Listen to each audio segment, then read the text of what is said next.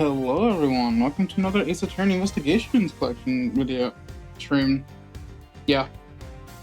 We'll be starting chapter 3. Gallery. Yep, chapter 3. We saw Francisca and Gumshoe last episode. I don't know how this one's gonna go. Especially considering there's the one lady on the cover who we've yet to see. And we're gonna see her.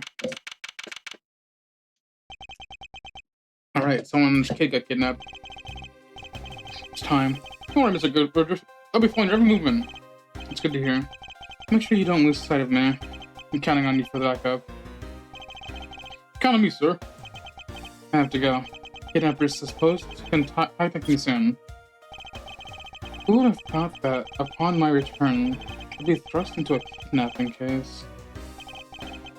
I would be the one who would have to make the ransom drop-off.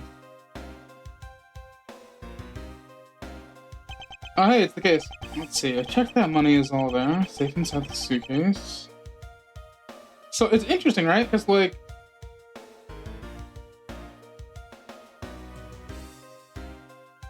this is the second time we've dealt with a case that wasn't just an outright murder case. Watch as I say that and it ends up becoming a murder case. All I have to do is wait for the instructions from the kidnapper, which I'm expecting to be transferred to my cell phone. I wonder who else is around. This is the meeting place after all.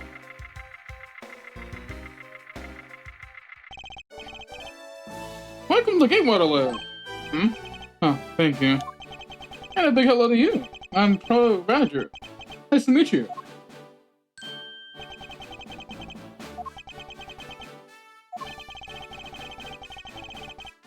Excuse me, but were you just thinking of taking a picture of me? A picture? Of you? Sorry, but I'm not interested. Aw, that's too bad. Well, have a good day. God, the Blue Badger. Hello? Who are you? You're not Ernest Amano. Sounds like the kidnapper is using some sort of voice alteration device. I'm his representative, Miles Edgeworth. Are you a cop? No, I'm Prosecutor. I know what you're wondering, and yes, I have brought the mental money with me. I see. In that case, bring the money with you to the stadium. So this person intends to see if I'm being followed, huh? Please, Detective Gumshoe. I really need you to come through for me this one time.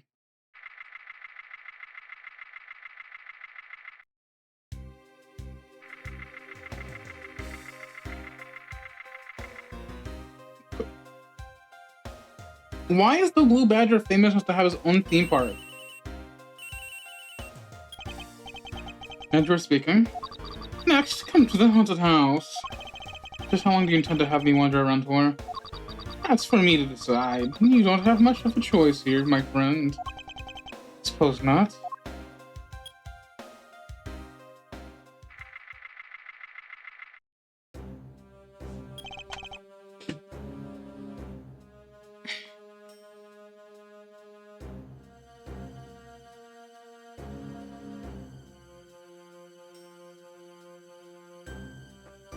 Forgot to change the title.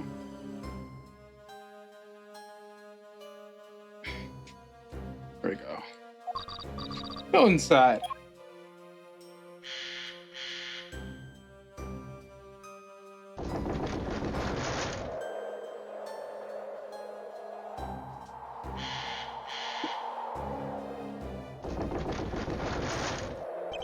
What a dismal place.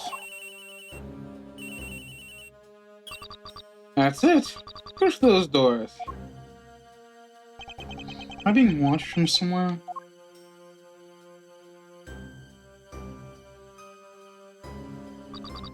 Leave the money and go. Now. Ugh. I was hoping for an exchange, but maybe I should do as they say and for now not push it.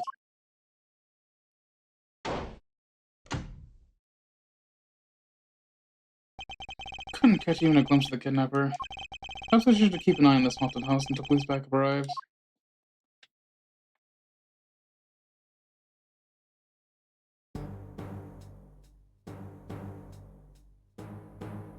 He's gonna get up. Oh god.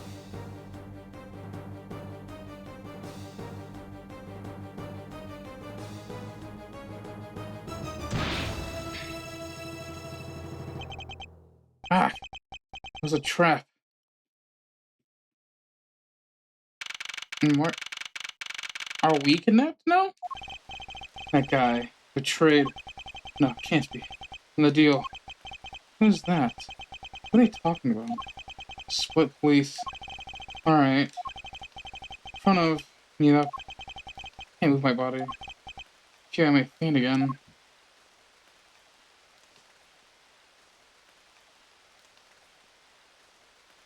Pink Badger. I'll try that. Those exist from game 2. Where am I? How long was I out? It wasn't raining like it is now when I made the drop off. This was supposed to be a simple affair. So why have I been taken hostage as well? I only assumed Detective Gumshoe lost sight of me at some point. The only reason it was really a drop-off, man, is because of the phone call. It's from Mr. Ernest Amano, the director of the powerful Zabatsu, the Amano group. Zaibatsu? Zubatsu? Forget how Tekken said it. But aside from that, I am a great debt of gratitude. His only son, Lance, has been kidnapped. I know that Lance is already in his 20s, but I guess some things you never grow out of. I sit around waiting for someone to come help me. I must escape somehow. Is that you making that funny sound? Who's there? How dare you laugh at a gentleman's plight? Oh my god, who are you? Are you the lady from the cover? Who are you? You one of the kidnappers? Kidnapper? Me? No way. I'm not just such fake crimes. Nope. I'm after something much, much bigger. Must be one out of Tay's ordeal. Focus, Miles. I forgot to introduce myself. Sorry about that. Even in the depths of the night, where no other bird dares to take flight. One alone source of shining the righteousness in the world to blight. And that one is me, for I'm the great thief, Yatagrasu. Great thief? You sure they just claim to be Yatagrasu? Oh, but my name is K. Faraday. You can call me K, okay? Good, well that's settled. Not quite. I have a mountain of questions for you. But first, if you'd be kind enough to remove these robes. I wonder, should I remove them? I was actually having a lot of fun watching you make those silly faces. Hey, there's me to get so all mad and icy glare on you know? The shroom goes through here, and there you go. What a relief. How are you, my thanks? That's okay. I'll be back in full later. Now then, what should I start with? Fortunately, I can already tell nothing is going to be easy with this cheeky girl. You call yourself the great thief, yet are you really the thief at all? You doubt me? I get it. You think a young lady like me couldn't possibly be such a big-time thief, right? That's not the part I have a tough time believing. I'm the real genuine Yatagrasu, you know. Yep, I'm a pure-blooded great thief. It's a little something I inherited from my predecessor. In that case, you wouldn't mind if I arrested you then, right? But, of course I'd mind. I haven't stolen anything yet. Seriously. I don't know how you can say such a horrible thing to your savior. That's true. Technically, she hasn't stolen anything in front of me. Yet. When you say you're the Yatagrasu, do you mean you are the Yatagrasu? Yep. The most righteous thief in the righteous. The legendary great thief. I inherited the only title only recently. So I haven't had a chance to steal anything yet as a second Yatagrasu. I was not aware thieves can pass down their titles like that. But don't worry, I got some big plans in the works. Big plans, huh? They wouldn't have me lead to a big arrest, would they? I knew it. There's just no reasoning with the prosecutor. Another problem here. I'll have you know that Yatagrasu has no interest in stealing petty trinkets. Oh, she does have the symbol on her I do see the three-legged crow.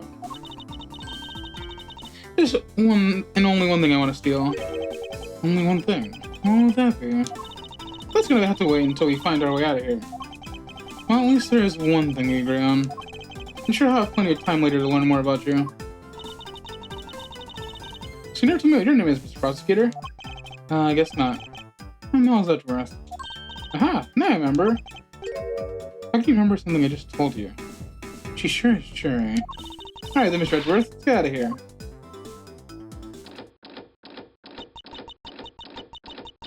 It would seem that we are locked in from the other side. What? No way. I don't hear you. La la la la. Okay, you do know where you came in from, right? Looks like that might be our only way out of this room. Oops, slight miscalculation. That's a good height to make an entrance from. I can't jump that high to make an exit. I suppose we have no choice to look around for at least find the way out.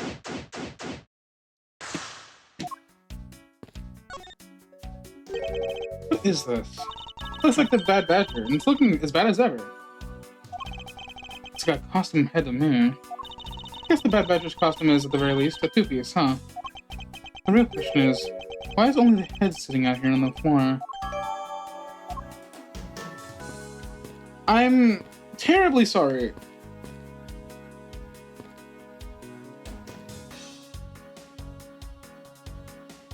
We have 4 different badgers now? Isn't this my phone? Looks like I made sure they're already intact. Well, there's a way for us to contact someone on the outside. Oh, well, we do have a way. Right here. Ah, there's a cell phone here the whole time. I'm right, Detective. Don't you should have contacts with Center for my backup by now.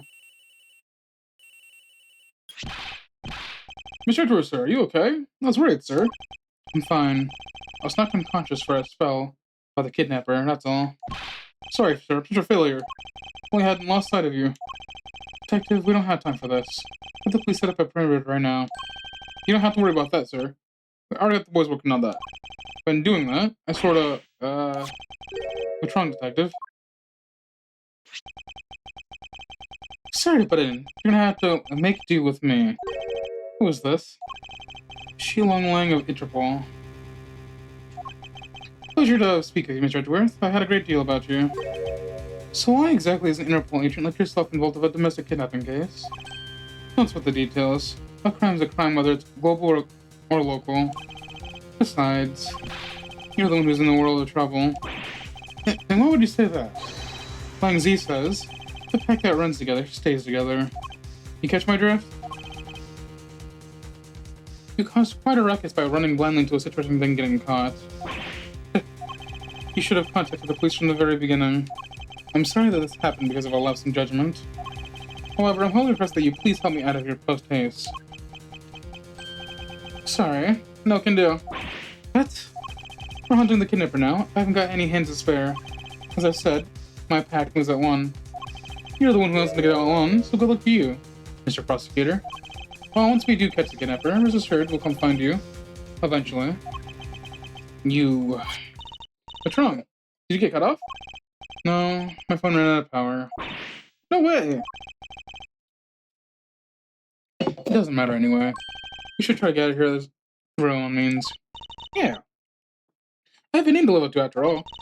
Put our heads together, I'm sure we'll find a way out.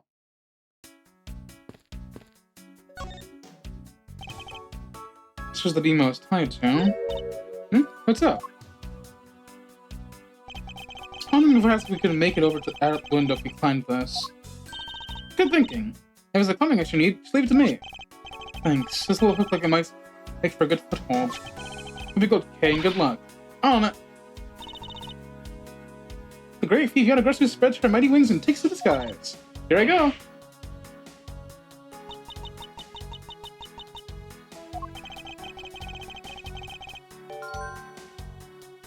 As I thought, this beam was definitely not made for climbing. What do you mean, as I thought? I'm not your guinea pig, you know.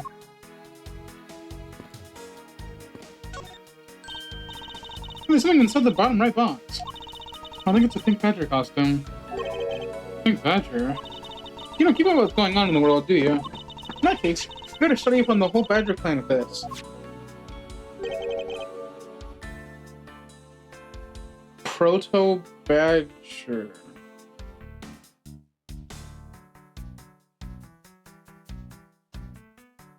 You mean to tell me that this one-off thing made by Gumshoe has turned into its own universe? A vile criminal with a gun. First gun piece pink. What is this thing? I think it is a bible of the things you'll ever need to know about the clan. Whatever. Suppose I can keep it as a reference to the guide or something. Suppose this means that where they keep all the costumes. This one looks that way. Looks like the Badger family's home. There are 8 boxes, but 7 of them are empty. Which means that 7 of the costumes are in use right now. But aren't these Badgers the mascots of the police force? Well, I heard that the police had a hand in sponsoring this theme park. Probably because the Gatewar group owes the police from all the cases they've solved. They have all the power of the state, and they use it to make a theme park. It's not just any theme park. They have a handkerchief, double-looping roller coaster. It's quite enough. The feeling was just from the thought of such a thing.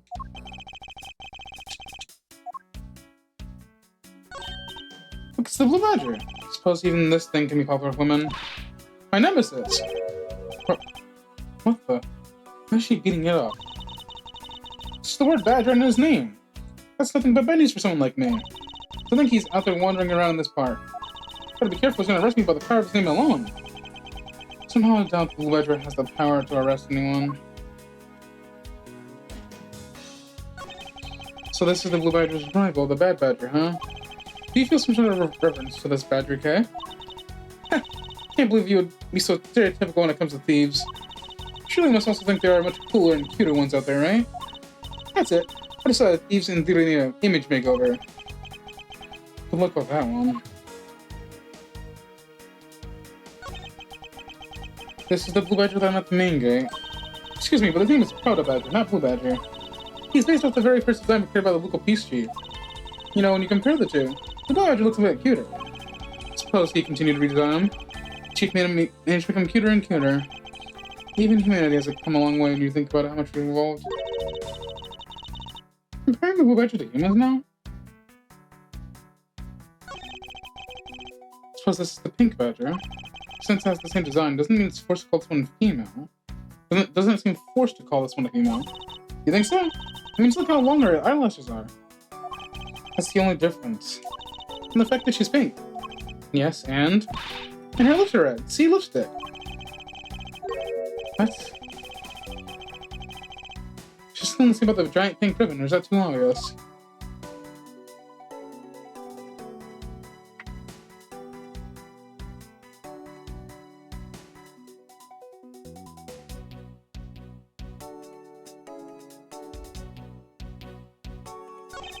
What do we have here? Ah. Why do I feel a lizard, like, stare in red at me? Do you want to take a look? Well, don't mind if I do. Oh, I see. Yes, this is definitely a key. I'm sure it's a key to something. Something is relevant. Oh.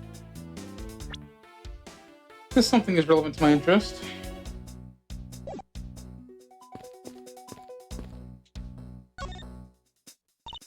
Man, why do they have to put the windows so high up anyway?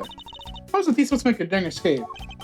Suppose we could make our way out if we were able to climb on top of these lockers. Pretty clever. You're a good thief yet, Mr. Edgeworth. Please don't ever place my name on the word thief in the same sense again. Let's see. I wonder if I can jump and grab the top of the locker here. No.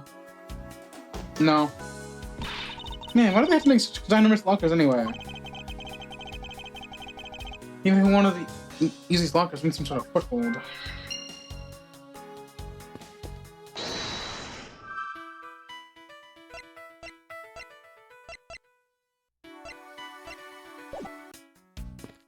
Use the boxes, maybe?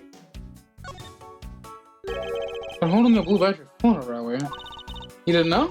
Plus, it's not the Blue Badger. It's his whole family, too. If you manage to snap a photo of every member of the family, you get a really posh prize. Well, there's a costume head sitting over there. Why don't you have to take a picture of that? You can't do that, that's cheating. There's only one of each badge in the park, you have to work for it. Speaking of badgers, there was one sitting against the wall in the haunted house. Seriously? Somehow I don't think that one counts, Mr. Edgeworth. You have to take pictures of the costume ones walking around the park. So those are the rules of this game. Not quite.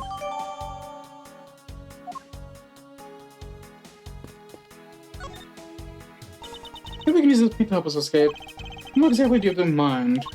Well, we could paint the help in giant letters. And who, Purtell, would see these giant letters? We're inside a building. Then how about we light the paint on fire and send out colored smoke signals? Anyone who saw it would think some crazy arsonist was about. Call the cops. So then that'd be great for me, seeing as my thief and all. Let's try something other than this paint to use, shall we?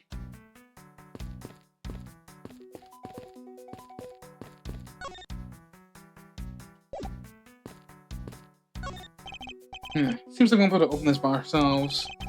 Well, this seems quite thick, so we can't just break it down. Let's find another way out of here. Do you know where the person who kidnapped me went?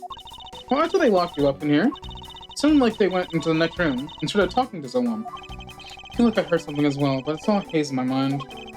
However, I do recall the kidnappers talking with someone. It's just what we guessed before, but I guess I really am dealing with two kidnappers here. After that, they left. It almost seems that they wanted to be done with you. Was it the case? The kidnapping seemed like after about the 1 million. Well, if they went into the next room, let's see what we can find out for the next plot.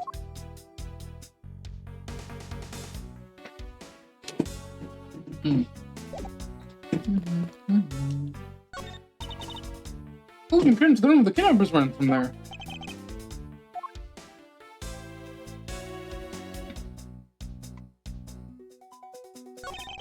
There's a door on the opposite side of it, but appears to be the same as this one. Could mean I can probably assume that these rooms are very similar in structure. Maybe I might have found her take it out.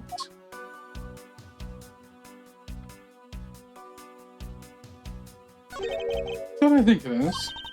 So the kidnappers have escaped on it, just in case. It's awesome. They're like a bunch of great thieves themselves. No, they're not, because I highly doubt they made it to the tunnel themselves. The flip was removed and popped against the beam in a very specific way. I think this building is really built with a basement or an underground area.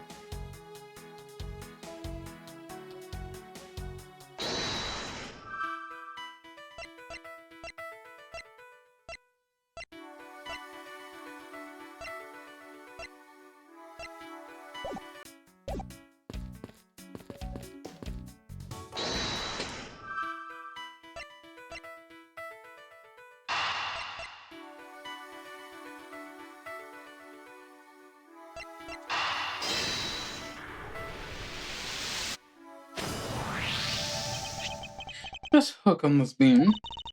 You already tried, and there's no way I can jump from this hook to the window. Come on, even you have to admit when something's not possible. I wasn't about to suggest that again. Rather, it's here for a different purpose. Really? Like what? As you saw in the adjacent room, it's clearly for keeping a floor panel propped up, which means that there should be a panel in this room that we can open as well. Oh, I get it. We didn't notice its existence all this time because it's being hidden by this tarp. Alright then, let's fold this thing up and see what's underneath. Now this is what I call a treasure.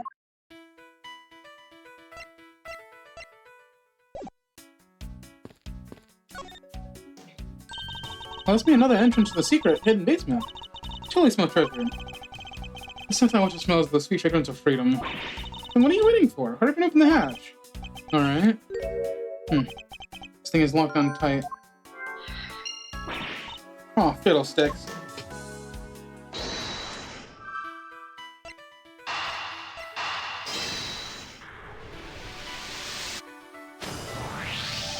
Well, you're okay.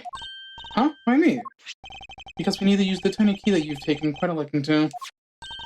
Oh, gotcha. Just leave it to me. A little bit tense feeling of these moments whenever to uncover something big. The feeling of freedom would be much more satisfying right about now. Alright, I got the secret door open. And now... wait! What? You alright? Hey. I'm fine. Let her just slipped is all. I'm kidding, she's alright. I'm inside a corner, eh? So, what a lot of machinery down here. An exit. What about an exit? It's really dark and crowded down here, so I really thought there's an exit. Ah, I can't believe that happened. If only you helped yourself to blame for leaving before you looked, you know. No way. I mean, how's this with another ladder is removable? Ladder is removable, you say?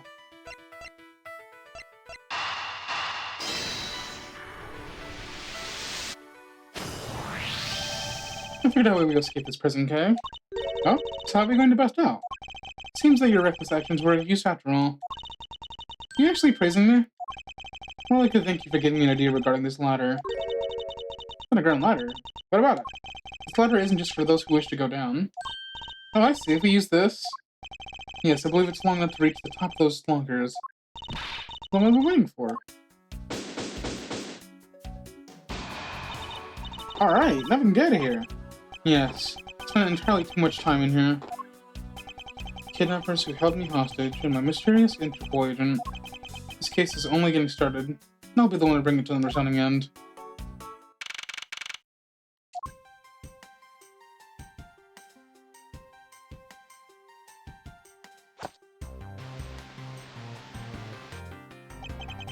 Looks like it's stopped raining for now. Yeah, thank goodness. Yeah, no idea how hard it was raining earlier. Mr. Edgeworth! So glad you managed to escape, sir. I was so stressed that my heart's gonna give out. I took gumshoe. May I ask who in the world that is? Well, that's, Count off. 1, 2, 3, 4... No. 98, 99, 100. Shifu. 109 members are here and accounted for, sir.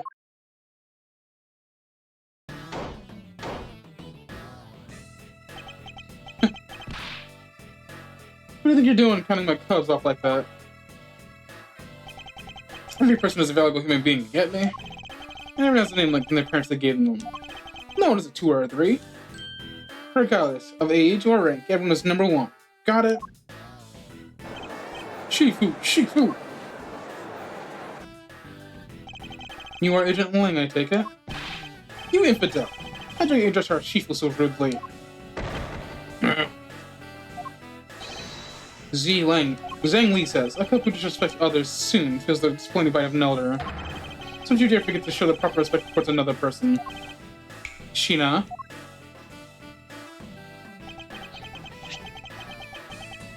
This isn't much, but please accept my card. Oh, thank you. This is the mine return. You see that just now?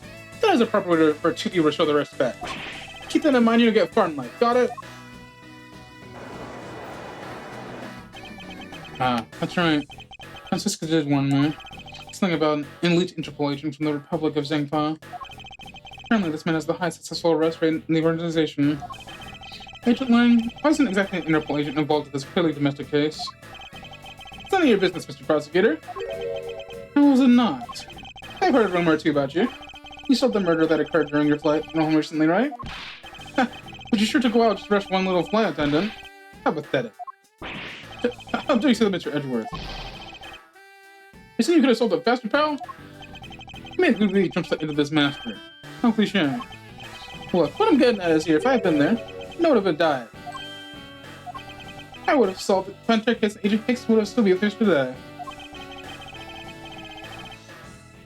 Agent Lang knew yesterday's victim, Agent Ackley Hicks. Hicks was like a brother to me, so now I'm out to take my revenge. Agent Hicks was investigating a smuggling ring with Francisca and the third person. This must be the man she was talking about. In that case, you should understand how I feel as the kidnapped someone I know. So I ask that you, please...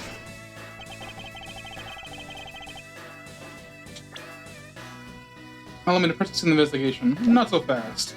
This isn't your neatly trimmed courtroom with Eden, you know. You're out in the wilderness now, Mr. Prosecutor, and you're out in a league. No hard feelings, but why don't you go back to your convent room now, pretty boy? You did him off the court. I do. I don't need the help of a filthy prosecutor. Sorry, but the truth doesn't need the like of used and distorted today. I'll use the adjective filthy to describe a prosecutor. That one girl with the lady lunchboxes? Why? Why do I feel such intense loathing emanating from him?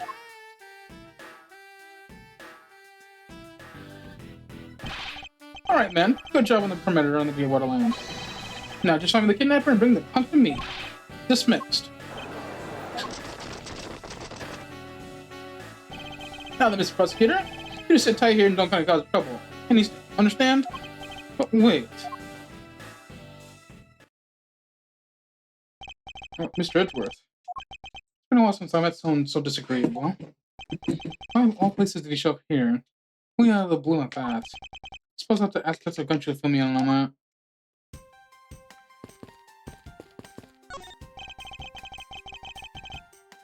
Excuse me, but if you could just let me through here. Sorry, I can't let anyone through. Edenling's orders. Yeah. But I'll just have to deal with this nut impasse for now.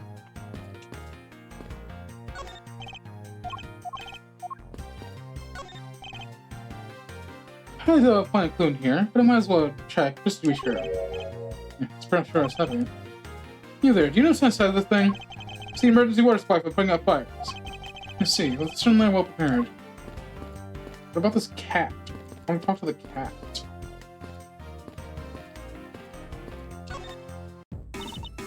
Man, I can't do any stealing at all with that detective around. I suppose it's not easy to when there's this many members of law enforcement in the vicinity.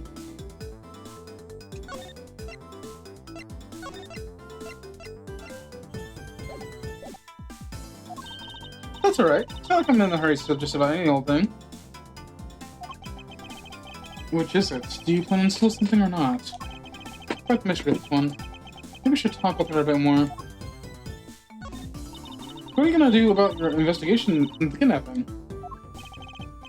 Good question. Since English Lang holds the authority to the case now, this makes it a bit more complicated. Oh, come on, you can't let that stop you. I'll even lend you a hand, so let's go. But you're a self-great thief, are you not? I don't believe I can let someone of an awful nature participate in an investigation. You don't like to listen, do you? I'm not any great thief. I'm the Yadagrasu. As I said earlier, Yadagrasu is after one and only one thing. What is this one and only one thing you are after? Yadagrasu is only interested in one thing, and that is the truth. Huh? I see. It was 7 years ago. There's a vigilante who threw the business run into panic. Labeled mysterious and phantom-like, the Yadagrasu appeared and vanished at will. So we still don't know much about this piece's ultimate goal. We do know the targets. Yadagrasu liked to find and publicly disclose evidence of corrupt dealings of all sorts. Once the target was chosen, no dramatic concord was sent to work. Yeah, you mentioned this earlier in the first episode. Said the chosen corruption was infiltrated without even the target noticing.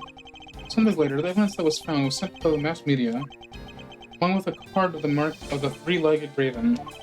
Looking back, I suppose you think what they call the Yadagrasu was stealing the truth. Will this show really be the successor to the original Yadagrasu? That can't be, can it?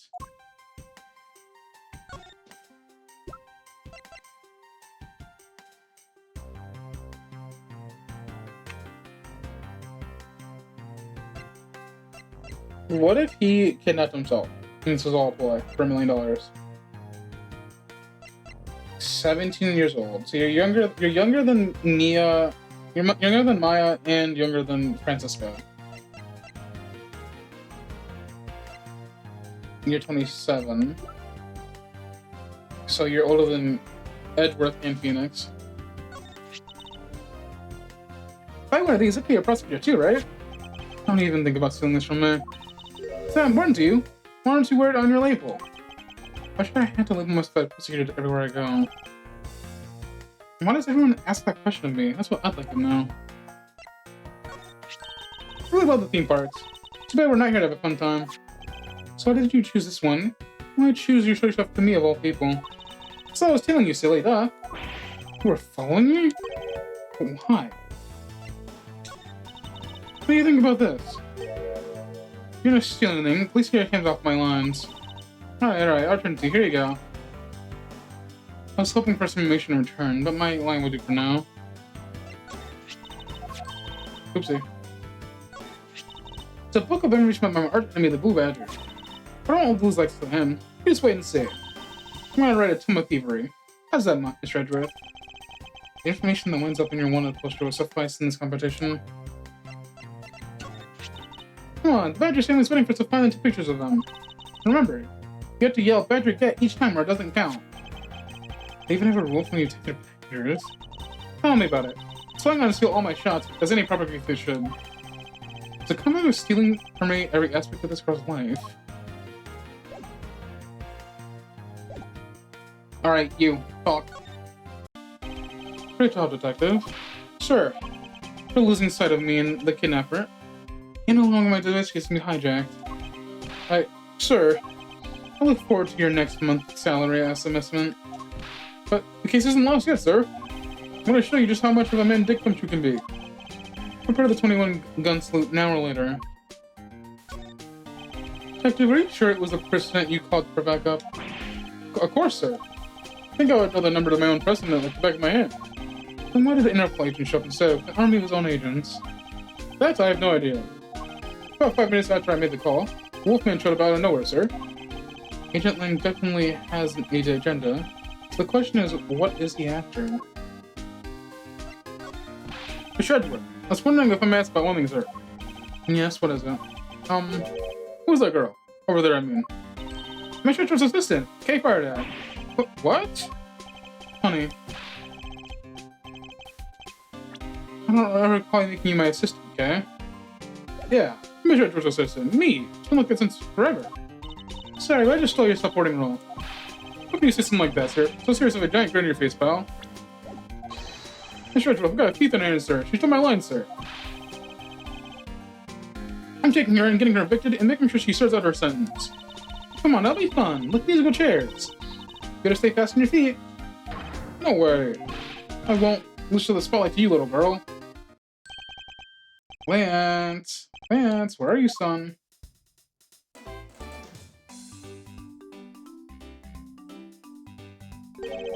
Mr. Romano? Oh, Miles, my boy. Certainly welcome to such an affair after you just returned. For you, Mr. Romano, I'd gladly offer my assistance. After all, I have you to thank for how well things turned out during my time abroad. If it wasn't for you, I might have been introduced to that law office and have the chance to study the inner workings of another country's judicial system. No. As you should know, Manfred and I go way back. Consider that your beloved disciple to be one of my own blood. If you ever want to go overseas again, you need only ask. He's my company's vast enough to send you anywhere anytime. Who's the old man? He's the father of the currently kidnapped Ernest Amano. Have you found Lance yet, Miles? Please, I miss my poor old boy dearly. I'm terribly sorry, but your son's whereabouts remain unknown, Mr. Amano. What? Hold on there. What happened to all that money? I believe the 1 million has been stolen, and that the culprits are now on the run. What? Poor old man. Don't you have anything you could give him to cheer him up, Mr. Edgeworth? Forgive me, Mr. Romano.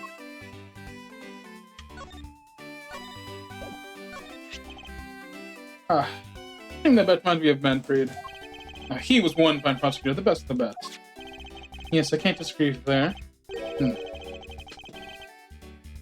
since you really don't want to talk about him, how do I feel about him? Hard for me to be truthful about that with another person. Your heart confidence. I don't know what you're thinking or feeling. But mark my words, I think you are Manfred's true successor. I really do.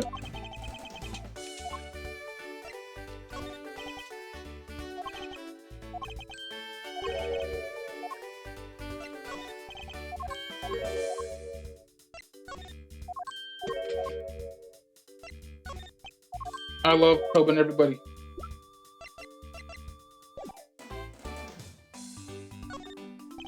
I was wondering if you could please tell me the gist of the kidnapping one more time.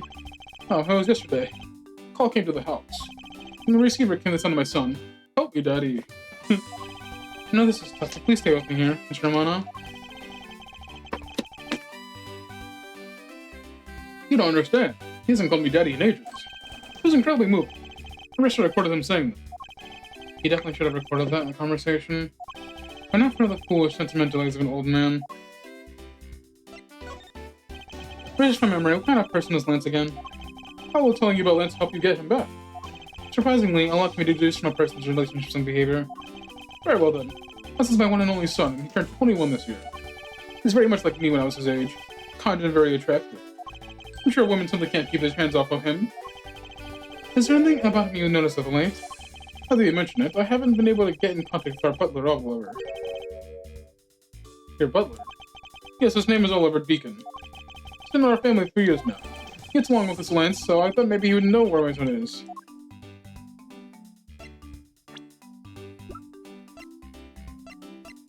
Lance and Oliver are in cahoots, and they fake the whole kidnapping. That's my guess. Mr. Romano, could you please tell me a little bit more about your butler, Mr. Deacon? Mr. Butler, he's outstanding. He serves as Lance's private tutor. He took it briefly recently, but after it was over, I've been able to reach him. Okay. Either they're working in cahoots, or Oliver's the kidnapper.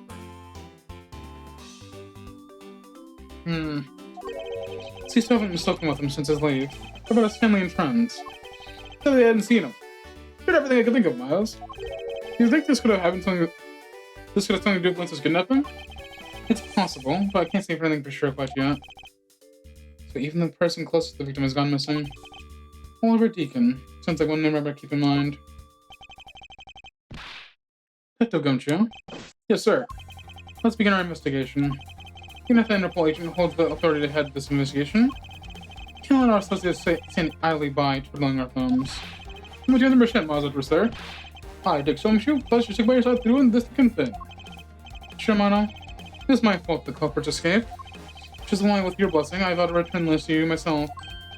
Oh, never seen you so passionate before, Miles. Good to you, my boy. Alright. Well, what are you waiting for? Let's do some investigating. I think I'm losing to you, pal. Forget it.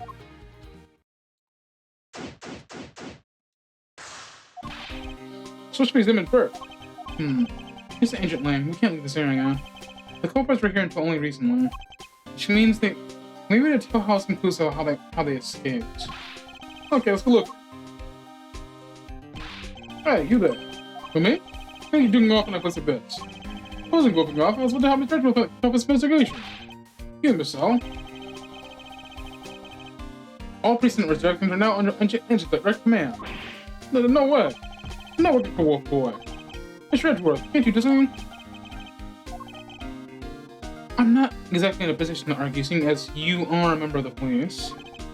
Good, now let's go. No! Boy, I have just got the job showing your talents. Oh, that was exciting. Okay. What? Could you tell I'm already ready to get done some detective work? You should go home. Your parents must be worried about you. Oh, come on. I finally get to be your assistant and you try to ditch me? I don't recall offering you the position. Why do you have to be so difficult? So it's already too late, you know.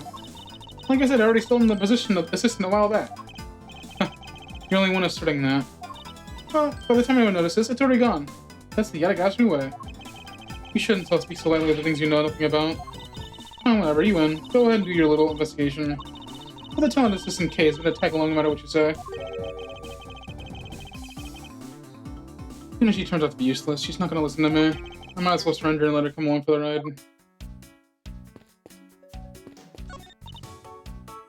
These are real. I need you to put in them.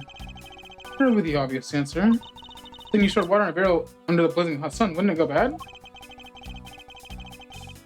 People of the period probably didn't care how it tasted. Sorry, but I can't let it get away making fun of our forefathers. I mean, maybe they really like the strange taste. We'll just making fun of them now. Cactus. Look, there's a blurb about cactus here. This cactus is very gracious to get rid of land from the local inspection. Can't believe the police went so far as to even donate a cactus to this place. What was his name? It wasn't Josh. It wasn't. It was the cowboy. He had a lot of plants. From 1-5.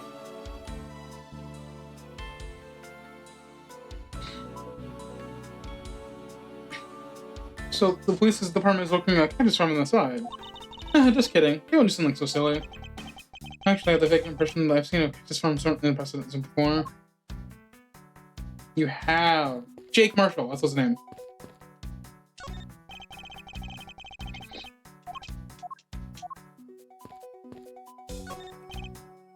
Horses are painted on this garage door to complete the Wild West theme. Looks so lifelike, don't you think? I think you can wrangling, or rather stealing them. You can coax them out of there, sure. I know you can sweet talk them out. I'd be holding a cube of sugar in my hand and they wouldn't budge, okay? So set a tire toucher from the garage. Aha! So that means the car left the garage at some point in time, right? Correct. The car leave these tracks. It means it left during the passing rain. Some explanation is why the tracks made out of mud. 3 treads. We can also safely assume it's a special type of car.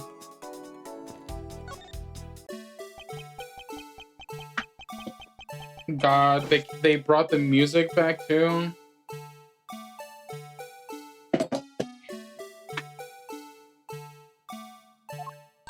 Hey, it's the Blue Badger. Badger, get. I really don't understand why she is so excited over this badger hunt. Speaking of badgers, there's a person inside there. Mr. Badger, I wonder if you might share with me what you saw. He's doing the fucking... Oh my god. He's doing that contorted wiggling dance again. Aha! Mr. Meekins! Ah! You've uncovered identity, sir. I should remain under the head, sir. Aren't you Officer Meekins? Sir. Mike Meekins, reporting for duty, sir. This man was a witness in one of the cases I had 2 years ago. But the only thing I remember about this officer is that he often spoke and acted before he thought, which gave me a great deal of headaches. You have known to talk about that case, Edgeworth. It's technically your fault. A lot of things happened in the first place. See a friend of yours, Mr. Edgeworth? I've met him in the courtroom once before. Why would he so upset when we unmasked him? Is he something to hide? Officer Meekins, why are you standing here wasting time? Sir! It's because I'm not a police officer now, sir. I'm Blue Badger. And I'm creating memories and dreams of the kids. That's not a waste of time, sir. I have a dream to become as big as a touch of gumshoe, sure. I was patrolling the scorchingly hot pleasing heat until boring... I was patrolling the scorchingly boring heat until a while ago, when the dispatch radio on my shoulder crackled the kidnappers escaped, sir. Thought maybe this was my shot at making a detective, sir. I rushed over to join in, but when I got here, there was a sea of people here already. I couldn't spread my trademark family to join anyone. It would seem that some people never change. But why exactly are you in that ridiculous outfit? Sir, that's because, sir, I'm here to keep the visitors in good spirits, sir. But it's also to hide the fact that I'm one officer of the Charlotte Kidnappers, sir. I see. Agent Ling is very wise in this sort of diversionary tactics. To be handed the role of Blue Badger out of all the others, sir. It's such an honor. How long have you been sitting here, officer? Sir, for about one little hour, sir. From the time I woke up from being knocked unconscious. And I've been here ever since, sir. That's true, then it's possible for me to saw the kidnappers escaping. But however, sir, let's tell you I didn't see this thing, sir. I haven't asked you anything yet, officer. No. But I know you will, sir. He's hiding something from me. Officer Meekins, I insist you tell me more about your recent movements. Sir, I've been playing the Blue Badger this whole time, sir. I'm getting into it, sir. Patrolled the park while wearing this costume. And about 1 hour ago, I came over here, sir. Haven't seen any suspicious-looking people this whole time, sir. But I did see a badger, sir. A lone Blue Badger. You said this sounds contradictory to the facts. How so, Mr. Edgeworth? This is what Officer Meekins' testimony contradicts. Take that! Officer Meekins, let's back things up. I'd like to ask you about your last statement. Sir, of course, sir. That's your wish, Mr. Prosecutor. This little patrolman will wait as long as I am permitted to wait. You said that you only saw a Blue Badger, correct? And yet, if you take a look at this, what you said was not supposed to happen.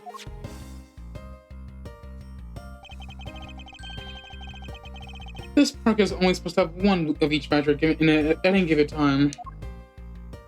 Which means as long as you are the blue badger, Officer Meekins, you should not have been seen another blue badger on the premises. What? Sir? That was a funny little animation.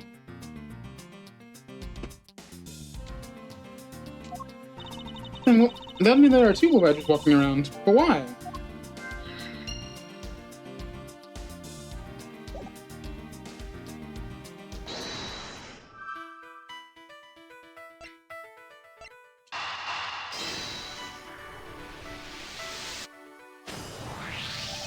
A second blue badger that shouldn't exist. Clearly, they tried to know the person underneath is. Oh, no, it's one of the kidnappers, right? The person we're accustomed to get away. Precisely. After all, the costumes went missing from the storage jar. A blue badger, a proto badger, and a bad badger. Yes, those are three. So there are three funny badgers running around the park somewhere, huh?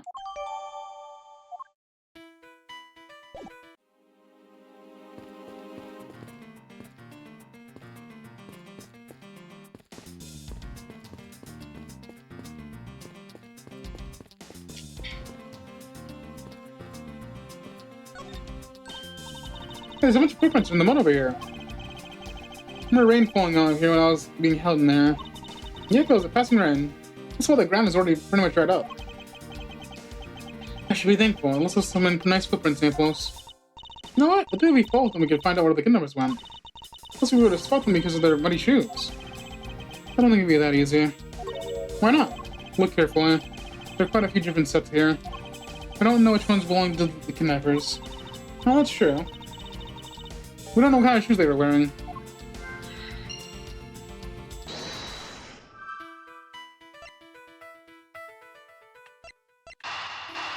They're wearing costumes, though. Now that we know that the kidnappers were wearing badger costumes, those footprints from earlier took a new and very significant meaning. Oh, you mean how we know the tracks following the kidnappers, right? Yes, more than those shoe prints, we need to follow the paw prints of the badgers. Look at me, Edgeworth. Let's not use those footprints and go to the badger hunting. So we're looking for footprints made by a costume. Hey, I think I found them. There are two sets here. They both do look like possible candidates. This set's walking up to the west. Ah, it just stopped. Can't make head or tails where I was headed from here. I think I'm gonna assume it's head toward a stadium. I wonder where the other set leads. This one seems to head east.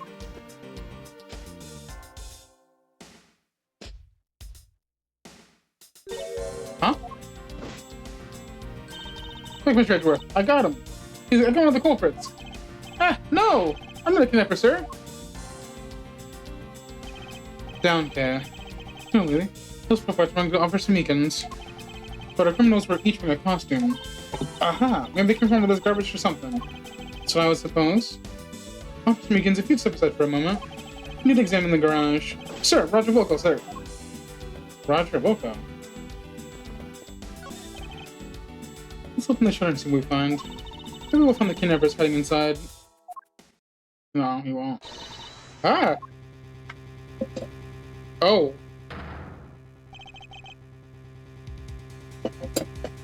What in the... I seem to have stumbled across a dead body. God damn it. You must be in severe shock to have seen be the first to find it. Now then, who is this man? It's Oliver! Shermano, you saying this man is... Yes, he's my butler. How could something like this happened? Indeed. How was Mr. Deacon here to begin with? Better investigate this crime scene quickly before Agent Lang or his men return. Kidnappers' footprints lead directly to the garage, and right to a dead body. Is it possible one of the kidnappers is now a murder victim? For my cursory examination, I believe this man died from a fatal bullet wound. You sure are come for someone who just found a body?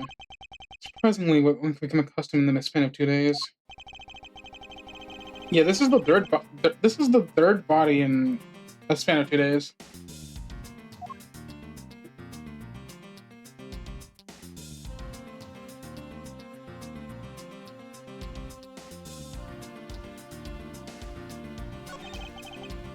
As long as the interval aging isn't in this case.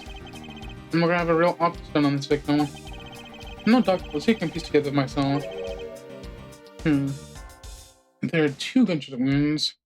One in his abdomen, one in his shoulder. So that means he was shot twice. No, I don't think so. I think the abdominal one is an entry wound, and the one near his shoulder is an exit wound. Nice, I knew you could figure it out. In terms of experience, and I was going to see my fair share of crime scenes. Speaking of experience, this crime scene seems a bit too clean for a murder where the bullet went clean through. Should we get note of this auto-do?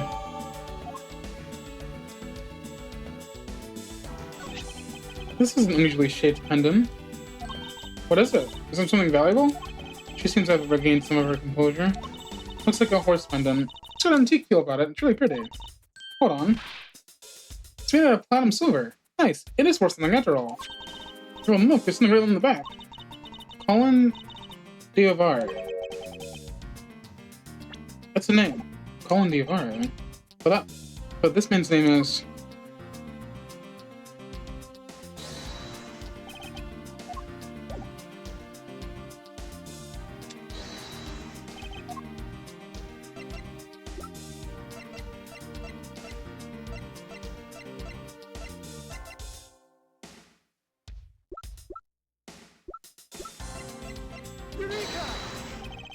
There's something not right about that name on the pendant. The victim is the Amano family butler, and his name is Oliver Deacon.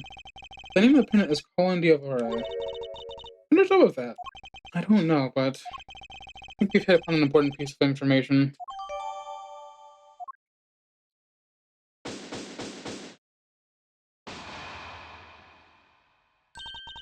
Lance, where are you, sweetie? Excuse me, but you are...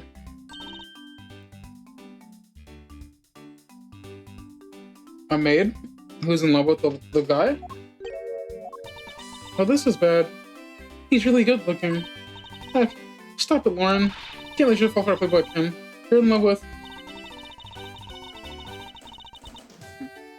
Sounds like someone doesn't know the meaning of the phrase inner monologue, huh? Sorry to interrupt your conversation, but might you be a friend of Lance? Yes, I'm Lance's girlfriend. My name is Lauren Palps. His girlfriend? Oh, it's not like that. We're like friends, and, we're not lovers or anything. We haven't got that far yet. But I guess that's how people are going to see it, so just accept it. I even got this ring as a present from Lance. She's swooning. You know, she reminds me of a cartoon character. I inquired to know why you were here. I haven't been able to get in contact with Lance lately. I began to really worried. Looked everywhere for him, and then I heard about the kidnapping, so I came here. Wow, you're really strong for having made it through all this by yourself. Is it true? Has Lance really been kidnapped? No one is supposed to know, but yes, it's true. Oh, Lance. Can't believe you've been spirited away. I wonder how you're doing right now. Looks like she's gone back to her fair maiden love routine. So much towards what do we get from here? Oh, we found a body, so we should look into the murder, huh? There he is. Hi there.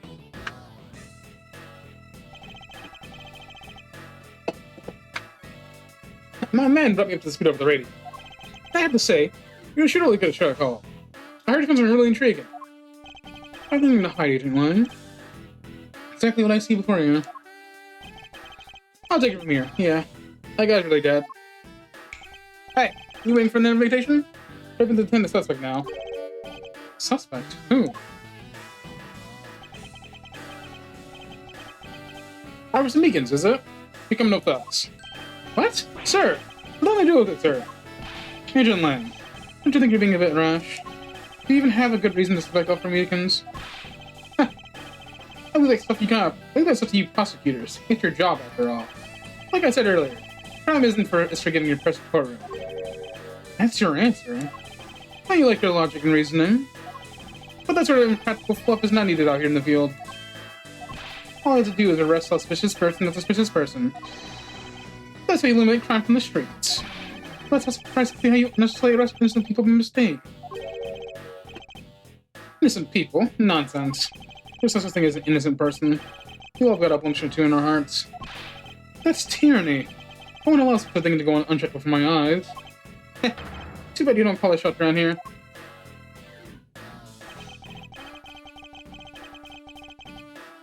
As I have sworn over the walls of this land, I cannot allow you to take this man in. If you arrest a man on this false charge without even conducting an investigation. You no honor member of the law enforcement? You! How dare you speak so disrespectfully to our Shifu? Hold it.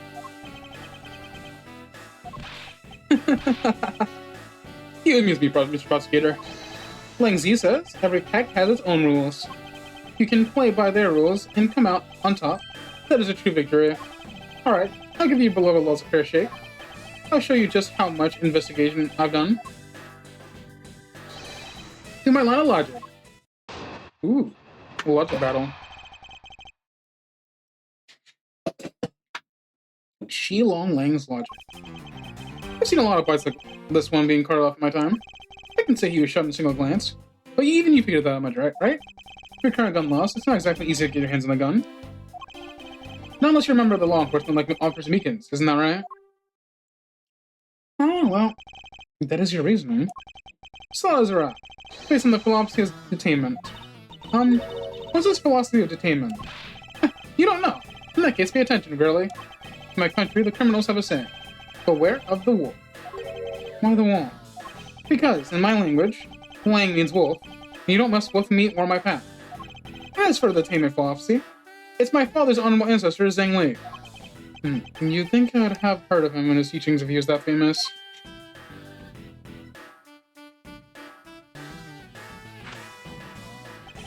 Lang Zi developed it as he worked with law criminals away thousands of years ago. To this day, the Zhang Fa police still train his recruits using his philosophies. But thousands of years ago? That makes your story as believable as a fairy tale. Anything wears down and breaks over time. You really think something like that ancient that can be applied to today's world? You gonna put it to a test?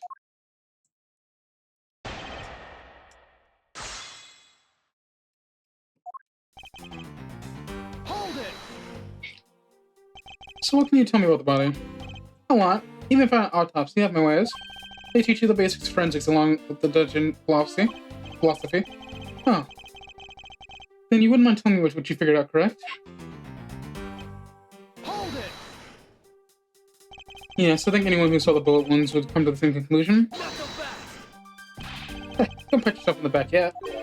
What's that supposed to mean?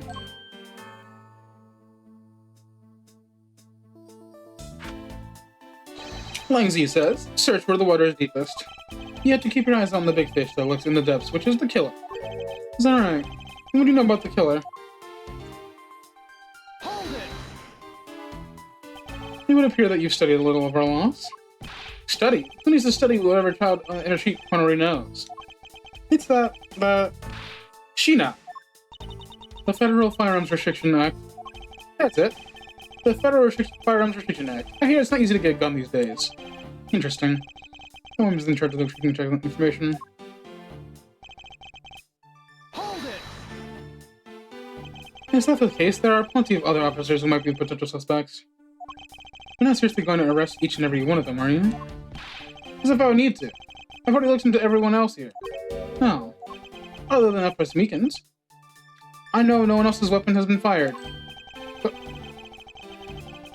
how did you check every single person's weapon in such a short amount of time? It's because each and every one of my sword burners is extremely capable. It didn't take more than a few minutes to conduct the entire investigation. The power of sheer numbers.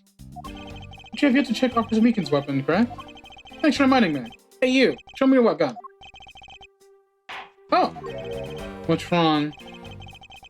Why does it look so sickly pale all of a sudden? Gun! What did you say? I can't hear you. Stop mumbling, spit it already. Sir! I lost my gun, sir! How could you be so irresponsible? In the end, it seems like you're the only suspect we got. You're the one who waited here outside this garage and must kill the victim. So you think Officer Meekins waited here to kill the victim, do you, Lon? I think this little accusation was a lot more scrutiny. Hold it! You mean to tell me that the murder occurred here in this garage? from the fact that the suspect was found almost next to where the body was found, I'd say it's pretty obvious the crime is seen. Lang Z says, a criminal always returns to the scene of crime. Hey, finally, quote even I heard of before. Furthermore, Lang Z says,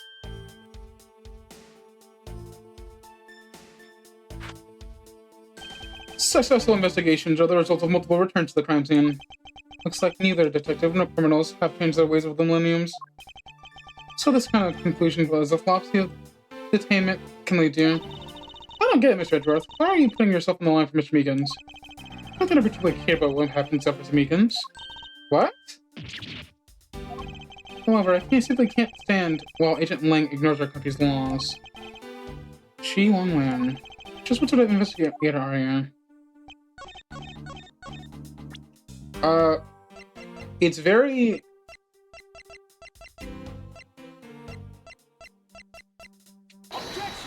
That country is way too clean for this to work.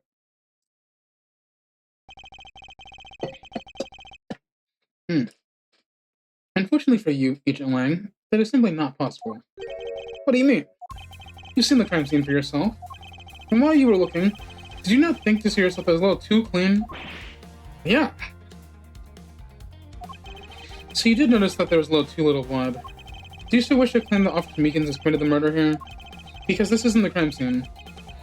If it was your man who killed what you think it was, I suggest you have the discuss the local police and set their pretty straight.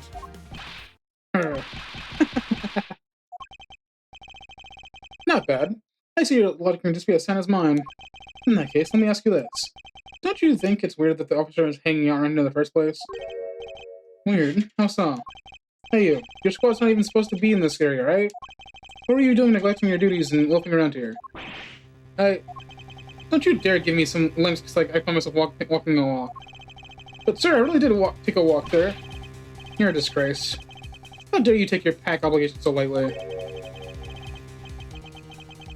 Officer Meekins is looking extra meek. Is he hiding something?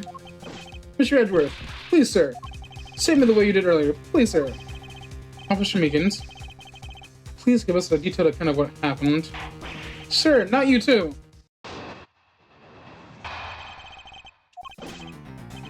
It's true, sir. I wasn't sent to this area, sir. I was told to check every square inch of the main gate, sir. I also went looking for the kidnappers while selling dreams in the Blue Badger mobile, sir. But I got completely caught in my role, selling dreams to the children, sir. Before I knew it, I found myself in here this area, sir. What is this, a Blue Badger mobile?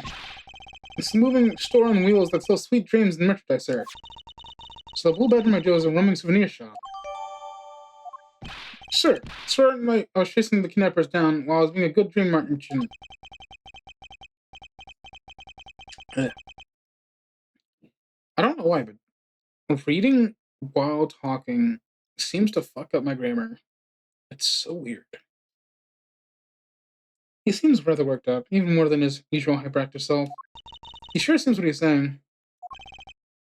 Can you try to calm down and lower your voice to a more reasonable level, officer? Sir! Roger, sir.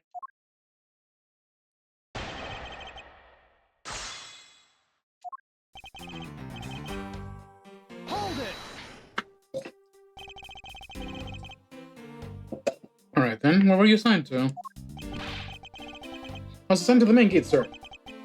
You must be in the area of the bridge and the outrageous fountain. Okay, then why are you in the Wild Wild West area? It's because of the very deep reason, ma'am. Hold it! Describe for me how you conducted your investigation. Yes, sir. Well, first, I made sure there are no suspicious-looking people in the area, sir. But the only people that seemed to gather around me were a little girl, sir. What did you expect when you were dressed like the Blue Badger? Then I had no choice at that point, sir. So, Hold it! what exactly do you mean by selling dreams? Sir, the Blue Badger reveals where dreams are collected. What? Sweetness like you never expect in dreams, ma'am, like innocent drugs. And bitterness only found in nightmares, ma'am, like guilty jawbreakers. Selling those as I push the Blue Badger reveal along those was my sworn duty, ma'am. What the hell? Hold it! You completely forgot to look for the kidnappers. No, sir, of course not, sir. I would never do something like that, sir.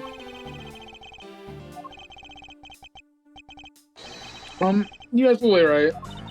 Why are you good at this, forcing people to confess things, Mr. Edgeworth? To be frank, I'm just a little man, sir. I'm better at selling kids a few small gems than looking for a big crook, sir. Hold it! You're not following your own self-pity. Show your testimony.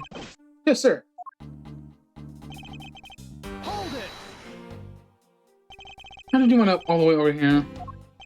I was in the middle of a sea of kids, sir. But one of the kids decided to challenge me to a fight, sir. I had to run away from the child thankful dropkicks, and before I knew it, the good old dropkick.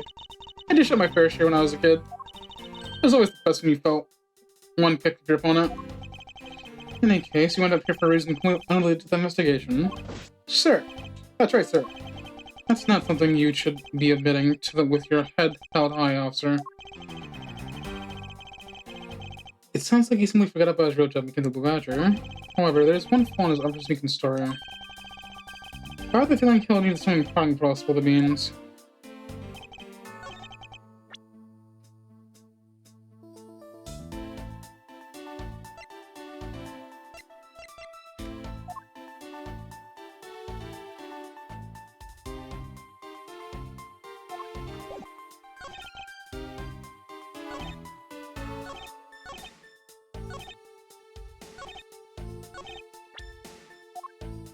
Objection! Okay, it's the fact that it's already here. You're a liar. Because like it's right even behind him even. How much Meekins? I would appreciate if you didn't tell such transparent lies. Sir? I'm not lying, sir. Yes, you are. You were really out there selling dreams of the Blue Bedroom Wheel until recently. And what is it doing here inside the garage? Ah! Not to mention, the only ones that have tracks are the third mobile.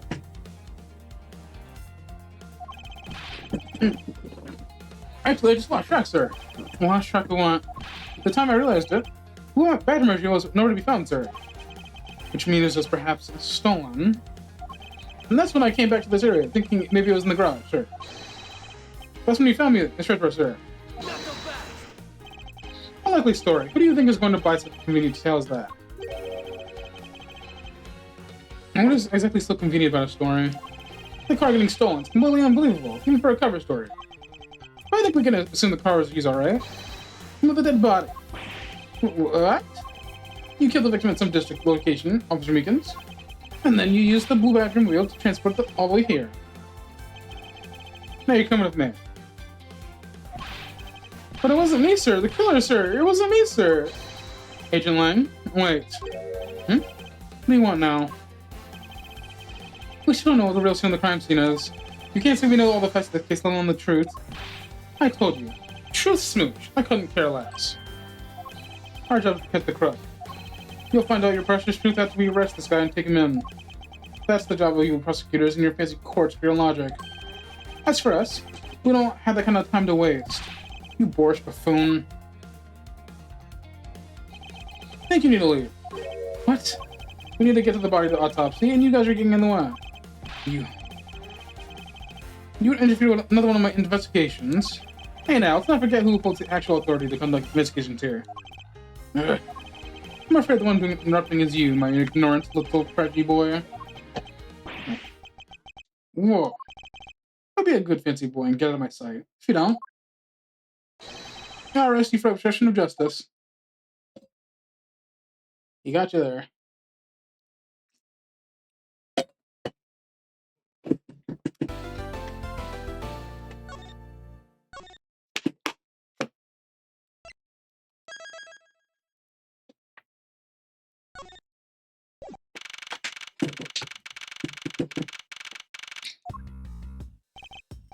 Chased out like a pair of peasants. Mr. Edgeworth. Yes, sir? There's something even thieves should never steal. You know what that is? You really shouldn't steal anything. However, I'll buy it. But shouldn't if you'd steal. A life. It's too heavy of a burden for your own to get away with, ever. That's something we can agree on. Well said, Kay. No matter what we may try, murder is the one crime we can never be truly be hidden. Can I make this faster in any way? I think I tried earlier.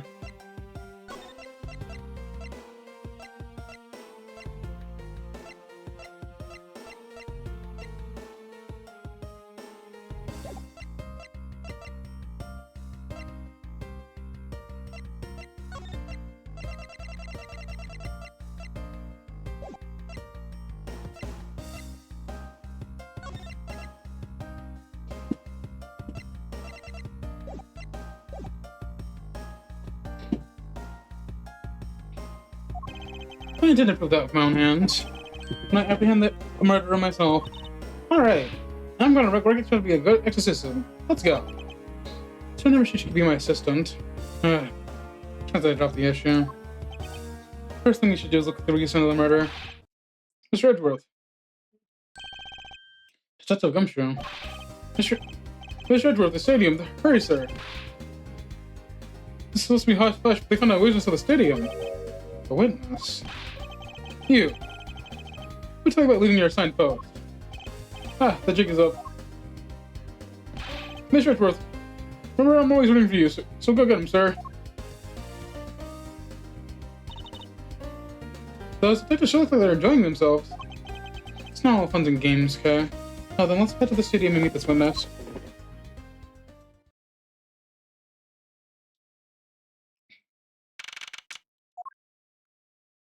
Well, here's the pink Badger mobile. There was a witness here.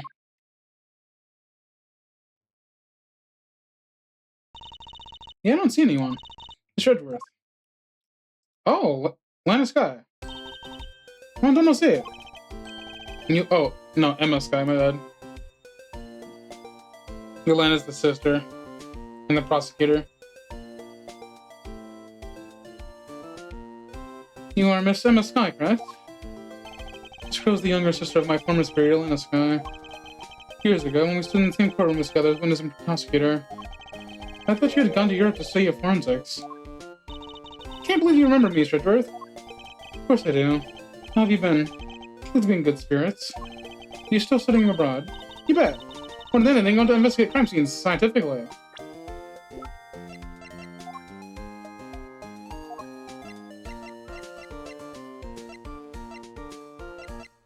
You're 24.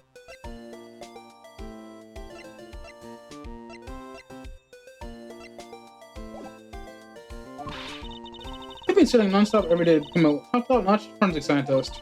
But it's spring break now, so I thought I'd come back for a bit. I see.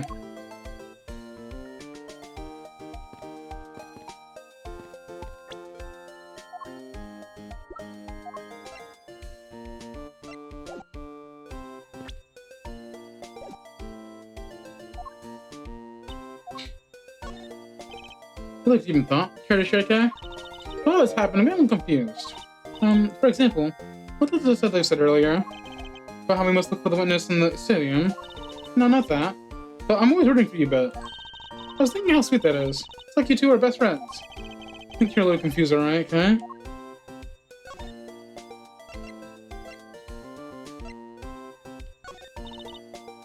So there's no other people, but only we assume this is not your handiwork. You kidding? You know the Blue Badger's the enemy number one to me. Can you imagine me being on good terms with that thing? Actually, surprisingly easy.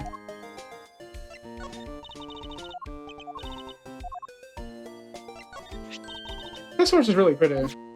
Don't even think about it. I'll just hold on to it then. Don't worry, it's safe with me. Just for a clear finger, okay? 5-finger discount is not the part of the bargain.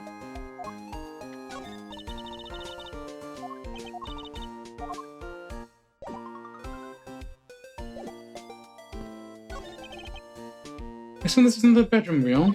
Yeah, but it's rather different color than the Blue Badger's car. Yes, this is the retina searing pink model.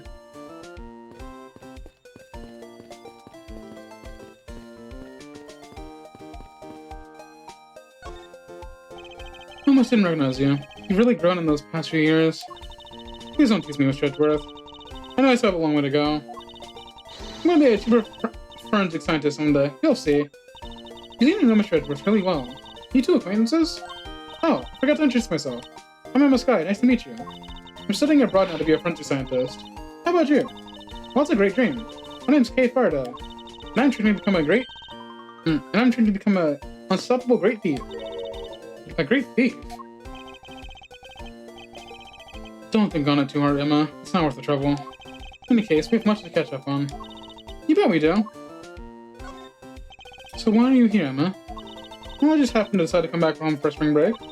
And then I heard that you came back too, so I raced over here. I really wanted to welcome you back at the airport, but I just missed you. And how exactly did you know I was here?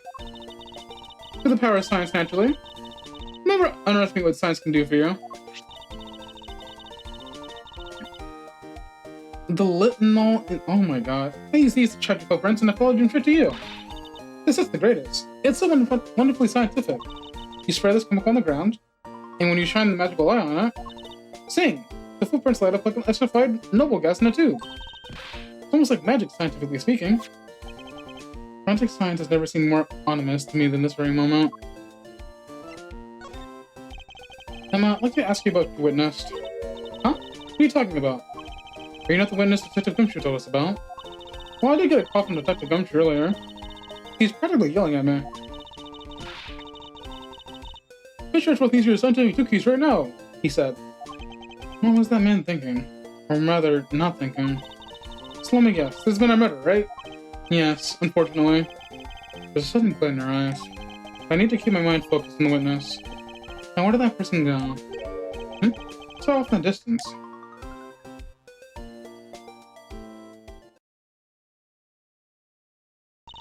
Oh hey, it's the pink badger. Badger you get. Badger. Just what did you see in those silly things?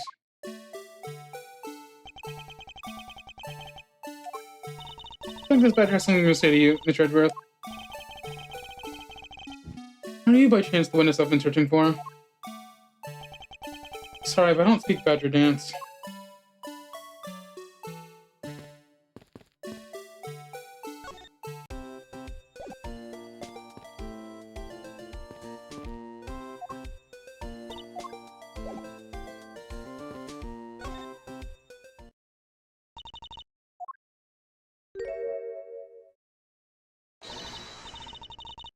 Fuck. Alright.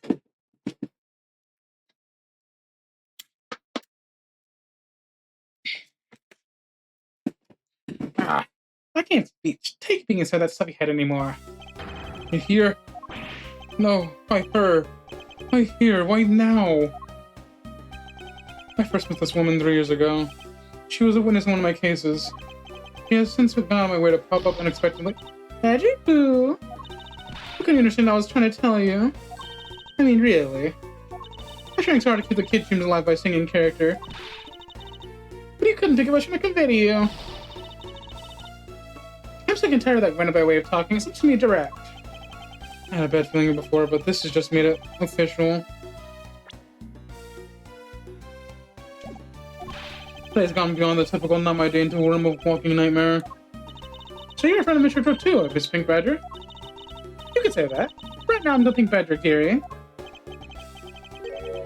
She may look the part, but no better than the shut the mouth around this woman. My name is Wendy Oldbag.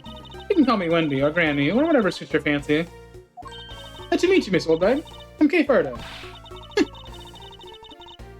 What do I care about a young whippersnapper like you? Yeesh. I just want to be polite. Yeah, her theme is evil. Won't you look? The security guard at the Gatewater Hotel is less than that. I got I'm needed. I'm very good at what I do, unlike the youth for today. I get called in all the time to film wherever the themes aren't enough hands. But enough about me, Edgy Poo. I'm thoroughly dejected right now. I finally get the chance to see you again, and here you are talking to 2 young girls. Men are all the same. I'm not reading all that.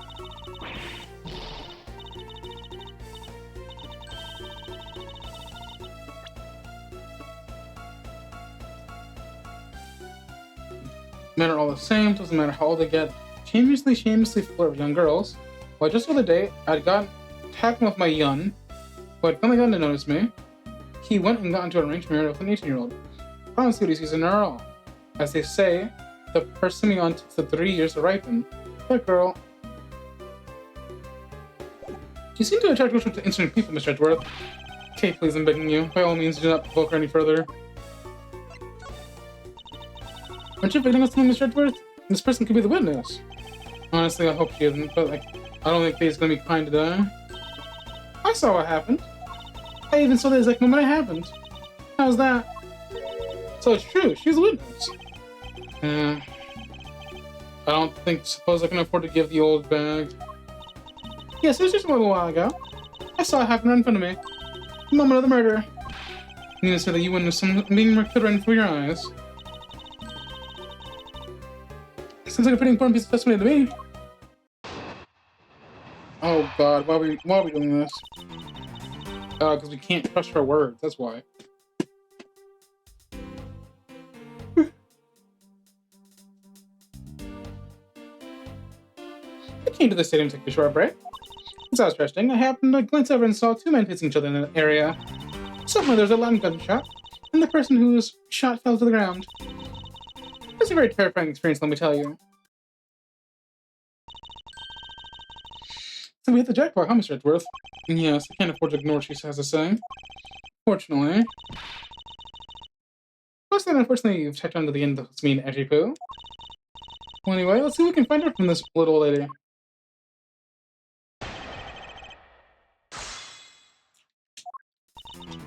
Hold it!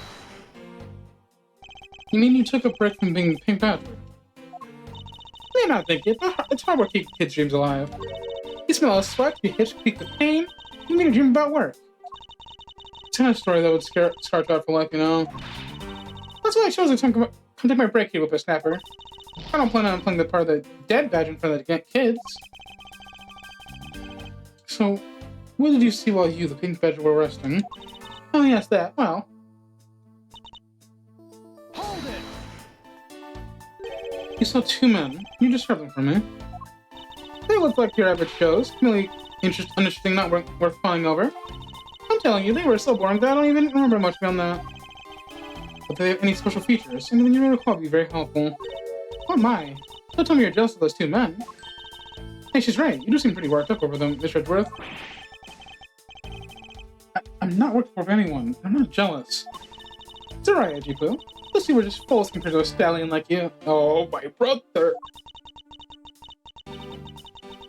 I've got a little than that. Why don't you just stay slightly on them? Hold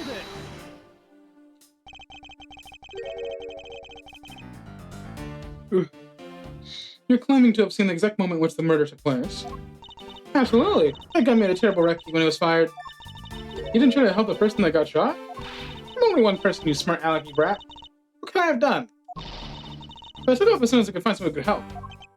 Two men, one bullet. It's all consistent with what we found out from the body. Sadly, there wasn't a lot of new information to go off in your testimony. Well, if I saw the guy again, I'm sure I could identify him for you. I mean, how do you expect me to remember anything without something to jog my memory? Self-centered, are we? Well, it's somewhat useful. Her testimony also presents us with a new problem. Mr. Edgeworth. Yes? So about this new problem, what is that giant grin on your face for? You want me to show you something really nice? No, thank you. Don't be so mean. I swear it's something you're gonna like. What's that gadget you're holding? It's called a cell phone, bro. What did you see before he was a secret weapon of a great thief? I should have known it would be worthless. Oh, don't be like that. What the fuck? What do you think now? What is it doing? It's projecting something into the scanner. I'm going to input the necessary information on the simulation now. Once I'm done, I'll increase the size of the projection to the maximum size. Dark skies of evening. Window all the bird takes its wing. One alone remains all-seeing. Now witness the true power of the modern-day Robin Hood.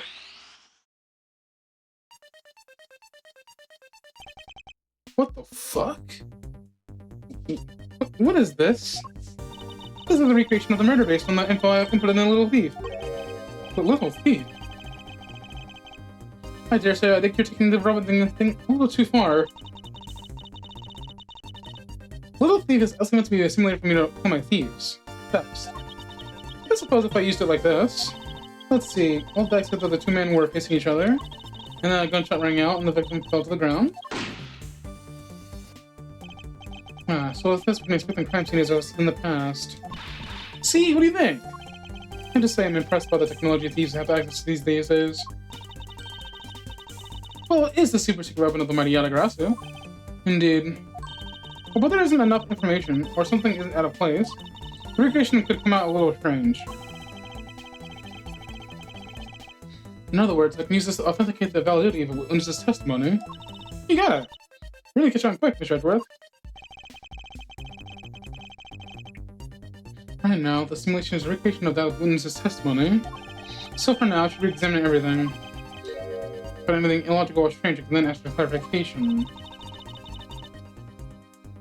Feel free to examine anything in the simulation that you always do. You can even present evidence if you find a contradiction. And if you find something, I got a little thief with me, just let me know, okay? Oh my... Okay! This is something. This man's on the floor. Into that testimony, the victim fell to the ground here. That's right, but... If that's the case, we already found the first contradiction. Huh? What? Where? It's the risk in the crime. There's something that's missing that should be here.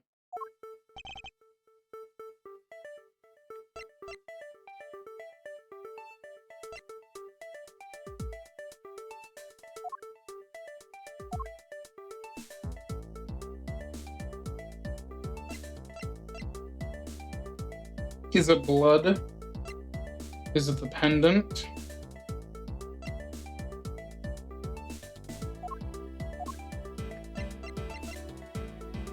Take that!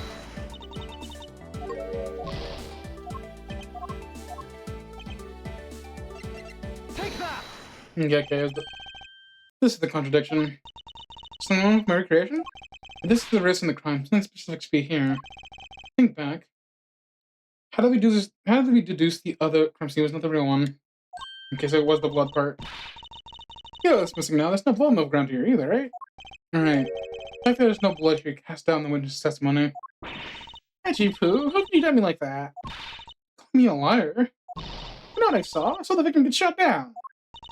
No, I don't think she's lying, Mr. Edgeworth. To be honest, can't think of a reason why she would lie to me. In that case, maybe there's another explanation for the distant like the blood. It was cleaned up.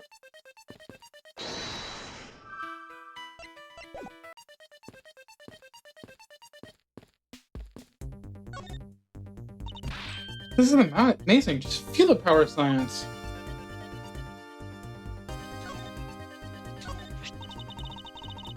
It's the symbol of a prosecutor, right? I don't think I've ever seen you wear it, though. Well, I'm not enthusiastic about wearing it as you with your pin badges. I know, right? I mean, I really wanted to put one up. Put even more onto that. Oh, hey. Oh, here's Kay. You have any extras? Sorry, but there's only one of these in the world. It's proof that I'm a great thief.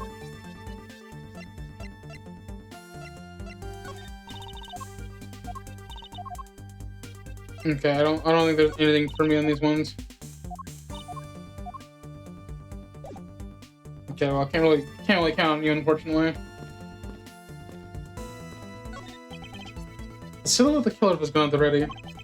Okay, isn't that really possible to prove the face of the killer? Well, I can't exactly input what we don't know into the little thieves. She has a point.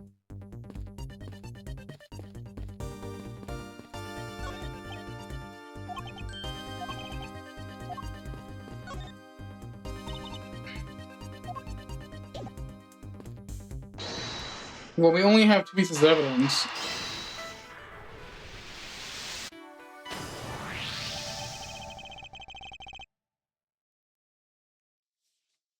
That's right. The victim... Yeah, okay. That makes more sense. There's no blood because it's the costume. Is it not possible the victim was wearing a costume? So you really think that Mr. Deacon was one of the kidnappers? I think we can reasonably assume there was a very good chance that he was. Now, if he was shot was inside one of those stolen costumes, then Mr. Deacon's blood would be on the inside of the costume, instead on the ground. Precisely. Now, if you only prove that the victim was wearing a costume, you think it'd be pretty easy if you can find some footprints. The problem is finding them since there isn't any around. Footprints, huh? I wonder if I can go about finding some of those. Hey, I wonder.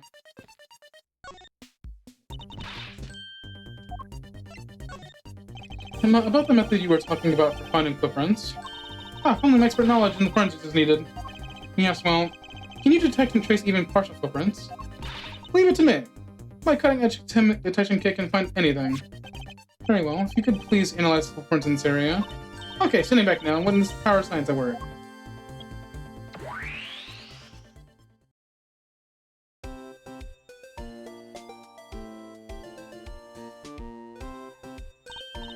Hey, I found something. Look right here. I don't see anything. Oh, that's right. Here, put these special glasses on, Mr. Edgeworth.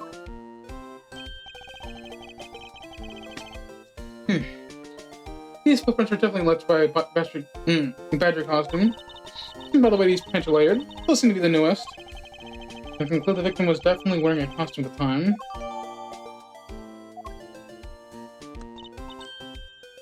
Okay. In that case, I'll update the Luffy simulation parameters. Can't wait to see what we find with this new info.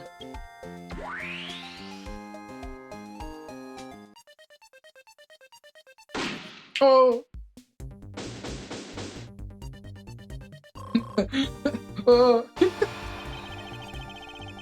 So the victim was wearing a costume when he died.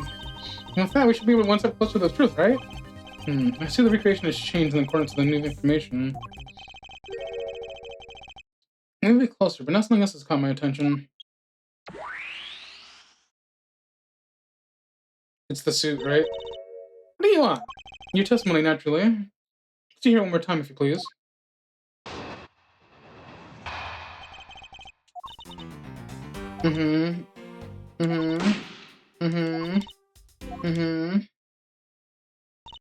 So, does this mean that Miss Olbeck's testimony has been a contradiction to that?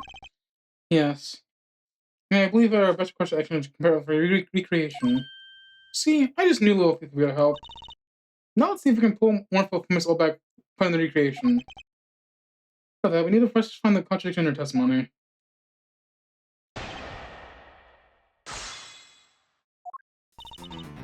Hold it! Is it gonna be the same dialogue? Okay. It's the same dialogue. Okay.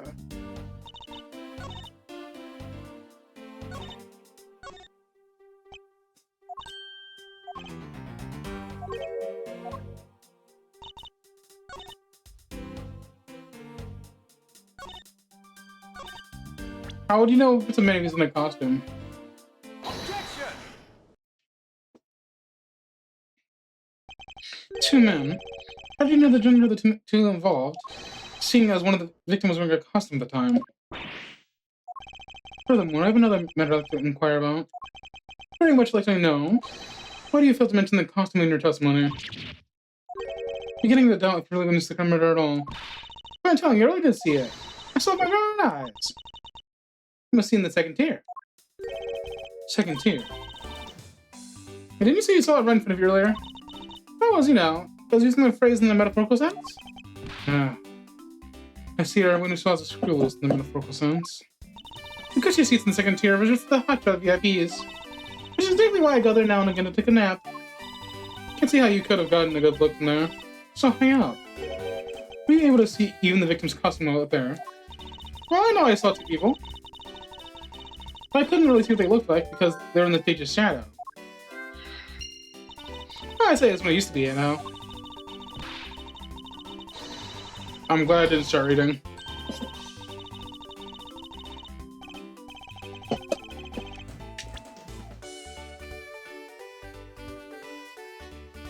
Eagle-eyed Wendy back then. Good man from 100 paces away as I walked down the street, just like that. Of course, they also noticed me in a flash and tried to make their move. But I'm not that easy. I was a careful girl with a judgmental eye. I never let a good man slip me by. You bet I didn't. If you could have seen... Let's run into our investigation, shall we, Kai? You got it.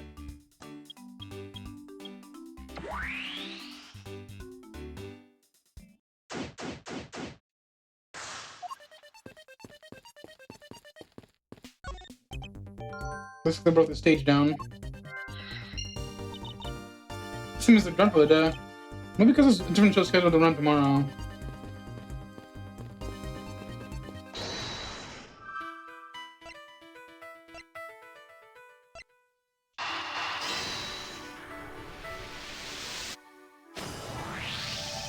That woman's testimony is to be believed. The murder occurred before the stage was broken down. Do you want me to input that band of info into Little Thief? Yes, if you please. Okay.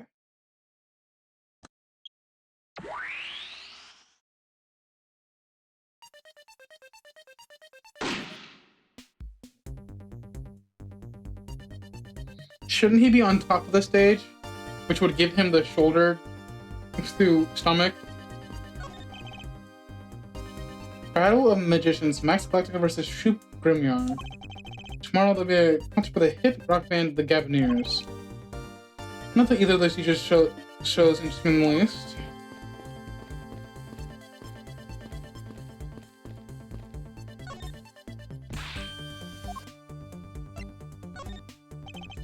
Thanks to you, I'm able to pursue my investigation against him. Thank you. Oh, that was nothing. I'm just glad that science and I would be of service. Pretty amazing how we can see the footprints. So what's the secret behind that thing? Oh, you want to know? Here, you can read the manual. Ah, very interesting. So if I do this, I can avoid leaving footprints. She can't be supposed to be trying to use the information to her advantage as a thief. Wait.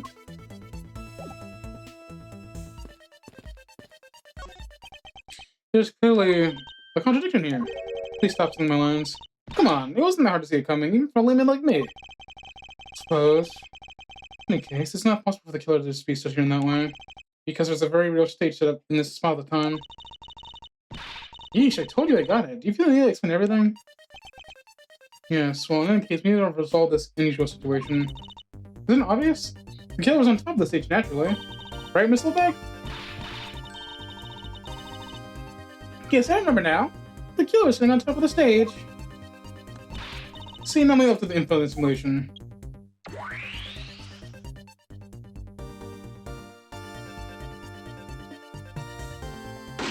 See, but now...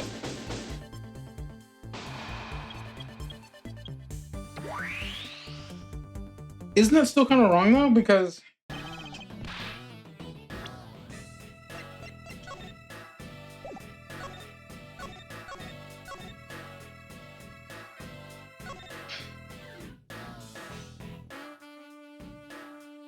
Entry point, lower right admin, exit point, right shoulder.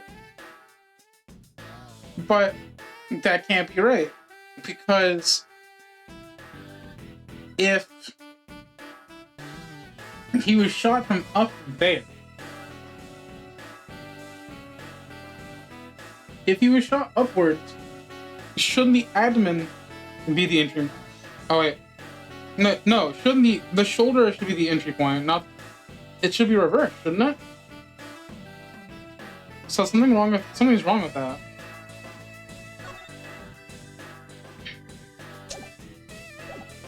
Oh, what do we have here? A bunch of hooligans running amok, I see.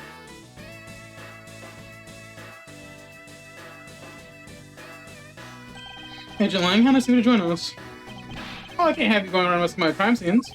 Agent Lang, we just got the real scene of the murders here in the stadium. I see, thanks. Come on, just trying to show you my appreciation for all the time you saved me. Who knew that let's put a toy create a crime scene like that? Well, a thief is not a toy. You too, sir.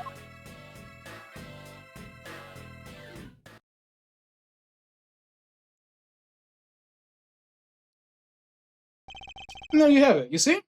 Big boys don't mean like silly toys, little girl. Now this is recreation. So what? Do you still intend to assert that Officer Meekins is the killer? Of course. Even knowing the crime took place, this here doesn't let him off the hook.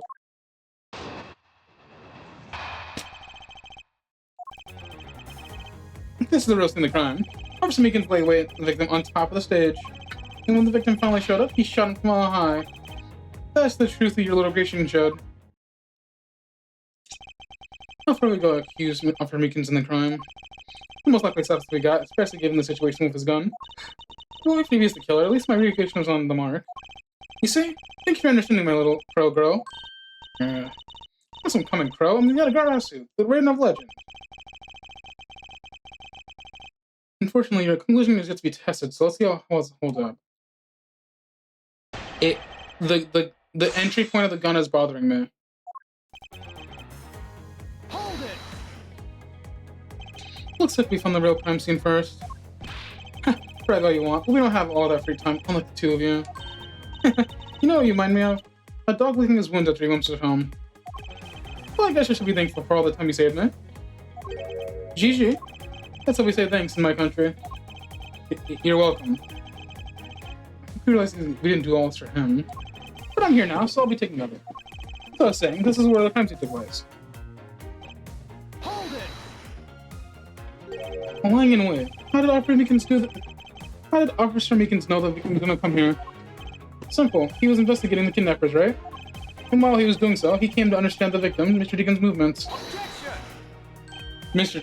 Meekins? Ain't no way. And why would a good officer want to ambush and kill a kidnapper? I mean, his motive? Who knows and who cares? You can find out for yourself when you talk to him in jail. You have no respect for the order of law. Don't get me wrong, but I need more than there's no motive to convince me otherwise. He's right. The lack of motive is rather weak argument by itself. So the officer lay in wait on top of the stage. Hold it! So you agree with how recreation turned out? Like I said, I'm grateful that you were able to save me some time. Alright. But we still don't know why he chose to wait on top of the stage. Who cares? Maybe he wanted to become a Blue Badger. Just to say he didn't see the stage and decided to put on the Badger stage show of his own. Maybe there's a completely different reason. How does that matter? It doesn't change the fact that Officer Meekins stood up on the ground, stood up on that stage and shot the victim on the ground below.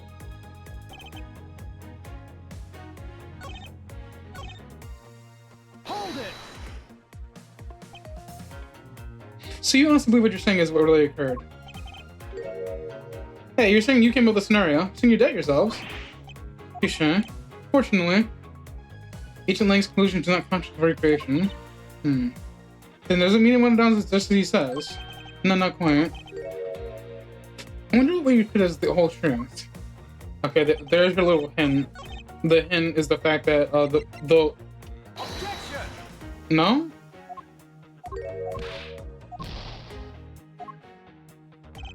But yeah, okay, it's this one, never mind. Objection! Wrong, right answer, wrong place. Truly sorry, Agent Lang.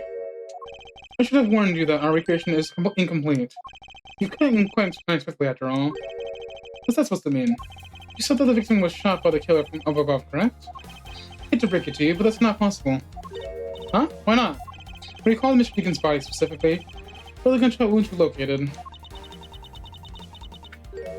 Actually, I think they could have a look. Oh, well then. The bullet entered Mr. Deacon in this abdominal region and exited his right shoulder.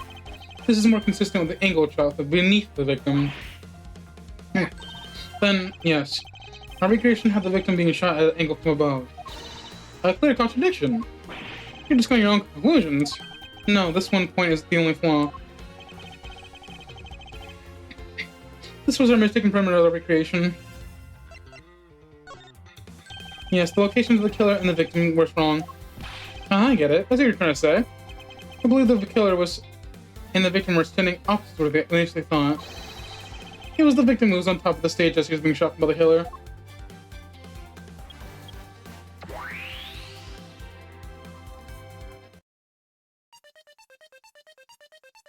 Oh!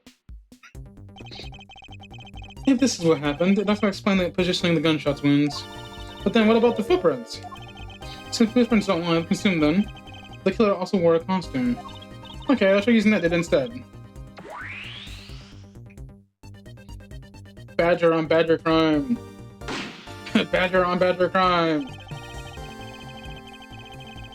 Judging by the fact that both the killer and the victim were wearing costumes, I'd say that the killing was between the two kidnappers. That would be the most natural conclusion. Wouldn't you agree, Agent Lang?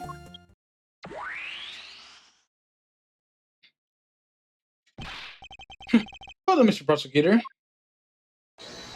But that alone doesn't clear Officer Meekins of the crime. Another bit of proof? I say you take another good look at the tire marks over there. The 3 tire marks indicated the Blue Badger mobile. That's right, the Officer Meekins told us at the shop. All he was concerned was just a lie. He drove the Blue Badger mobile and committed the murder. Then he used the car to move the body to the garage in the Wild Wild West area. You believe he moved the body with the car? That's right. It was Officer Meekins himself who pointed this way that he did it. The 3 tired tread marks are very telling, however. If the Blue Badger mobile the only thing capable of creating such a pattern,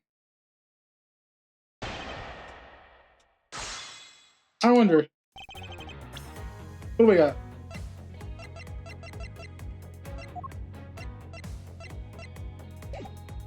I mean, we got the pink one right over there. The tire marks. Yeah, it's the tire marks. The one that's minus the stage.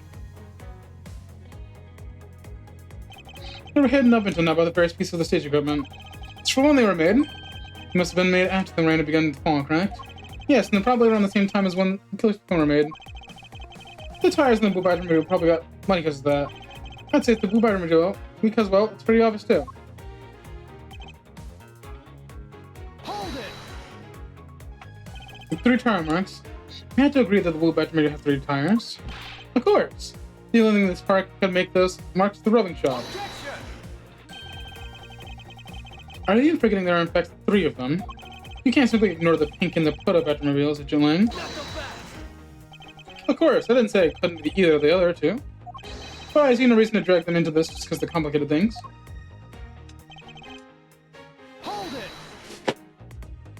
Of course, you have some sort of proof that is all alike, correct? Of course not.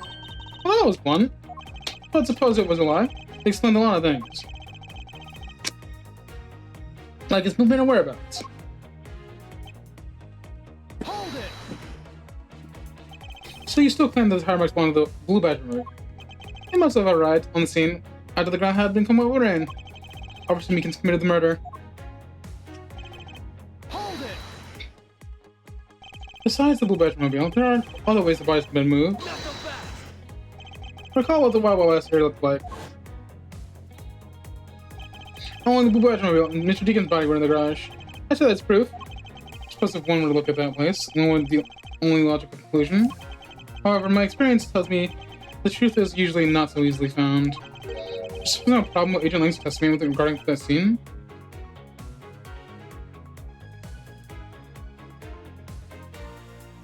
The tires are muddy, yeah. Looks like the only thing that car was selling was death, not dreams. Only if we believe Agent Link is true.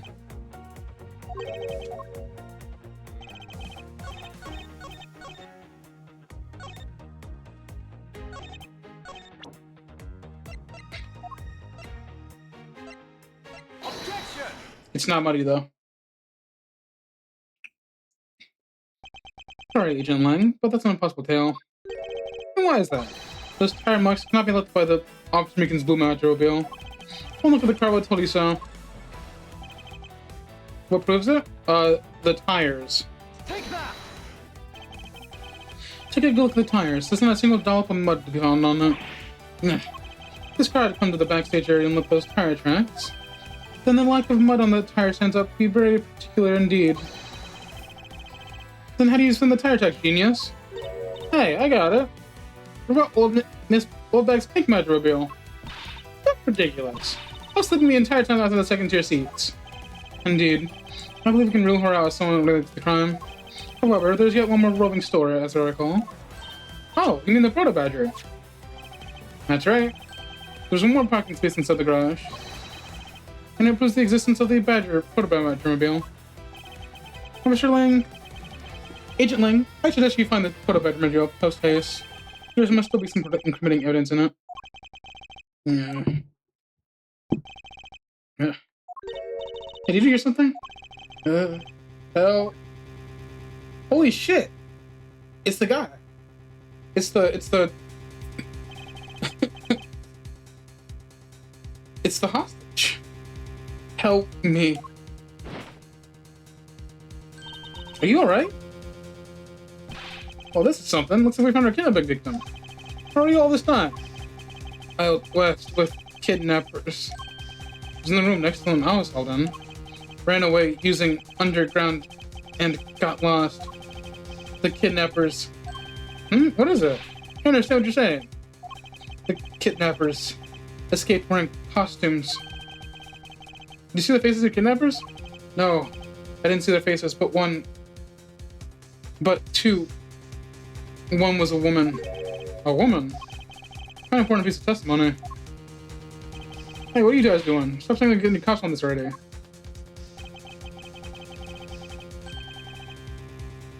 I'll even let you guys have what the kid has said just now. Consider it a gift. Now you're gonna have to get out of my crime scene, or you're gonna get robbed. Again? Nothing but a big boy. Come on, Mr. Edgeworth. Let's go. Oh, no, not you. You have a very important voice for my case. I'm not about to let you get away with that easy. Don't count me to testify because I won't. Not for you. That's right. I want you there. You hear me, you whippersnapper? Hey, calm down. It's no need for all this hostility. I just want to take a statement from each of you. I'm not going to rough up you yet. I'll give you my word. Come now, fair maidens. What do you say? Will you cooperate? Fair maidens? Why, you little rascal, you sure had a way into a woman's heart. Lang Z says, the passion of the time is but a fleeting moment, and the lady is young forever. Trying to outdo my edgy proof for your fancy shanty things. Let's get this over with. So we're clear. I'm only interested in giving my statement. Sure, just listen as Mr. Peter loses me. Mr. Edgeworth, are you gonna take the body or what, bro?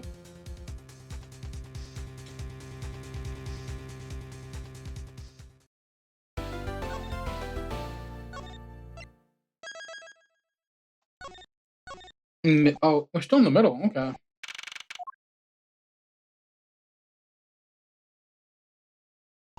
Looks like we got the boot again. Lance is safe. The focus investigation shift solely onto the murder. And the infighting between the kidnappers? Yes, and also the identity of the remaining kidnapper. That was my boy. Tell me it's true. Tell me you really found my boy. Yes, Mr. Romano, we found him early in the stadium. And my little Lance is unhurt? It's not exactly the picture of perfect health, but his life is not in danger. He's being questioned right now by Agent Lang. Poor Lance. It feels horrible for him. Locked up like a...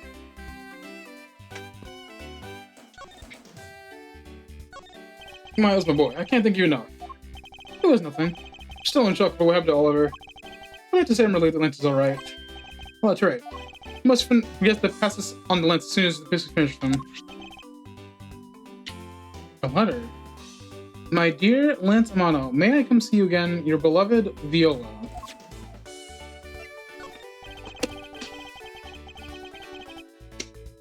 The way Lance is being chased after by women makes me so naive. I almost can't believe he's another love letter, you know. Yeah, take it for yourself. Isn't this a breach of confidentiality? Tender lender? Oh no. That's Viola. Viola Cavardini. That's not good. Oh, hey, let me see. Huh? It's really weird. It's from a loan company, $10. Looks like more like a collection bill to me.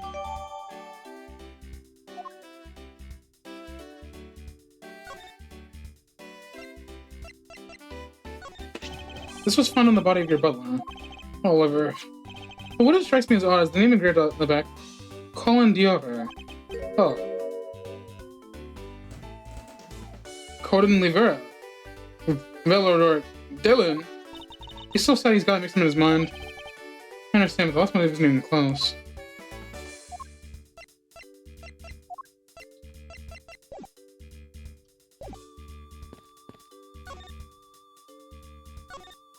He loves me, he loves me not. He loves me, loves me not. Oh, it's the 12th one. You can't give up, Lauren. Just one more try. Excuse me, but I can't help but feel a bit sorry for all the flowers you've gone through. Suppose. If they were me, then... I believe you said you were Lance's girlfriend when you first met, correct? Yes, I am, but... Oh. It's not like we both think each other as lovers. But he did give me this ring, so I guess we're not just friends either. I mean, just because... This isn't any ordinary ring. It's a flavor pop. It tastes so sweet when you lick it. Ah, it's so wonderful.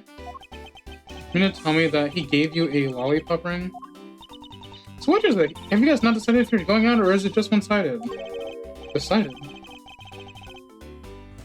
Shouldn't the parties involved just know? My father used to work for Mr. Amano. So Lance and I grew up together.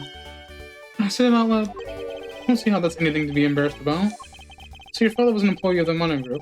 What did he do? I heard his job was to fly around the world. On Pegasus. Pegasus? Pegasus was the name of the airplane. The plane belonged to the company. You had me there for a second. But now, it's all changed. My father, he isn't around anymore. Oh, I see. Are you crying? About 10 years ago, he rode in Pegasus off somewhere and never returned. Running Pegasus to whereabouts unknown. Sounds like the stuff Bladen are made out of. It's been so long. I don't think I'd recognize them if we ever meet again. I'm so sorry, Lauren. But I won't give in to the sadness. I have to live. Yes, Lauren, live. You know anything about this? Why'd you do that? Once I met on a street corner by the sidewalk, I was so busy eating a loaf of bread that I ran into him. Oh my god, it's the typical love story. It was destiny, as people like to say. Take that she's not interested in this. About this incident. But isn't the kidnapping already over and done with? I've been here the whole time, so I'm afraid I don't know much about any other incident. How did you come to know the Lance had been kidnapped? Oh, that's because of my woman's intuition. I based everything on that. I know everything when it comes to my Lance. It's really strange. It must be destiny. He started fantasizing again.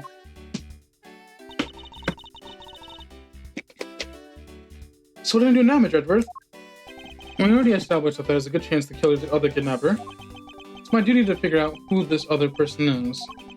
I believe there's one location that might hold a clue or two.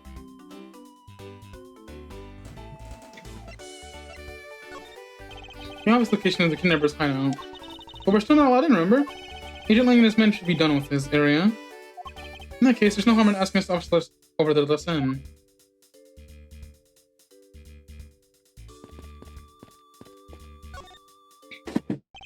What do you have to report?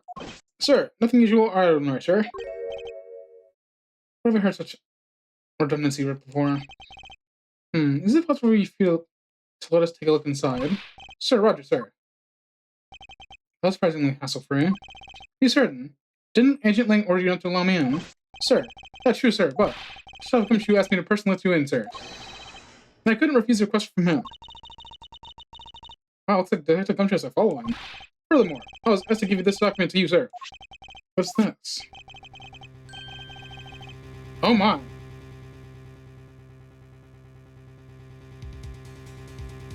Oh my.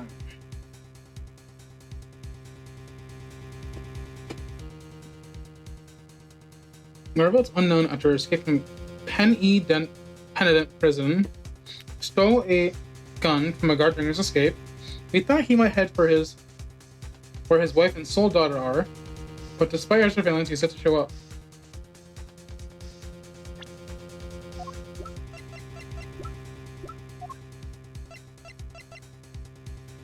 Okay. You're not the same person. Ad break, I'll be right back.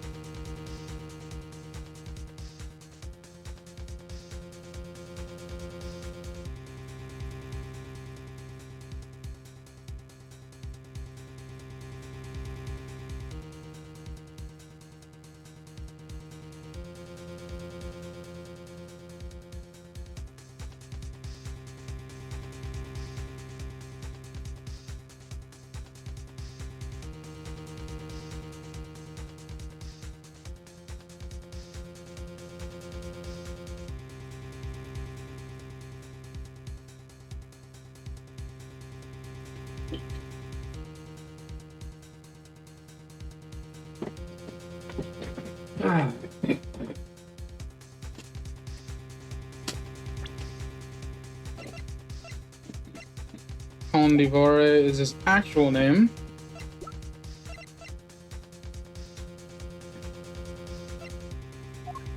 Had a wife and daughter. And they thought he was going to go for his wife and kids. But he didn't. Unless he Who knows?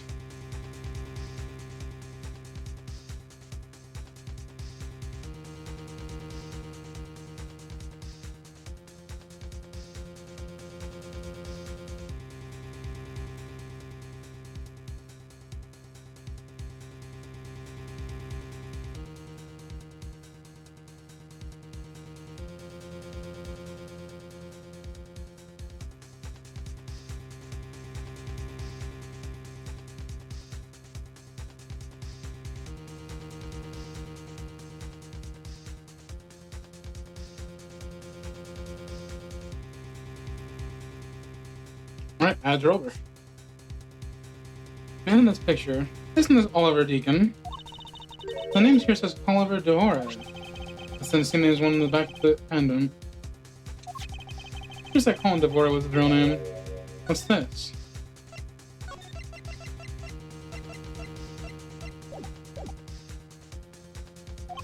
This convicted him like he's 10 years ago and sent to prison. What? What was he doing here? Apparently, he broke out of jail and just then vanished. Must have become Oliver Deacon to cover up the fact he was an escaped felon. I'm not sure what's going on anymore. It's just much the link between the victim's past and this current case. Okay, so I was right. He was a kidnapper. Either he was forced to by someone else, or he dragged someone else in on him. And the woman kidnapper is either his wife or daughter. That's my guess. These platforms are rather detailed. I should. What the hell? Holding B kind of that. Should take the time to give him a thorough read eventually. It's fine. Let's focus on one thing at a time. Starting with the kidnapper's hideout. Yeah, I agree. We should investigate first. Think later. More than thinking things through, I think you should try remembering things first. Now then, if you could please unlock the door, officer. It was locked up until a little while ago, but since then, the door's been wide open, sir. Not sure if I follow as you're saying. Could you explain a bit more detail? Sir, the door was locked down tight when they went to check the room. So they got about 10 officers to help out and break the door down, sir. I see. Guess that means that Agent Lang's leftovers. Let's see what we find. So this is where the kidnappers were planned their foul deed. While you were tied up for a while in the room next over, hee. Okay, please, must you bring that up again? No, then back down to business. Still be clues left in this room. Try to find out what we can know the other kidnapper's identity.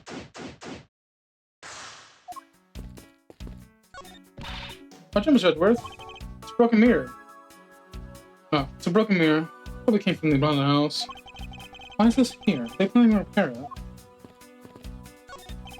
Sign advertising the full already. Something I have absolutely no interest in. Yeah, but I do. I'm gonna get my hands on the rest of the Badger family. You'll see. She definitely brings a decidedly different atmosphere into the criminal investigation. This seems to be where they dispose of the worn-out costumes. That's so sad. It does seem like they throw the costumes away in pieces.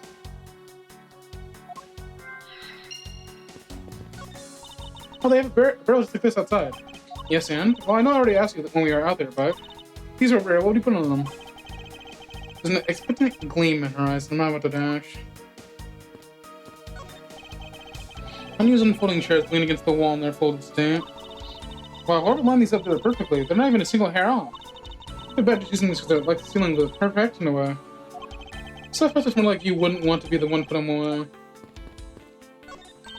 Hey, there's a trapdoor in this room too. It's not a trapdoor, it's an entrance to an underground passage, okay? I know that. But the drillings outside rule is the law. So Lance must have escaped his prison through here. This door is fully broken thanks to the police who forced it open. The panel that hit the entrance on the ground was propped up wide and open. Be careful where you step, okay? I only gone to the opening once, you know.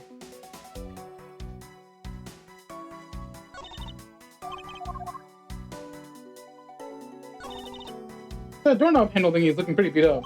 Suppose that's what happens when 10 officers break their way into a brute force. Okay, it's odd. The lock on this is completely fine. Not a single dent. How's that possible after what the officers told us? Yeah, the lock had been used when the door was busted down. And the lock itself should be fully wrecked. The lock on the door leading to the outside is undamaged. Looks like a sword. A broken sword. Strange. Why would it be broken like that? Swords don't usually break on their own. That's true. Alright then, let's think about it this way. Maybe it broke when someone was trying to use it for or on something. Tacticals aren't gonna guess anywhere. Perhaps we should think more of this later.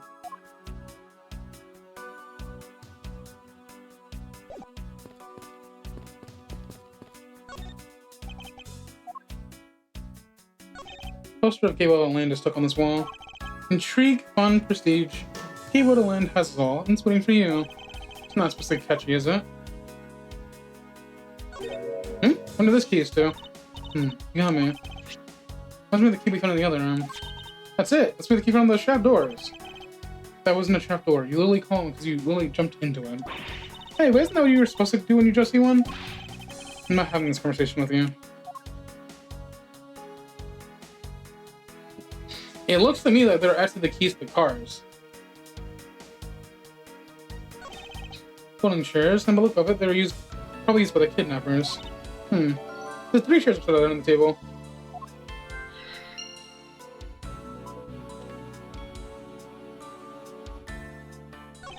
Cheap styrofoam cups. Looks like 3 cups are used.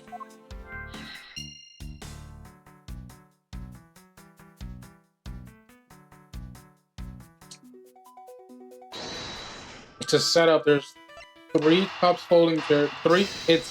He was in on it. I'm telling you. The common denominator between the cups and the folding chairs is that the number is 3. Speaking of which, the number of missing costumes is also 3. Wait, but I thought there were only 2 kidnappers. Indeed, something isn't adding up. Literally. It's impossible there's a 3rd kidnapper that Lance didn't see.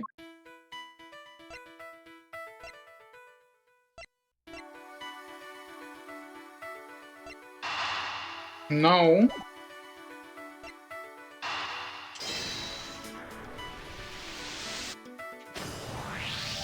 It's a bit strange that the police had the force away into an unlocked room. One look at the pristine door lock, and everyone can see that it was not in use at the time. Policeman had saw us that took 2 minutes to get it open. The door was locked tight despite it being not locked at all. It can only be because of this. Oh, you mean... Yes, it was used to jam the door. Here, take a look at the door handle. See how the handle's completely destroyed. So that's how the sword broke. Not that we might uncover the true identity of the kidnappers, but instead we've only uncovered more questions that need to be answered. Hi there. Ah! What is it? Oh well, Mr. Edgeworth, am I correct? Who are you doing suddenly popping up at secret entrance like that? This is underground passages by staff members, sir. We badgers also make use of it in our duties. Look, why don't you get out of there first, and then we'll talk, okay? I beg your pardon, miss. Badger get? Put a badger get. Alright, only one more to go. What are you getting all excited about?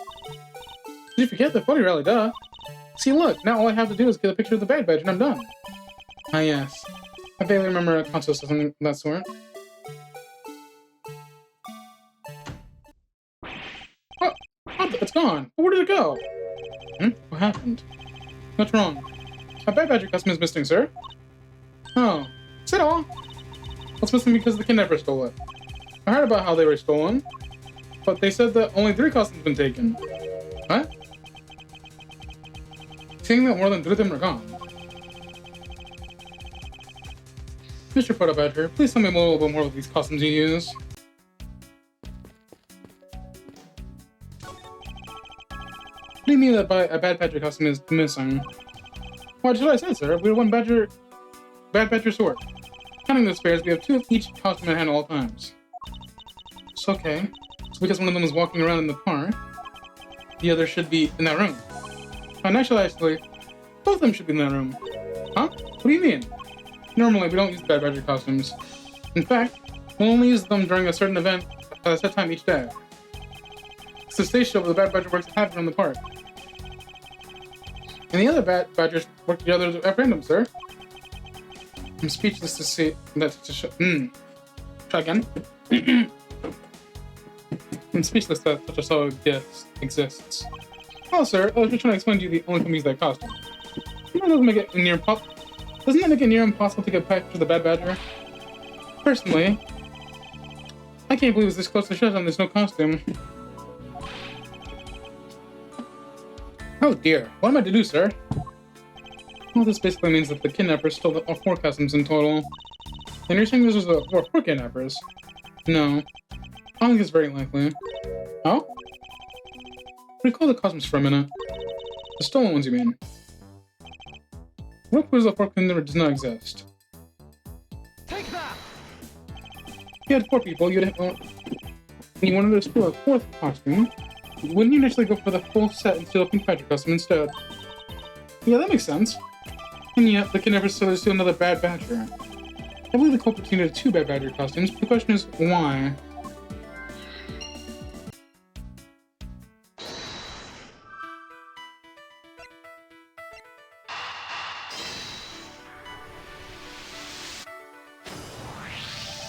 The second Bad Badger costume, I believe it may be closer to hand than we think. What do you mean? That costume in the trash? Wouldn't you say it's wearing some very telltale pants? Hey, you're right. Let's get out of there and take a look.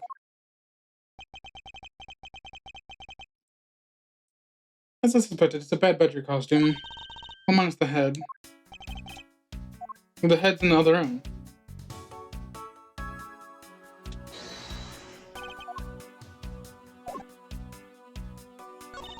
Look, its hands hurt. Looks more like something was ripped off of it. Wonder why this Bad Badger's custom right hand is torn up like that. Maybe it's a flesh wound from the fight with Bad Badger. I always knew the Blue Badger was a fun, ferocious beast. I somehow doubt that even the real Badgers are as bloodthirsty as that Kaya.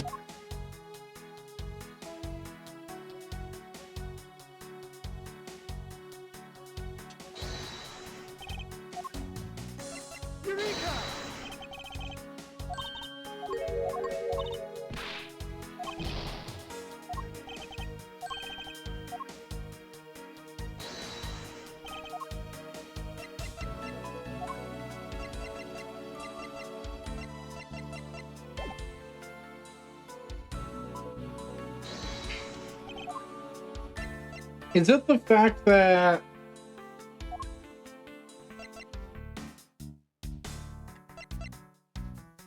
hold on, let me see this.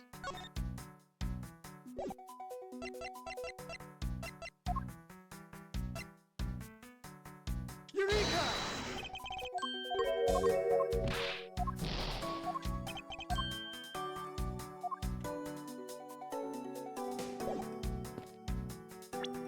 Oh, I can't? I don't have any clues, okay.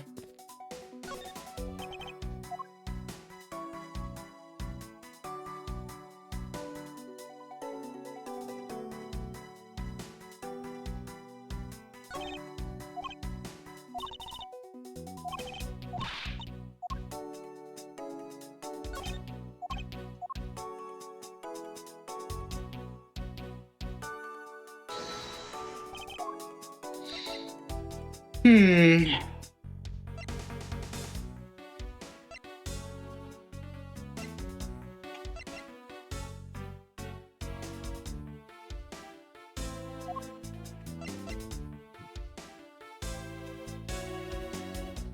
Eureka!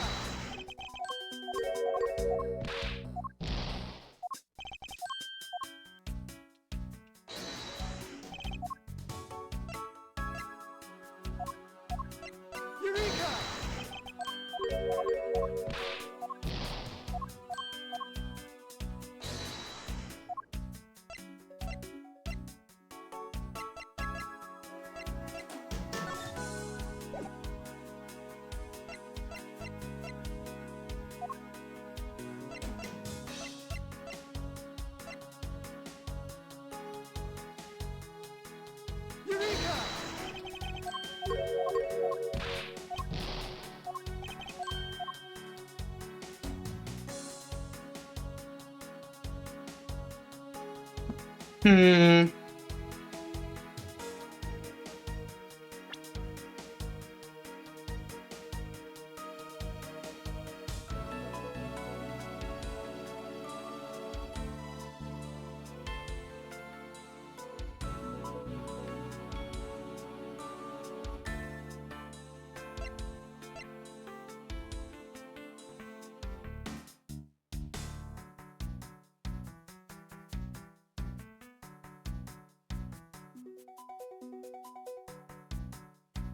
trying to figure this out.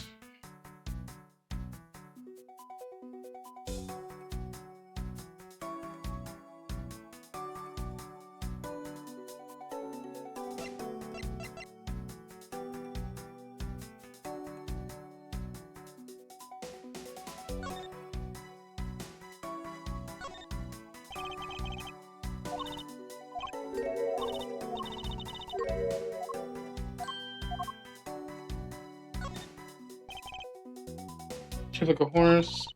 Demon have look on his face. Look for more. Oh no, Edgeworth. What? Evidence. Silver. Okay.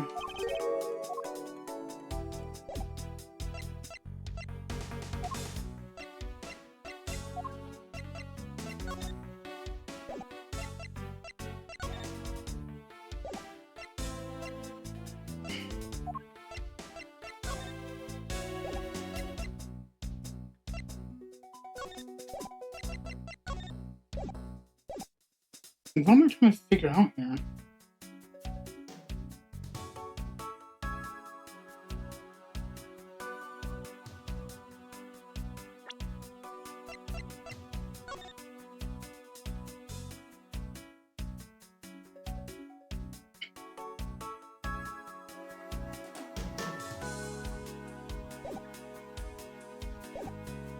Is it the fact that there's missing a gun or something?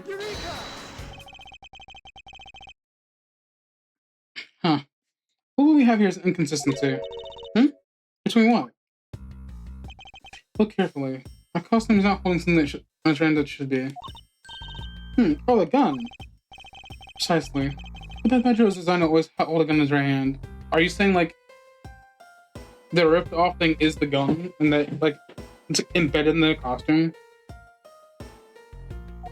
However, you there, do you remember the gun from this bad... Did you remember the gun from this bad badger's right hand?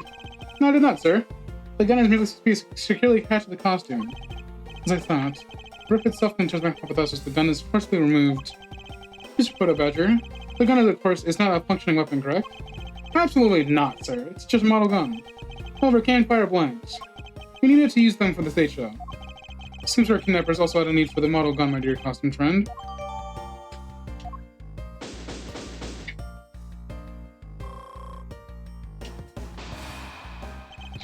We're about done with this room.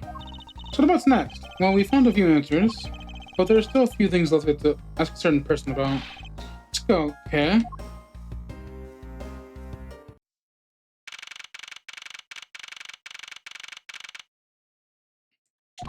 Mr. Edgeworth, sir. Gotta hurry, sir. Come on. What is this, detective? They found a blue badger costume down in the front of the main gate, sir. What? Isn't that what one of the kidnappers was wearing? Bingo. They come to the main gate with me now. We heard it, we still might better get there before the wolf boy does, sir. Alright, so make haste to the main gate.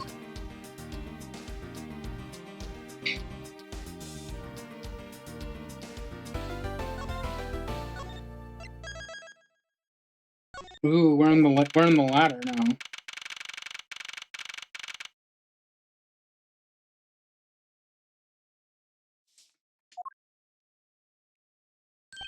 Where's the costume desk, Gumshoe? Just on the side of the fountain, sir.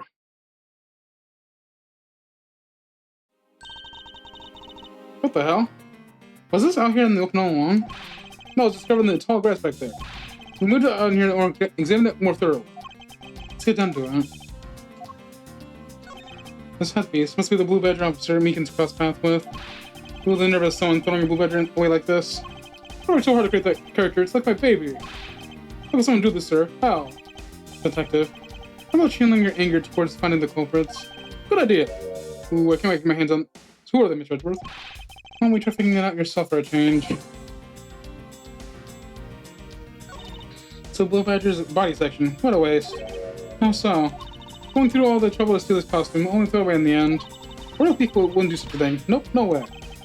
I wouldn't think a real thief would steal something so gaudy to begin with. What do we have here? What's in the little pendant? That's 2 treasures in one day. How lucky is that? And hey, this pretty baby's made of platinum silver too. Another pendant on top of the one we found on Mr. Deacon. Is it possible that these two... Hold it right there. Hands off, Mr. Prosecutor. You sure know how to cross the line, don't you? Appendant, huh? This is a very decisive piece of evidence. How can you tell? Look here and read off what you see. Lauren.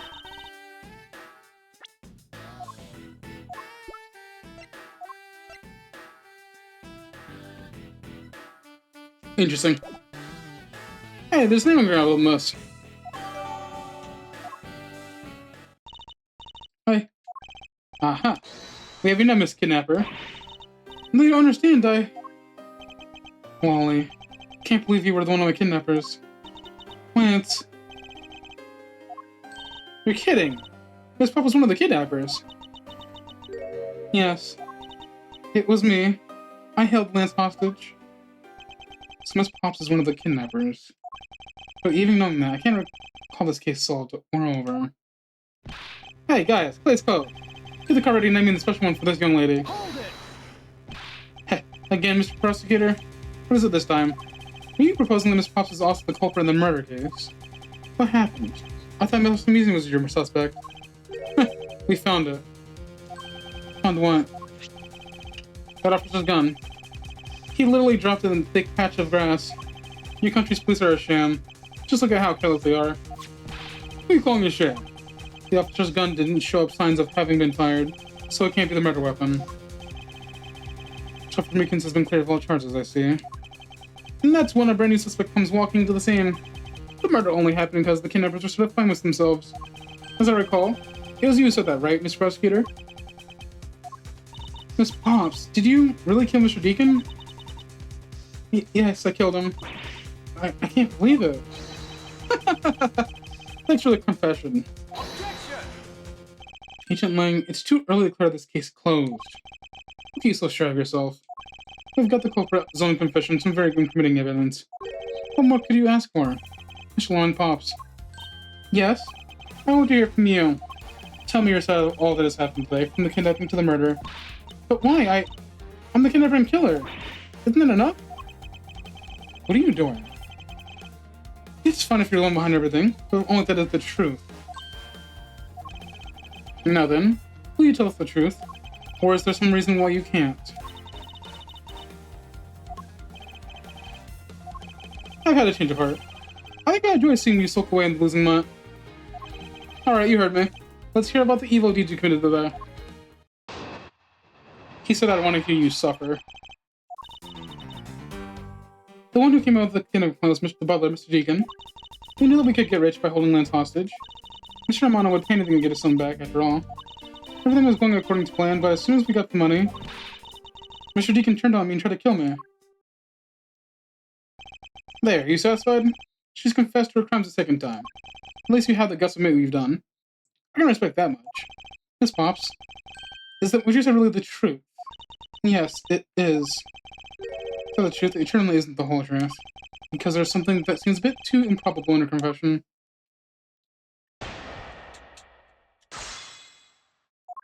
But you loved him.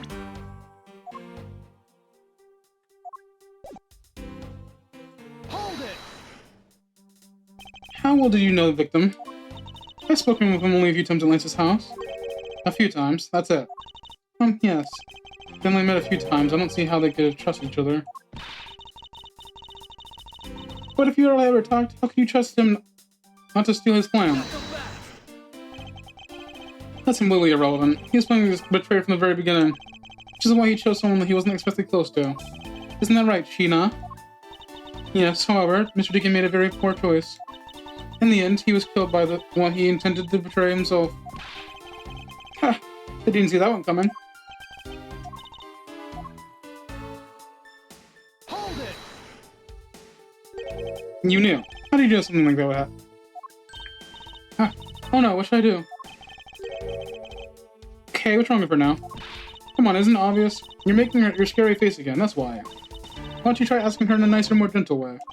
Now stop it, Lauren. You're always like this. You always fall for the stern-looking one. That's why you're always unhappy. Or maybe that's it. She's moved my way to your icy glare. Mind your own business, Kay. Now then, Miss Pops, continue with your testimony. Oh yes, of course. Hold it! Why did you believe that? Anyone who knows Ramona would think that the same. Yet Lance is that old man's greatest treasure.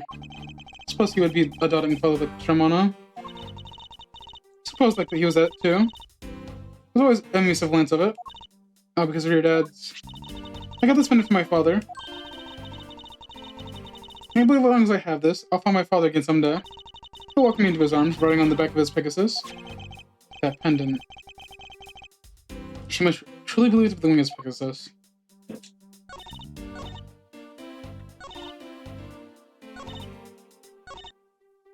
I think I read that wrong. Maybe let's do it again.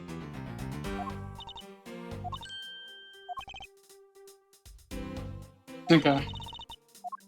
I didn't read that wrong. I'm just weird. Hold it! Would you mind telling us more about the plan itself? Well, first we captured Lance. Ooh, how'd you do that? Well, Mr. Deacon did that on his own, so I don't quite know. I thought you could tell me how to steal people's away. I shudder to think Mr. Duchess' knowledge. Sorry, I really don't know, but somehow Mr. Deacon was able to contain him. All we had to do after that was wait for the ransom to be paid, but... Hold it! What do you think he did? I have no idea. But maybe he planned on doing so from the very beginning. Miss Pops? Wait. Mr. Deacon planned to kill Miss Pops from the very beginning? Was there ever likely to happen? I'm sorry, but I don't think what you claim is all that likely. Huh? I don't think Mr. Deacon would have ever been capable of killing you. But why? We're total strangers. Hold it! It's not uncommon for people to kill each other for over money. Miss Pops, you really are clueless, aren't you? What do you mean? You never knew what your role in the kidnapping was, nor do you know who you really are. But I do, and I can show you this piece of evidence. This proves that Mr. Deacon wouldn't be able to bring himself to kill Miss Pops. Take that!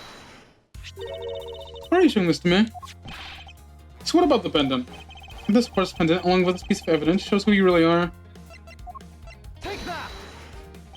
These two pendants resemble each other, wouldn't you agree? Hey, you're right. They're the same color, and they're even the same material. I believe these two pendants are actually one. Eh? Shall we give it a try? Wow, it's totally Pegasus. But why? Why does my pendant match up with Mr. Deacon's? You're a smart lady. I'm sure you can imagine that might be. No, that can't be. So the two make a set. It's just another trinket. It's not as though this changes anything. You make imagination, Agent Lang. Very well. I'll show you this with evidence. This is the piece of evidence that gives meaning to the Pegasus pendant. Take that! Oliver Deacon was just an alias for this man. His real name was Colin Devore, the name that is etched on this horse pendant. What? An alias? Suppose he had the fact that he was a felon, somehow to order to live. And that makes sense given what is written in this Devore's dossier. What we really wanted to point out was this.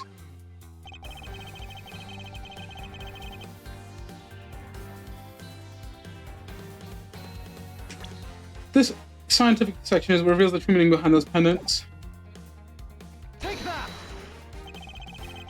Miss Devore had one daughter, and her name was Lauren Pops. That's a lie. That person was not my father. He couldn't come out and tell you he was your father because he was in hiding. However, I believe he's trying to protect, secretly watch over you. Do you still believe that a man like that could kill the daughter he was separated from? Or even such a man would allow his daughter to be involved in a kidnapping plot? What's so funny, Agent Lang? You're gonna make things up in your head and deciding it's the truth, aren't you? What are you trying to say? You're thinking it's much too innocent. After all, I've got another possibility. Is that so? Well, let's hear it. I'll grant you that the two of them are father and daughter. But isn't it possible that they both knew the fact? It was no coincidence that even a pair became involved in the case of Amano. And the two of them made a useful use of their meetings to plan this little kidnapping. Wouldn't you say that my scenario is perfectly probable as well? Kinda, yeah. But also, knowing this, there's some flaw. So this is his version of how things might have been. You don't have any proof that they didn't know each relationship, right? And you're saying that the two of them committed the kidnapping together. That's right. There's one really fought in the family. Is that really what happened? I better take a long, hard look at the evidence.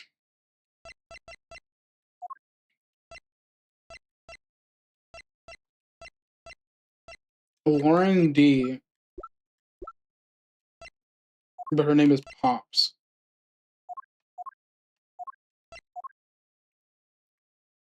Also separated from the fact that 10 years. Let's see. Hold it! Precisely. And what father would ever willingly kill his own daughter? Not so fast! I've seen a lot of things in my travels. Some things I can tell you about being related by blood is sometimes proven nothing. Hold it! Yeah, it's true. You think they knew? Yeah, I don't think only the victim knew. I think the girl realized as well. They both knew who the other person was, but they had to pretend they didn't. Because he's on the lam? You got it. The victim couldn't exactly go around telling who he was. Furthermore, Hold it! one is a butler and one is a friend of the son, you mean? They probably thought that was their best shot. Is that what you honestly believe? Of course. Hold it! You mean how they plotted to commit this crime as blood relatives? When you think of a better partner, they're certainly clever, Claire. The brother and girlfriend. No one would ever suspect they were in fact family. Yes, from the very beginning, they painstakingly practiced those roles well. Hold it! I believe you being a bit too overconfident for someone with no evidence. Am I? Because I don't see you presenting evidence to the contrary. Agent Elaine isn't wrong. This scenario is certainly a probable one. Better have him do something, or Lauren's gonna look on me up real bad. Oh, but first things first. Is Agent Lang's line of thinking actually correct? Was the crime really committed by the two of them, by this father-daughter pair?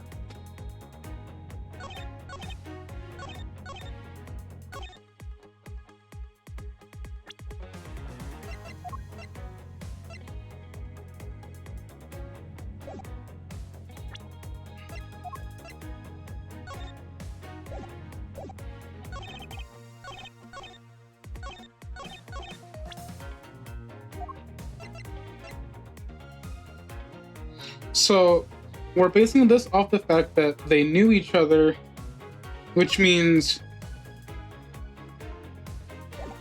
this, and this don't work. Which leaves the love letter.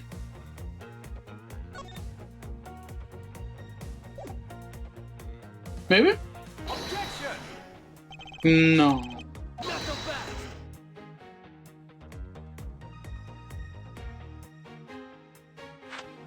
Fuck was that? Lang Z says, composite of the soul, what about composite of empty shells?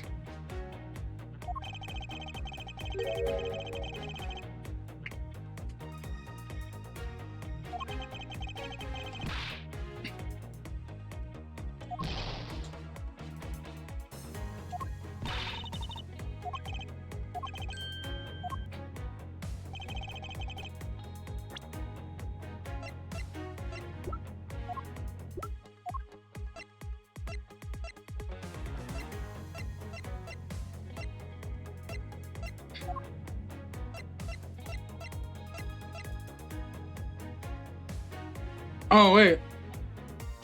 2. But 3 costumes were stolen. Objection!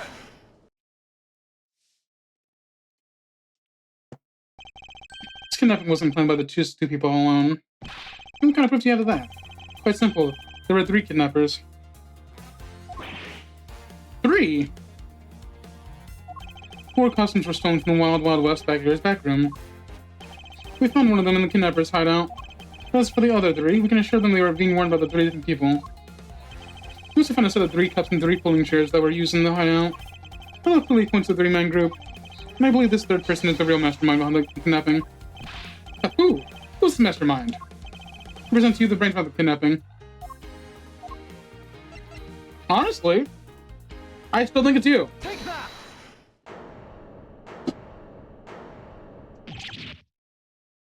Not Tamano. Yes, this abduction was in fact schemed up by Lance himself. Recall what he said when he appeared before us.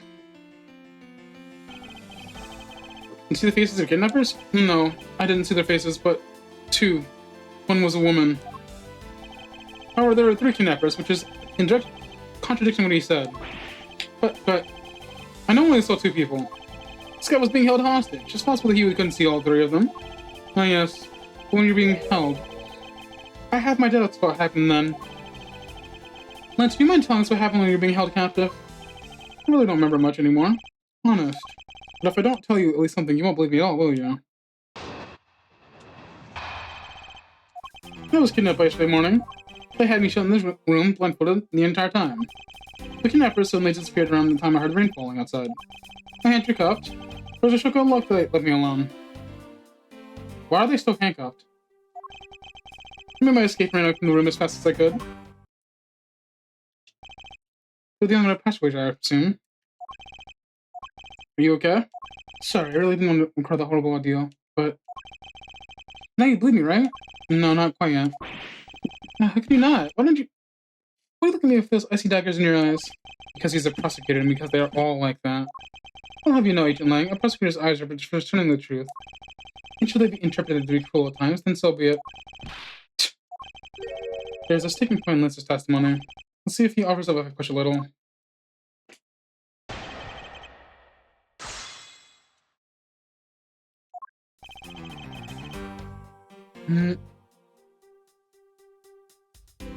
Hold it! Can you tell us about when you were abducted in a little more detail? It was a strange morning. I felt like I was right in the middle of a rage calm.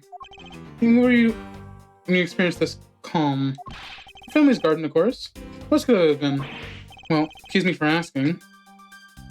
This shot's more princess than prince. I was out taking a walk to shake off my morning blah. Then out of the blue, someone from behind clamps a hand over my mouth. You didn't see your attacker.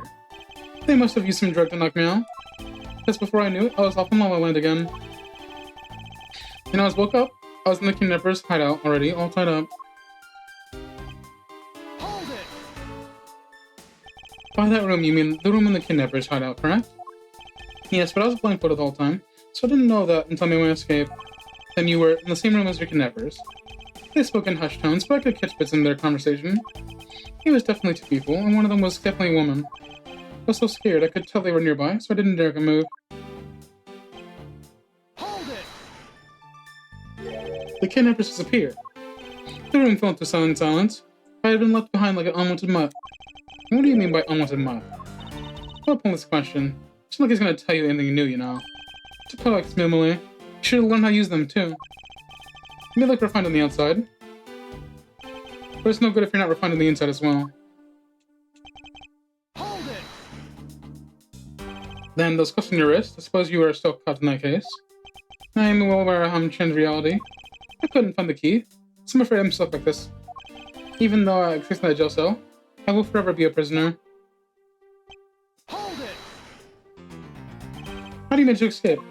I wanted to just get out there, but the door leading outside was locked, which is why I had to use the underground passageway to make my escape. Remember, I escaped equally as hard. This is an invaluable piece of testimony. I mustn't let it go unexamined. Hold it! By underground passageway, you mean the one the staff uses to travel unnoticed? I suppose that's what it's for. But I didn't run into any staff members on my way out. And once I was up top, I was busy trying to find a member of the police. That's when you found us congregated at the stadium, I suppose. Let me ask you then, how did you get a hold of the key to the underground door? That was easy. It was hanging right there in the room on the wall. I do recall a key hanging on the wall right beside the table. Boy, does that bring back memories of our situation and how we made our escape. Indeed. And although the door in our floor room was led to an underground room, the door in the floor into the next door had a secret passageway. A secret passageway under the theme park. Ooh, that sounds just like so much fun. I wonder.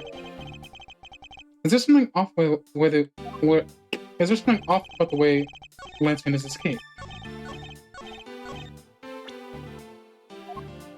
Yeah. Objection! Yeah. You said the door leading out was locked, but that was it really? How do you do that? We're talking about that room behind the saloon front, right? Look, I heard that it took quite a few men to get that thing open, right, Sheena? Yes, that's correct. Then take a look at this. What is that? A sword? Not especially reliable if one was broken like that. Let me finish with the end. My conclusion is that the door was never locked. It was simply held but shut by this sword. First, you use the jam to handle. Lance, even though your hands were cupped together, you could still use them. If that's the case, then why did you not just simply remove the sword and escape? Why didn't I? I was disoriented. Yes, that's it. I didn't notice it. As if I could accept it's a bold-placed lie. You locked yourself in that room because you had to make yourself like the victim. But you did not in fact possess the key to the door. That is why you used the pop sword to improvise and create a prison of your very own. You've been making this guy out to be one of the kidnappers for some time now. I wonder if you've forgotten something very important along the way. And what would that be? A motive. What else? Do you honestly believe that upright, pure boy like him would have had to completely pointless schemes such as a kidnapping himself? Objection!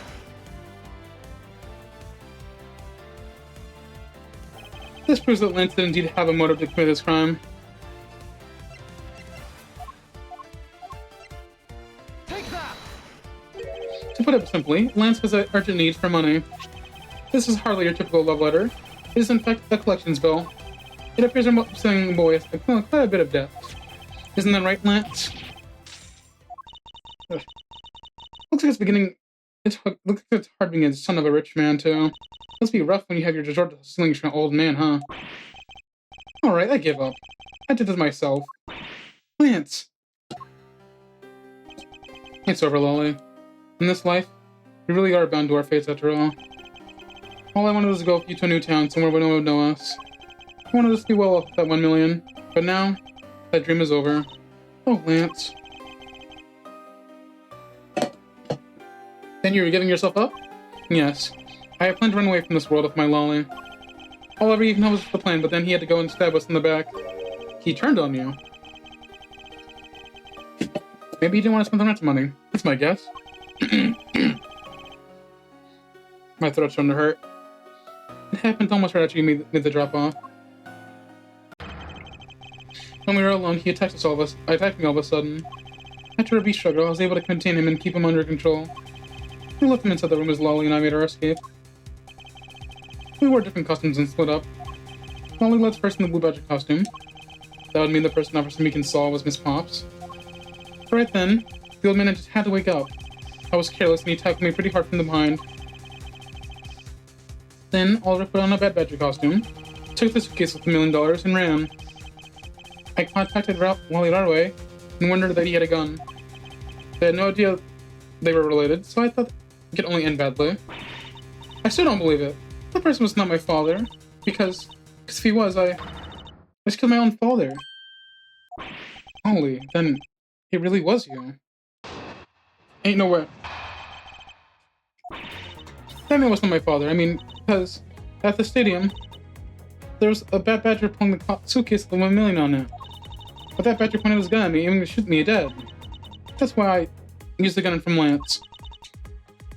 There was a gunshot, and the other person crumpled to the ground, and I ran, scared for my life. I think the big picture is finally coming into focus, don't you? Wally, forgive me. I didn't think I'd turn into something so frightening. If only I protected you. So Miss Pops, she shot her own dad without even knowing who he really was. If what she says is true. You saying that she's lying? But why'd she lie about something like that? What purpose would it serve? You'd be surprised how often people lie without ever realizing themselves, Kay. Huh? What's this supposed to mean? What I mean is, listen very carefully to her confession one more time and you'll see.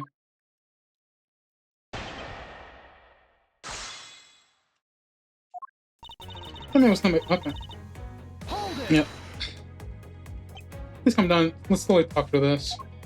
But all you have to do is simply tell us what happened at the stadium. Leave it to us to search out the truth. Can you do that for me? So right, so at the stadium. Hold it! That was the ransom money, wasn't it? Yes. That's how I was able to identify Mr. Deacon almost immediately. It was all thanks to what Lance told me. What did he tell you? Well, he called me on my cell phone and told me that Mr. Deacon had betrayed us and ran off with the ransom money. And then how he had a gun. Hold it! Were you able to clearly see the gun? Yes, I got a very good look at it while it was pointed at me. Oh, Father, why did you try to shoot me? Do you really think Father would shoot his own daughter, Miss Edgeworth? I don't know. I don't want to believe it myself. That's true. My father's left over was raising the gun and pointing straight at me. About to die, I thought. Miss Pops, please calm down and take a deep breath. And would you allow me to repeat those last word statements one more time? Yes, of course. Left hand.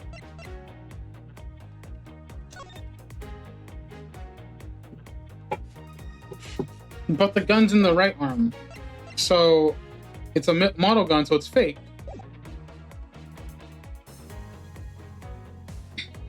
Hold it! And you felt your life is in danger, correct? Yes, I'm about to die, I thought. So... Hold it!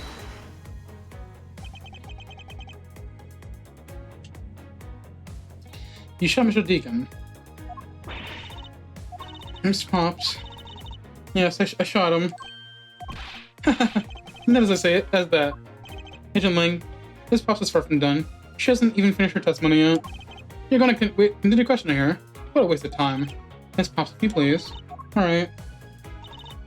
Hold it! Did you take off immediately following the gunshot? Yes. And you didn't attempt to approach the victim at all after you shot. I was scared. I don't blame you. I would have done the exact same thing. Poor Miss Pops. What will become of her, Miss Edgeworth? She seems to be telling the truth regarding what happened in the stadium. However, I don't believe it to be absolutely correct. Listen very carefully to the confession one more time, and you'll see. So, it's something to do with this.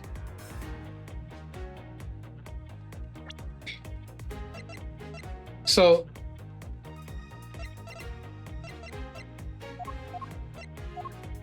it'd naturally be this, but what is this? Dominant hand right. So why would he use his left arm? Objection! I have here a dossier on your father. According to this, your father was right-handed. Ah, then the person pointing a gun at you from atop the stage was not Mr. Deacon. Now go back! Hold on there, Mr. Prosecutor. You need to take a refresher course. The Bad Badger has a model gun attached to his right hand, which is why the only hand he could have held the real gun with his left. Isn't it possible that he went down like that? Agent Lang, were you paying attention to what Miss Pops was saying? Then again, I suppose I can't exact someone who has never slept in court to catch it. Enough of the smugness, I'll get ready. Miss Pops told us earlier there was a Bad Badger's phone suitcase with 1 million in it. According to you, the Bad Badger had a gun in his left hand, which means he's holding the suitcase in his right hand. Is that correct, Miss Pops? Yes, exactly. I'm sure it was the Bad Badger. He had those huge sunglasses on his face. But even if that's the case, even I consider a huge contradiction. Yes. Miss Pops claimed to have seen the Bad Badger. And yet, the Bad Badger had both his hands full. These pieces of information come to each other, so must be wrong. They are both correct. Impossible! That just leaves us an insufferable contradiction! Miss Pops' entire statement rests on the fact that she saw the sunglasses and beard. But what if that Bad Badger wasn't wearing pants in his lower half? This proves that there was a way for a Bad Badger to use both of his hands. Take that! The costumes have two parts to them, a head and a body. Oh, I get it now. The head Miss Pops saw was probably the head of the Bad Badger. However, it is not possible that the body was part of an entirely different badger. A different badger? Yes, or to put it more bluntly, I believe it's the lower half of this badger.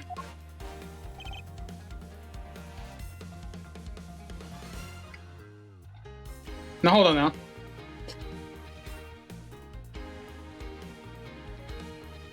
Because this one's in the trash. We've seen two blue badgers. So is it Proto Badger?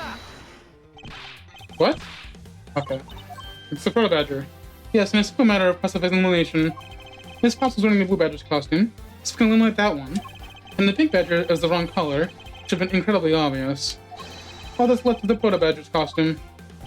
Miss Pops, who was the one with the Proto Badger costume? that would be Lance. Knuckle back. Are you saying that I think you are? That Lance Amano donned the Bad Badger's head and pretended to be Mr. Deacon? On top of which he flooded the shoe as possible wearing that hideous thing? This stage was set up for the city and was nothing more than a setup. And its purpose was to lead Miss Pops into believing that she committed murder. Standing there in front of Miss Pops, pretending to be the victim, it was all done that she would pull the trigger. I have no idea what you're talking about. Well, exactly what I have done all that, huh? There's but one reason. Lance Amano, you are the real culprit behind the murder of Mr. Oliver Deacon. What? No. That's slander. Take it back. You take it back right now. Just out of curiosity, Lance. Which is your dominant hand? I'm left-handed. What does that have to do with any of them? Depends. According to Miss Pops, her attacker held a gun in his left hand.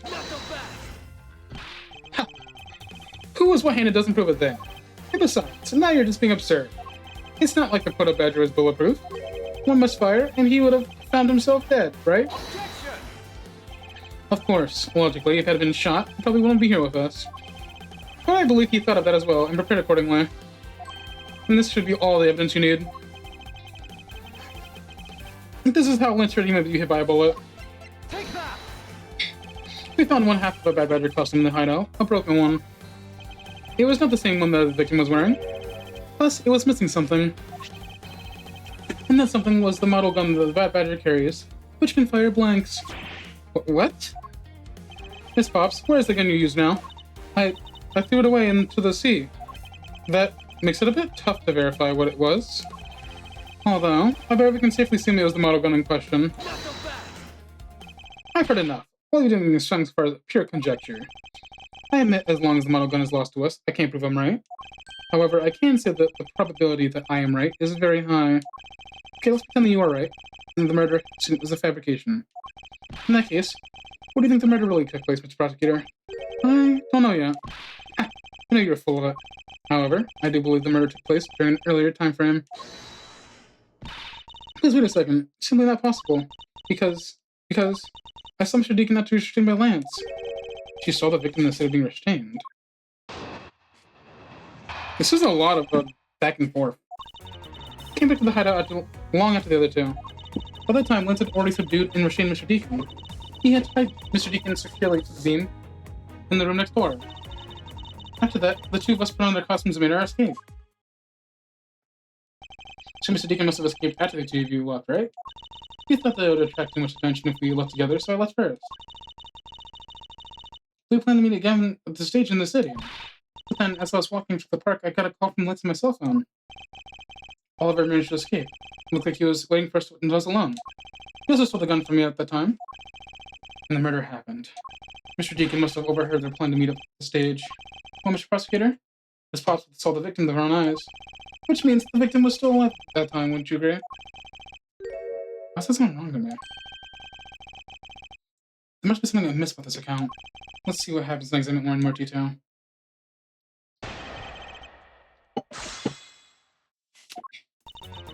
Hold it! When exactly did you arrive back at the hideout? It was after we had picked the rent's money. And where were you until the time you returned? I was scouting the park out and making preparations for our escape. I walked around the various areas looking for the best route. So each of them have their own rules to plan. This try was done, I went back to the hideout. Hold it! How did Lance look at that time? He, well, looked shocked. He also looked a little down. When I saw that sadness in his eyes, thank you, that's enough for now. And what of Mr. Deacon? What is this situation like? Hold it! You sure it was Mr. Deacon that you saw? Yes, I certainly know what I saw. Did he go into the living room to check? It was best if I didn't go too close to him. Lance, you're such a kind soul.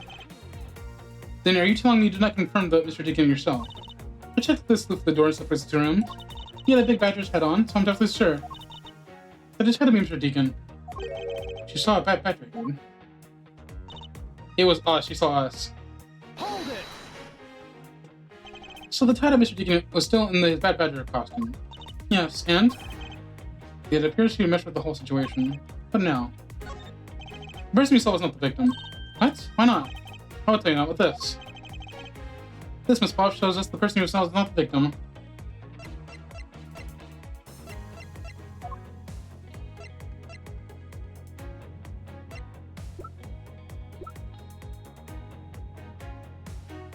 Take that! It was me!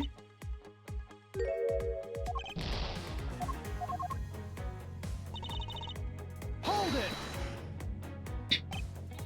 I assume these we split up, but plan to rendezvous later to set up time and place. Yes. We plan to meet up at the stage, and then I left the hideout not long after. What happened to the ransom money? I mean the absolutely tasteless suitcase? What's was supposed to bring that with him? What Oliver stole from me, along with a gun, when he escaped. Sure Deacon was alive in the hideout, then the murder must have happened after that. I mean, it probably went down at the stage. I mean, I can't really see why Miss Potts would lie at a time like this, you know? Okay, I don't think she was lying, but rather she made a bad assumption. She is? Yes, and I intend to show that bad assumption is.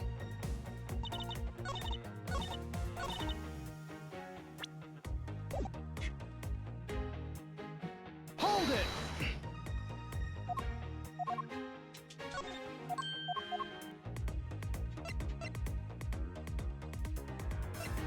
Is it the bad badger's head?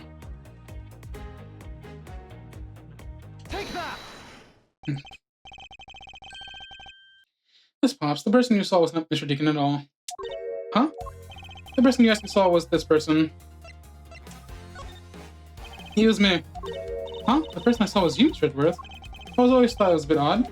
Why would the kidnappers abduct me even after I'd handed over the ransom? It's not as though I saw the face of the kidnappers. If I were them, I would have taken $1 million and ran. But in the end, there was a point to it all. Even me, let's look at Mr. Deacon. And if that was the reason why I was abducted, then I believe we can assure the victim at the time was already dead at the time. Well, Lance, am I right? Yeah, that's... You should have Miss Pops one person, namely me, with a bad badger's head on. And then made your costume fit the other, so you pretended. Huh? What do you mean he pretended? Exactly that. I believe Lance watched you escape, and then doubled back to hideout. Probably to come and remove the bad badger head from my unconscious self. And create a fake prison with the prop sword. He then escaped via the passageway. Hold your tongue, boy. Don't get caught up in the vital tidal wave of words coming from Mr. Prosecutor's mouth. Kind of way.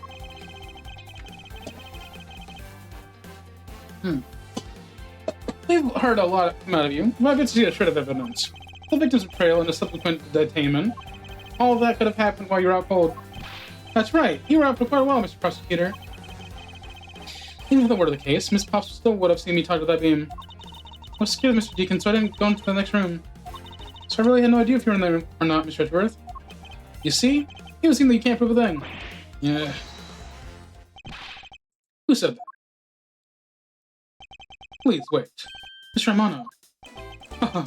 Miles, my boy. It looks like you're really giving it your all. And Lance?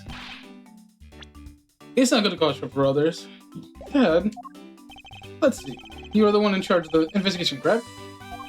Yeah, that's right. I'm sorry that my son has been nothing but trouble. This probably won't make anything, but I have some evidence for you. Oh? Do you know? Is that what I think it is? It's the bad badger costume the victim was wearing, and a gun. I couldn't wait for the police, so I went and ran these myself. It appears that they were disposed of in the sea. I guess no one has consciously obeyed the law. There. Now. Agent Lang, please calm down. What the heck is that scrap of paper? It's basically a letter from the chief of police. Please allow Mr. Romano the complete freedom to do as he sees fit, it says. What? The chief of police? What the? Just what do you think he is? Person who wields the highest authority in this area. There. There's no need to be so upset. Hey, I'm not a cop in this land. I'm not bound by the laws of your country. Now there. This wasn't meant to strong arm you into anything. It's just a request. I'm only asking the officials of the laws of this land. Can't really see none of that. However, returning to the topic at hand, it doesn't really matter who found the evidence. This failure remains unchanged. Let's look at this new evidence. I've already got the results back. I had a special forensics research lab that I'm good with in terms of conducting tests. They verified the blood on this costume belonged to Oliver. As for the gun, the only thing that's confirmed where you were is Lauren. What? You disappoint me, Miles. Can't believe you would cause such stress and heartache. Thinking this is the final pieces of evidence. But this, you'll have no reason not to push my poor boy around. That's it? Just the case making pieces of evidence? How did they judge that? This is glass. Yeah, they sparkle. They're really valuable. Sorry, but they're just pieces of mirror. Why are they in here?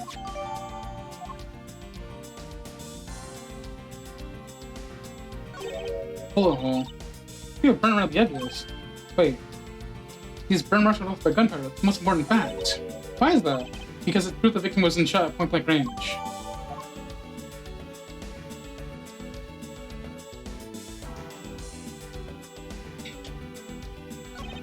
Wasn't the gun actually more a weapon? Well, at least not the most definitive piece of evidence you've ever seen. Thank you, Dad. There should be enough to convince even Mr. Edgeworth over there.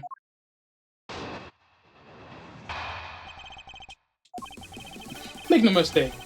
There are fingerprints on that murderous gun, and they prove that Lolly killed Oliver. But Oliver was also after Lolly's life. So, Mr. Edgeworth, even you must see that Lolly was acting in self-defense.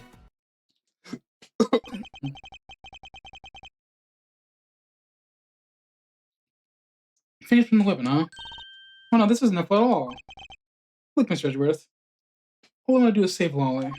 In the end, all I can do is watch her succumb to the punishment for her crimes. Maybe all I can do, however. I still have a case to solve and a job to do. The job of resolving your insidious lie.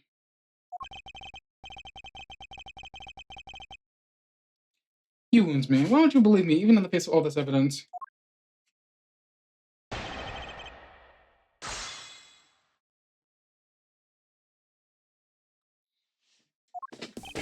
I'm going to be right back before I continue.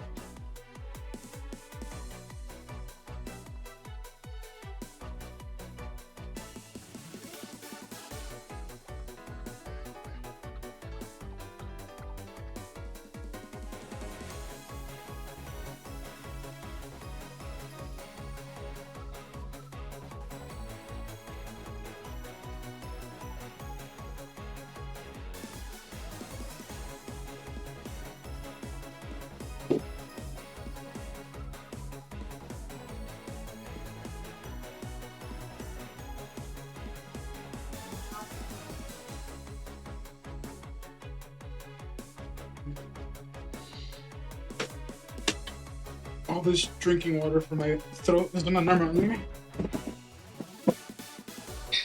Hold it! Those fingerprints. Are you sure they belong to Miss Pops?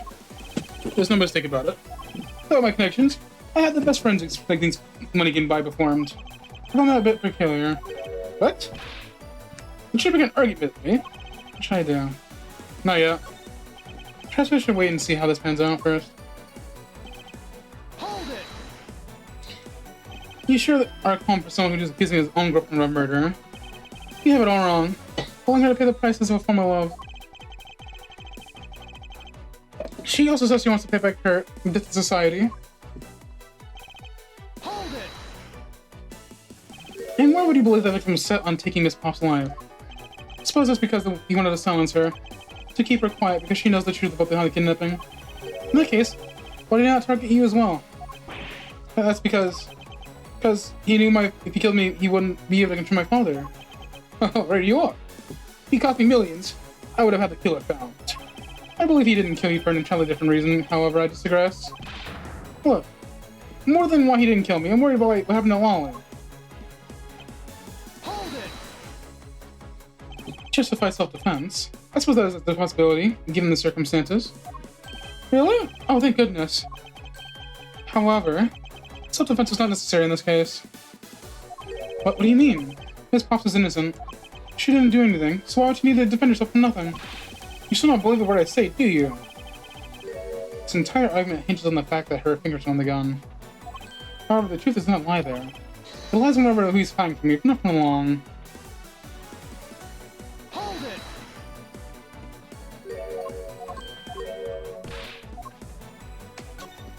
Frankly, I don't believe that Miss Pop's print should be on that gun to begin with.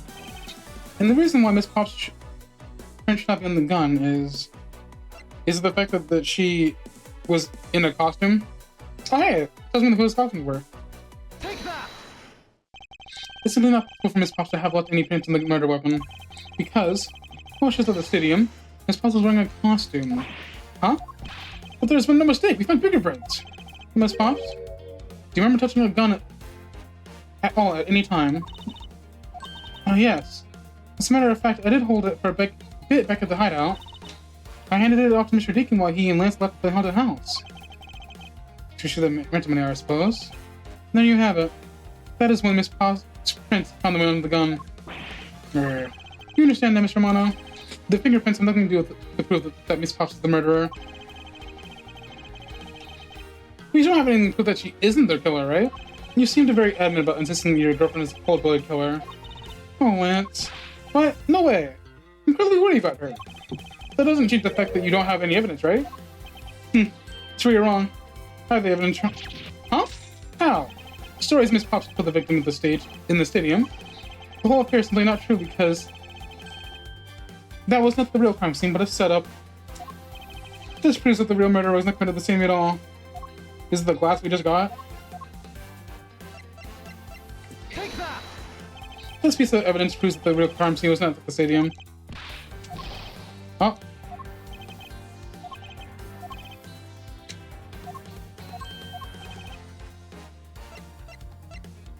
Is it the murder having no blood? Oh.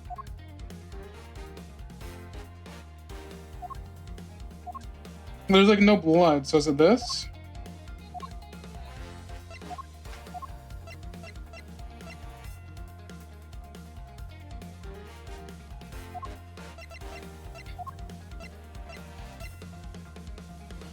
The victim's costume.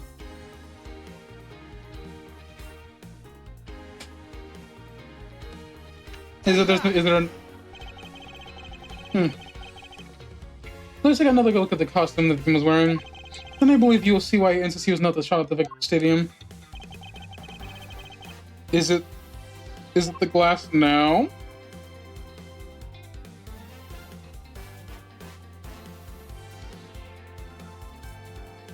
Or is it the bullet hole? Take that! Because it's shot... Yeah, if it's shot point blank, that means it... Hold on.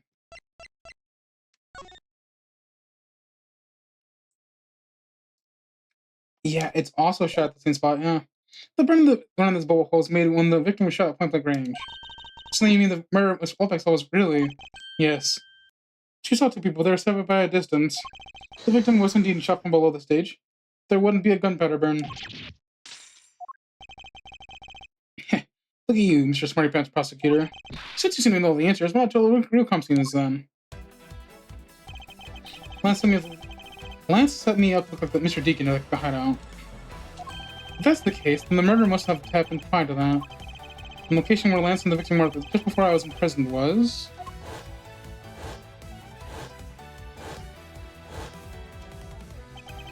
I've got it. I know where they're roasting the murder. The real location was here. Take that! I think it's not reasonable to assume that the murder would take place in the haunted house. The haunted house? Yes, and I have proof that it was highly likely the victim was killed there. What proves that the roasting of the crime was the haunted house? The glass shards? Take that! These are inside the costume the victim was wearing. They're fragments of a mirror. A mirror? What does that have to do with anything? Indeed. You don't exactly expect to find pieces of a mirror inside a costume. Yeah, actually that's kind of pretty dangerous. However, there's one place I can think of where there are plethora of mirror fragments. And that is the haunted house. Lance Amano, I propose you killed Mr. Deacon with a revolver in the haunted house. After that, you stole the Blue Badger Mobile to move its body to the Wild West area. The timing of the Blue Badger Mobile stolen confirms this fact. Miles, my boy, say no more. I'm sorry, Mr. Romano. I cannot do that. Be quiet. Yes, please, do something. Stop that boy from speaking any more nonsense. Mr. Romano, correct? I meant you. Now be quiet, Gramps. How dare you? I don't need words. The only thing I require is evidence, decisive evidence. And to call these mirrors and the bits decisive is a bit too presumptuous, Mr. Prosecutor. What? Sure not. Wasn't there a mirror in the Kidnappers' hideout? Yes, there was a mirror there. A mirror that's for the haunted house. You see, isn't it possible those fragments got in the custom there? But Agent Lang, there are no fragments on the floor, so the probability is very low. Probability? Lang Z says, on Truth's path, the word probability does not exist. The only thing that does is definitive proof. The question, Mr. Prosecutors, do you have the definitive proof you need? Well, Mr. Edgeworth, do you? Do I have solid evidence that proves the murder took place in the haunted house? The answer is no. See? Since you don't have any, shut up. I don't have any evidence yet. What? I'm certain the murder occurred around the time I turned the ransom over. At the time, the only people at the haunted house beside myself were Lance and Mr. Deacon. If I can prove the murder took place at the haunted house, then I can prove Lance's guilt in connection with the murder. But now, Mr. Edgeworth, Agent Lang, I have a special request. Yeah? I'd like to prove to you the scene of the crime was indeed the haunted house. Why in the world are you asking the robot for permission? Because I don't really have a choice if I want to find the truth. Alright, permission granted. But you're not to touch a single thing, got it? That won't be a problem. All that's important to me is that the truth will be brought to light. It doesn't matter who or how it's done, as long as it is. Sheena. I'm here. Put in the work paper cooperation immediately. Understood. I'll get the Gateway Group's approval. What was that? Now, there. Hold on for a second. There's no need to obtain approval. Mr. Romano? Agent Lang, you guys so please take a look at this. What is this? Sheena. It's the deed to the haunted house. The deed? Read it out loud. Gateway Land Inc. hereby bequeaths the property known as the haunted house to Mr. Romano for the lump sum of $1 million, paid full in cash. What? As you can see, I'm not the legal owner of the haunted house. Are you kidding? When did you turn into the owner of the park earlier? We made the deal almost immediately. How quickly things move when you prepare $1 million in the blink of an eye. That $1 million you paid. Don't tell me it was. Oh, that's right. This disgusting suitcase belongs to you, doesn't it? Don't have any more use for it. You may have it back now. You used the ransom money. Lance is a good boy. He even apologized for the kidnapping a bit earlier. So I do believe I'll forgive him. After all, he did return the ransom money. That's the way things are, so if you had please discuss things with me from now on. Discuss? What should we discuss? Why, the person that did the haunted house, of course. Oh, we were busy listening to Lance's story. Mr. Romano was out there preempting us. Permission to search the haunted house is denied. End of discussion. Agent Lang, I want you to arrest that girl. Hey, Miles, you should hurry on home now, my boy, before I really lose my temper. Mr. Romano definitely has the deck stacked against his favor here. What should I do? If I leave like this, the truth will be lost forever.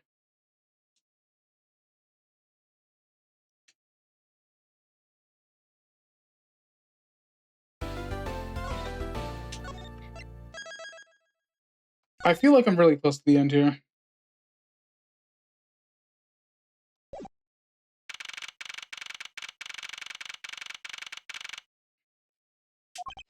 If I can't get permission to investigate the crime scene, then the truth will be lost. Hold it. Okay? Mr. Edgeworth, what are you doing spacing out? Have you forgotten? There's something you can do at a time like this. What is that? When people are unbind, the hero justice appears to save the day.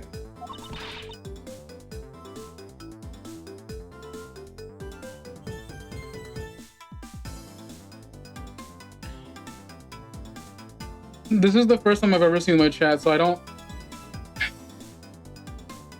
My Discord link is down below. You can join there.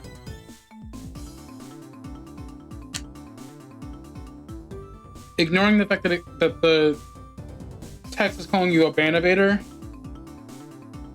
If you really wanted to join that badly, you can just join there. You don't have to ask permission. It's right above you. The Discord like pops up all the time. I don't mean to sound so rude about that, but you really don't need to ask permission to join the Discord.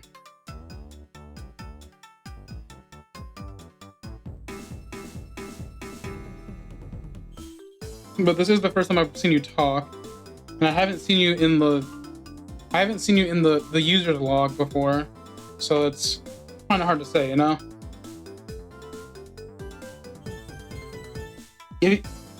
The log usually even tells me if someone's lurking, you know.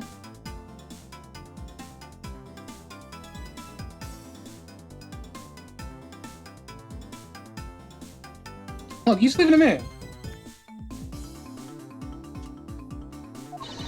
I'm K-Card, the second great Yadagrassi. I thought you were a thief and a hero. Yadagrassi is a noble and always a thief of justice. That's of course. We have enough information to create the scene inside the haunted house with this.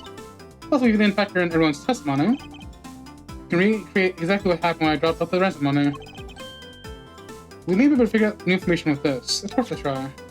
Agent Lang, I was going to use your little toy. Be my guest. Okay, hang on. You're about to witness a true power of real, modern-day Robin Hood. Detective Gumshoe, is there a copy of the haunted house blueprint among the place references documents? Yes, sir. We got it in case we needed it for the kidnapping case. Alright, I'm gonna put the haunted house data down.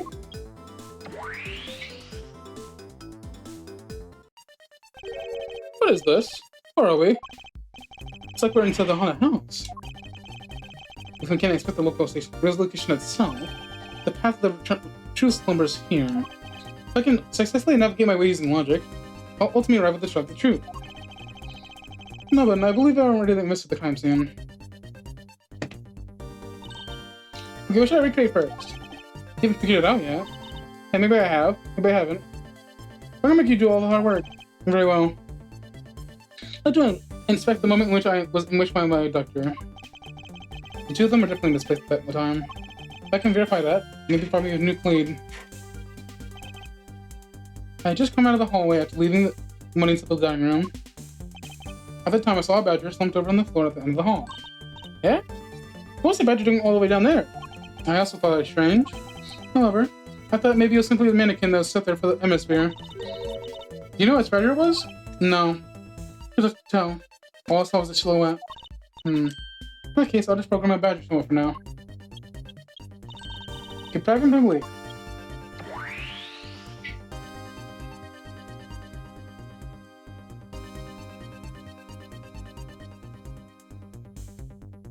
Then I started walking towards the exit. And that's when you were struck from behind, right? Yes. That's odd. The hallway's a dead end. Where did your assailant come from? There's only one location I can think of. I believe my assailant was lying right here. Take that! That doll wasn't really a doll. It was in fact a custom kidnapper. Also, he used the costume as perfect camouflage for the blonde in the rest of the house. Precisely. He waited until I made the drop-off, and then was about to leave. Then, just as he saw me take a step forward, he suddenly launched his attack. I can a better hide place than this. You're not bad. I'm beginning to think I should steal this tactic for myself. Just don't use it to anything criminal, okay?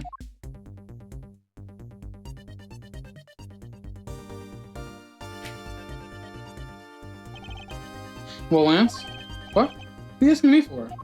As one of the kidnappers, I figure you should give this a fresh... I figure I should give you the chance to confess first. I was one of the kidnappers, but I don't know anything. I didn't come up with the haunted house, but never set foot inside. I left Oliver in charge of picking up the ransom money. He didn't set foot inside. Is he something too far to another lie? Alright then. You're claiming that it was Mr. Deacon who assaulted me? Yes, I'm sure it was him. Okay, I'm putting the new up now. Mr. Deacon was the bad badger, right? Since the bad badger has a gun attached to its right hand, I'll change it so the weapon is his left hand.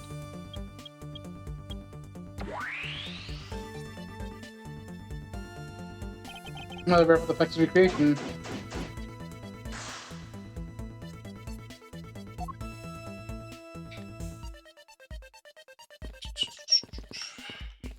It's me. Replica of myself. You're totally oblivious to what was behind you, huh? Yes, I suppose I am also the link for what happened to me. It's incredibly dark, which is all the more reason I should have been more alert. I thought I'd be caught by surprise again. I can't believe what I'm seeing, sir. This place I'm sitting in, it's like some kind of crazy dream. This isn't a dream. It's something of caged gadget. No, this is exactly like a dream, sir. I've never been so impressed in my life. It's a miracle. So I'm sure he's easily impressed. Hey, I'm glad you like it. Plus, this is the project of your gadget. I wish I had one too. But once it's over, I'll let you play with it for a bit, if you want. You do that for me, pal? Thanks. Let's not let this case up already. Some like these, I wonder if they understand you seriously in this situation. So have you noticed anything worthwhile? I have no obligation to talk with you. I don't find out just a little thief in solving this case. That toy. It's very well made. Haha, because it's the heart of the noble feast of Adagarazu. Okay, that may not be something you want to advertise to everyone. So, Shina. What exactly is the source of extra like space? Hopefully this is nothing more than projection from that gross toy. So it's all an illusion, right? Yes. Hey, don't treat this like some sort of silly light show. Thanks for letting us use Little Thief. Thanks, he says. Protect not those who seek the truth. So keep in mind that I'm not doing it for you. I'm doing it for the truth. Don't worry, I understand. We made different methods, but our wish is the same.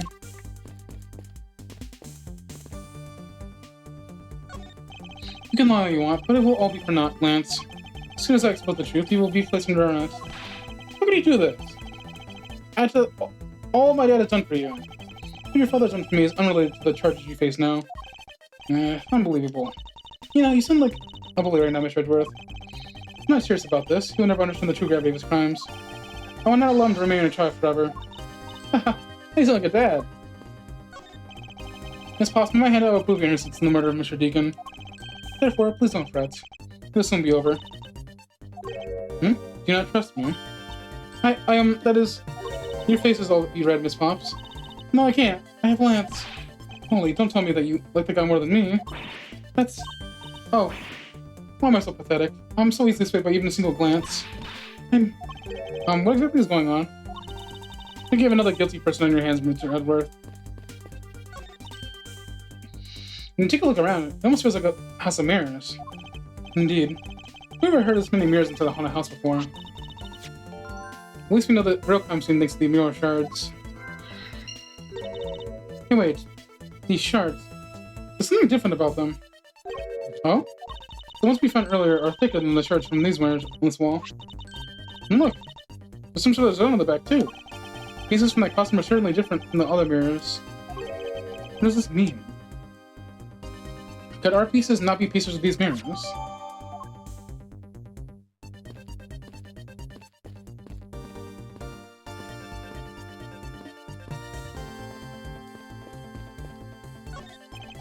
Pieces of a set of armor in the pile here. Why do you think we always have sets of armors inside a mirror on the houses?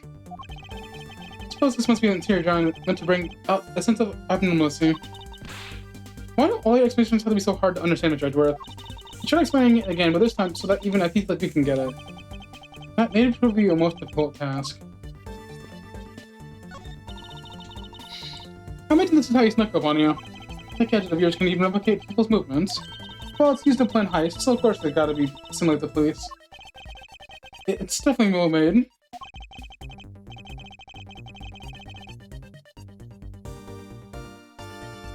Perhaps too well made. I'm sure complicated as an investigation.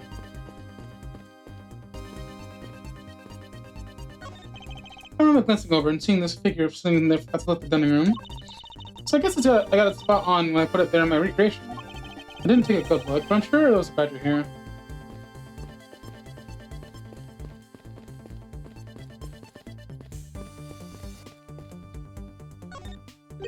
You didn't recreate the weapon.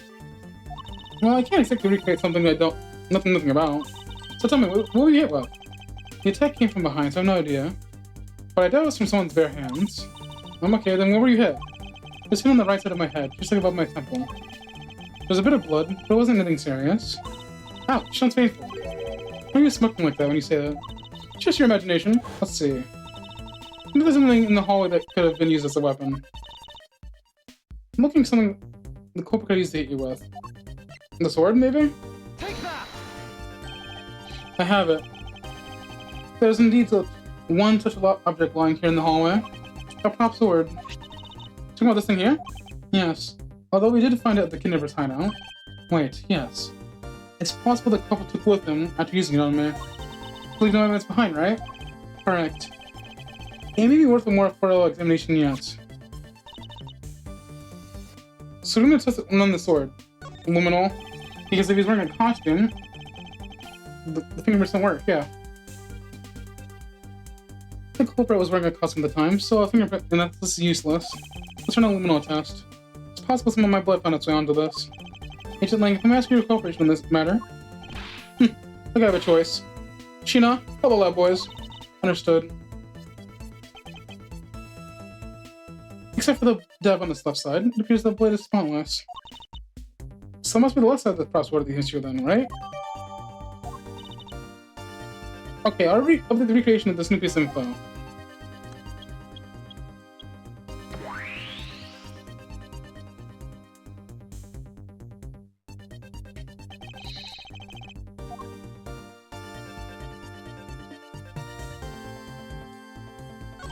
In the next instant, this badger will swing his left arm with his weapon in hand.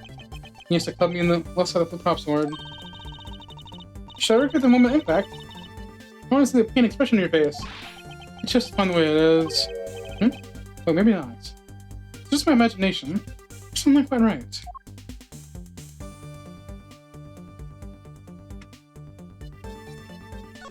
You know, the bad badger is pretty bad looking when you see him up close. Well, what do you expect from a attraction in the bad badger? And the sunglasses, wearing them in the dark makes them seem extra bad. Now I'm lost. Which meaning of bad does she really mean?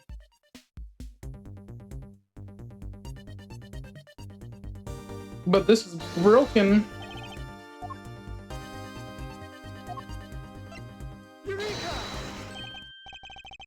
Finally, I found a clear contradiction of the facts about the sword. Except for the bit on the left side, this prop sword is absolutely spotless. However, if the culprit has used his left hand, the blood will be on the opposite side. The opposite side? Huh? The culprit held the sword in his left hand, and the sword's right hand would hit. I see. But the blood is on the left side of the sword, right? Which means that he used his right hand to hit you. Exactly. This prop sword has a large handguard attached to the hilt. It would be impossible to hold it with two hands while wearing a costume with such big hands. Therefore, it couldn't be the left hand or both hands. It must be the right. I changed the data to reflect that right hand swing. Not yet, okay? There's no such thing changing anything yet. If you change it from your right hand, it'll only create a new contradiction. Changing the crossword to be in conflict with the right hand, in conflict with what?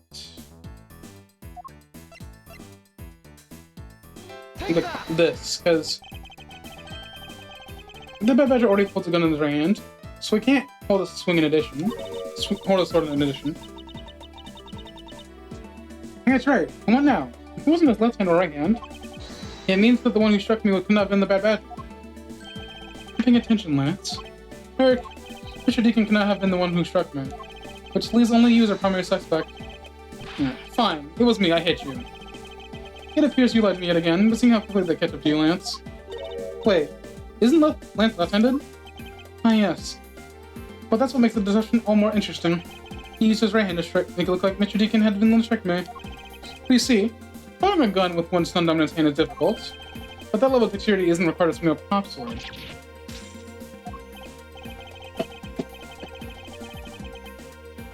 Okay, please input this new data. Don't hit me from behind with Lance. Or should I say the proto-badger? You got it, here I go.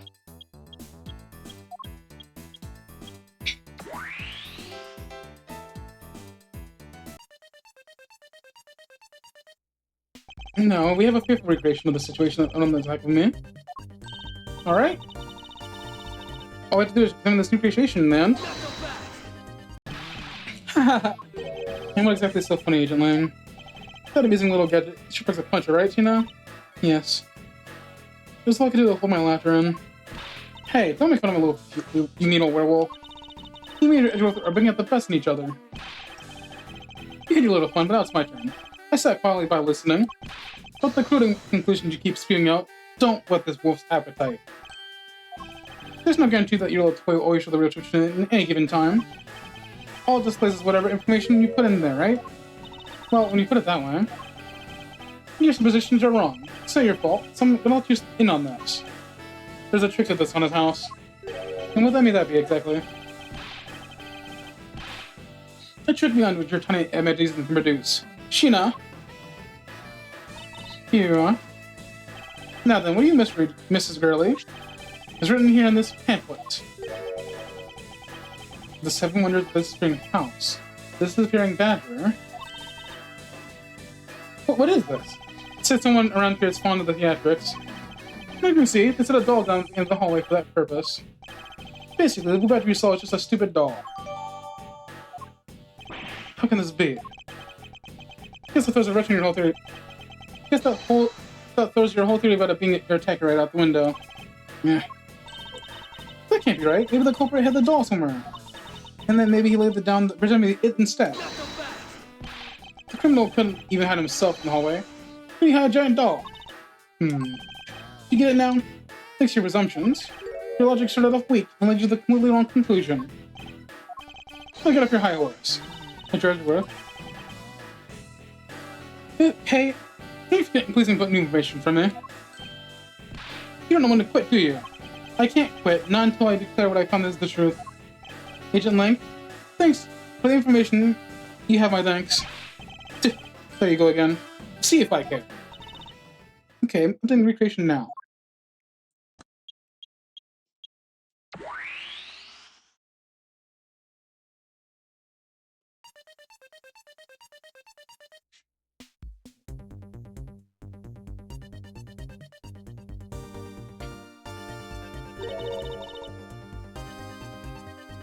This looks really weird. Look at how it changes from the blue badger to the pearl badger all of a sudden. If the slumped over badger was just a doll, where's my attacker hiding? Well, that's what we're gonna find out, right? So come on, Edgeworth, let's go. Yes, let's. This recreation can't be right, which means there's a contradiction somewhere.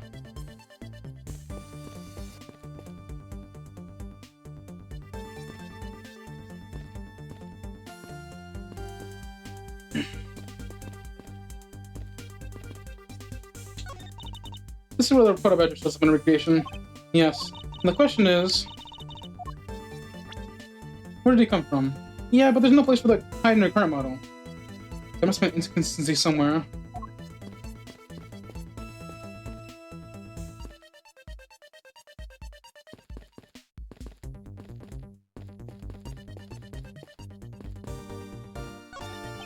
Miles, my boy, what is the meaning of this? You plan to pay back my fall identity the conviction of my son. I can't confront my debt to you. However, your son's crimes are a separate matter. Further, can I know the truth and straight before me? You will regret this, I promise you that. No matter that, I never regret the choices I make. So the proto badger struck me. Suppose I should really start to say his Lance. Well, you gonna get him back? And he doesn't resort to violence, and the loss of a plan to bring the court to suffice. Really? Because I'll totally attack them right back. Someone sues me, I sue someone back from them. If I get hit, I hit them back. If I get paid, I return the money. That's the secret to how great thief works. Third statement doesn't do much benefit to our survival.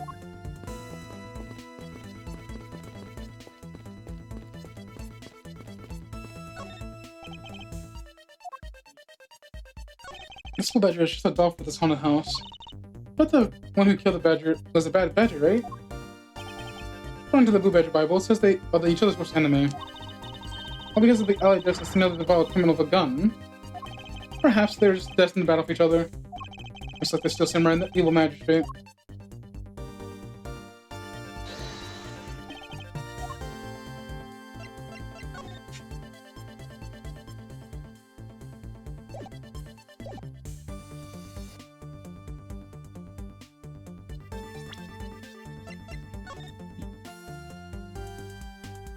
But wait, both costumes are already in use.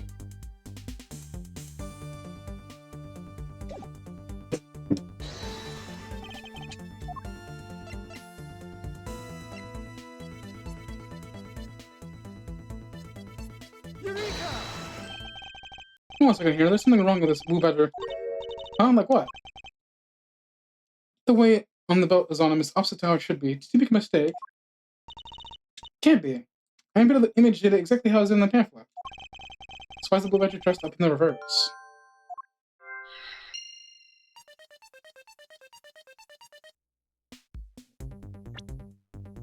Wait, what?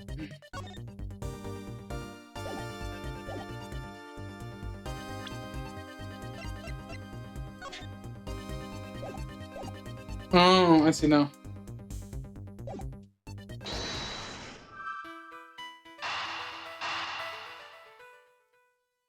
The mirror.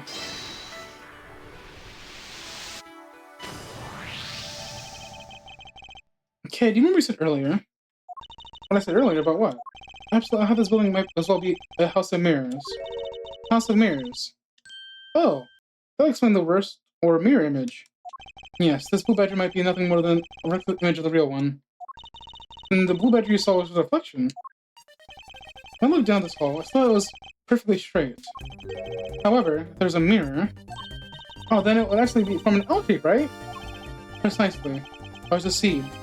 The hallway is almost pitch black, and there's a beam in the hallway that obstructed my view in the other hallway. But wait, why build a place like this then? It seems pretty pointless to me. Okay, this house is another attraction to the amusement park. They created a mirror wall for the very specific purpose I can point out to you. This was the reason they built a mirror wall.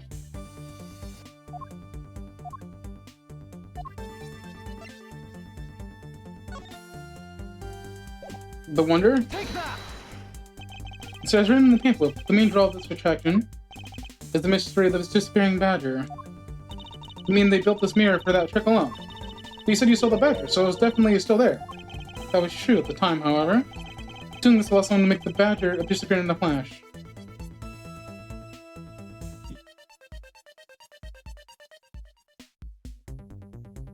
You can't move the badger, so if you would just move the wall. To remove the reflected image, simply move the mirror. First, the mirror is constructed so that it can be moved. Then, beyond where the mirror was, an empty hallway to be created. Thus, when they wanted people to see the blue badger, they would open the mirror. And then when they wanted to hide it, they simply had to close it again. That explains why the side of the fragments has a design on them. Ah. If the pattern is the same as the one in the hallway, then the mirror is closed. It will blend in the rest of the walls. This is the mirror trick that Haunted House employs. And this also proves the existence of the hiding place for the culprit. Huh? How so? Think about it, Kay. There's a place for that was outside my field of vision. The culprit kept out of sight by hiding here. The mirror? Take that! No, it's... No. All the way of thinking. Here. Take that! There's a very large blind spot, when I cannot see beyond, and it was here. If my sunlight hit on the other side of the movable wire, then you wouldn't be able to see it. You didn't need to do anything with the blue badger at all. Exactly. All I had to do was wait for me on the other side of the mirror. Wait, hold on. Try the thought, yes? Well, shouldn't the mirror wall be broken right now, in reality? Since we have a huge shard of it, we can probably assume it is. Yes, it most definitely is broken. The question is, when was it broken? Since we found the inside of the victim's costume, that would mean the victim was there when the mirror was broken. Wait, that's sound. Let the money and go now.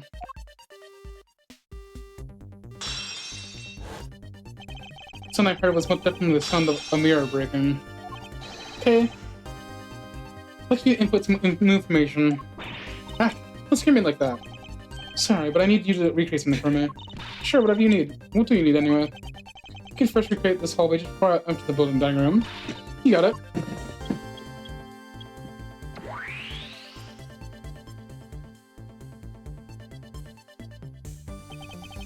Now this, I believe, is how it was right before I entered the living room. Although, at the time, I thought it was just but a single straight hallway. and then I went inside. It's around then I heard the sound of the mirror shattering. You heard what? Then, yes. I believe then the mirror was broken. Okay, so then you stepped outside the hallway again. The mirror wall should no longer exist. Please. Okay, please recreate that. Got it.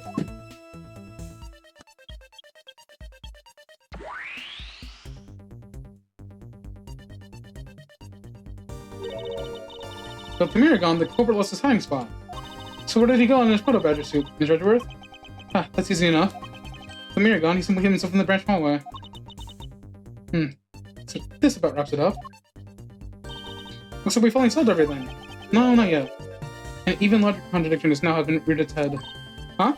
Perhaps you didn't notice, but this recreation contains a very troubling inconsistency. The inconsistency between what I saw and the recreation lies... the hallway. Take that!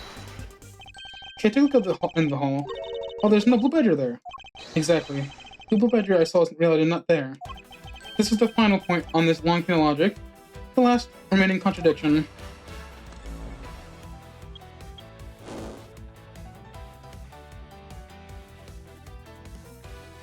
So let me get this straight. When you came out of the dining room, you saw a badger, right? And that is precisely where the final contradiction lies. Something that should not exist was there before me. Who or what do you suppose it was? I believe this is the real identity of our mystery badger. Is it the dead body? Take that! The badger I saw was in actuality the dead victim's body. What? Agent Lang, the entirety of my complete logic is the final decisive piece of evidence. The murder happened in the hallway of the haunted house in the time of the drop-off.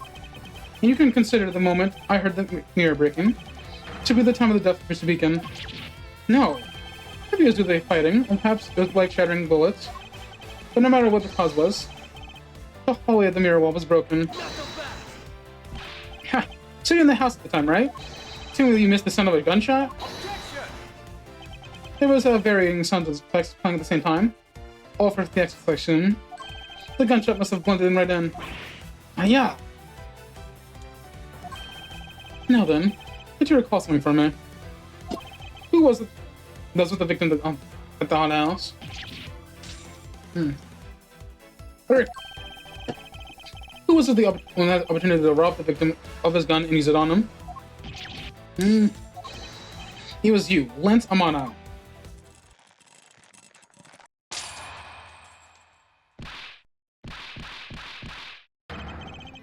I'm sorry.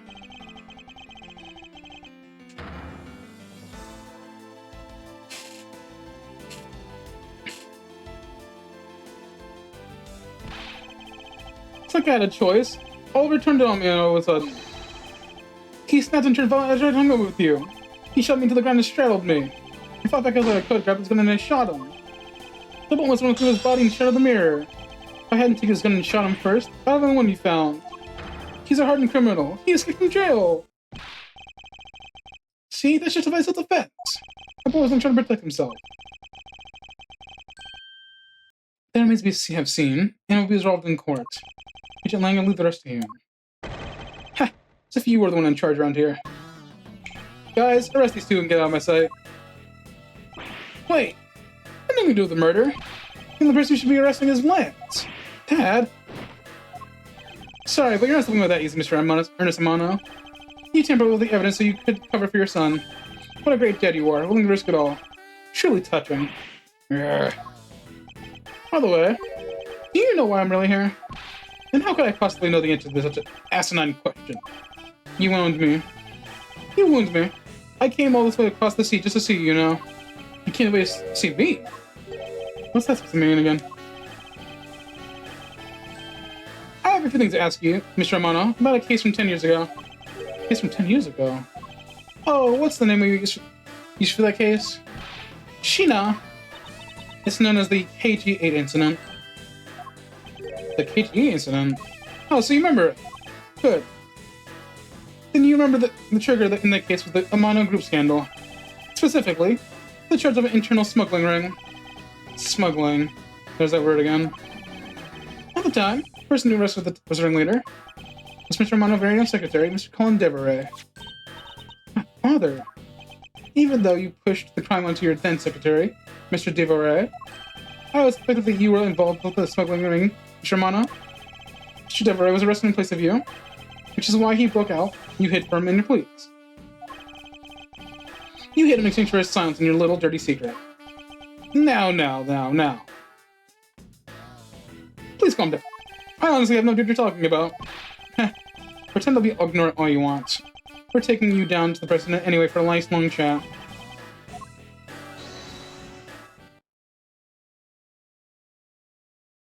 What the? Who the heck was that? Oh, hi there. I'll take him down to the president if you don't mind. And who the heck are you? I'm Jax Portman, and I'm a prosecutor in charge of this case. Oh, Jax, thank good news you're here. Don't trick me around. This is an Interpol case, so keep your paws off my suspect. Sorry, but I can't comply. I got the backing of the prosecutor's office. See, in this country, we prosecutors work with the police to bring our cases to court. So if you could please cooperate here, that'd be great. Now, how about a handshake to seal the deal? Sorry, but I hate prosecutors. A whole lot of you. Shouldn't he be arrested? Guys, where's the two suspects? Sure.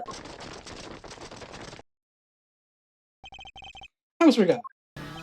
Prosecutor Miles Edgeworth, is it? I'd like to thank you. Thank me? Yeah, for working so hard to fulfill my goal.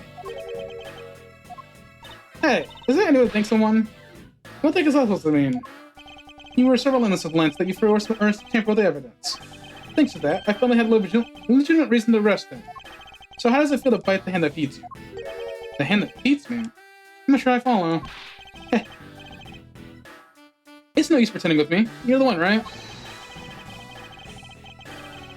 You're the prosecutor that's working for the Mr. Romano on the smuggling ring, right? No. Never do such a thing. What the heck? Intel's never wrong. In your prosecutor's office, there's definitely someone working with the ring. So Mr. Agent's personal relation to Mr. Romano. That must be the real reason to find his antagonistic attitude. On top of that, your mentor was Manfred von Kammer, right? There were non-stop rumors flying around about that porch evidence to that guy. You're not twisting the truth behind those courtroom doors, are you?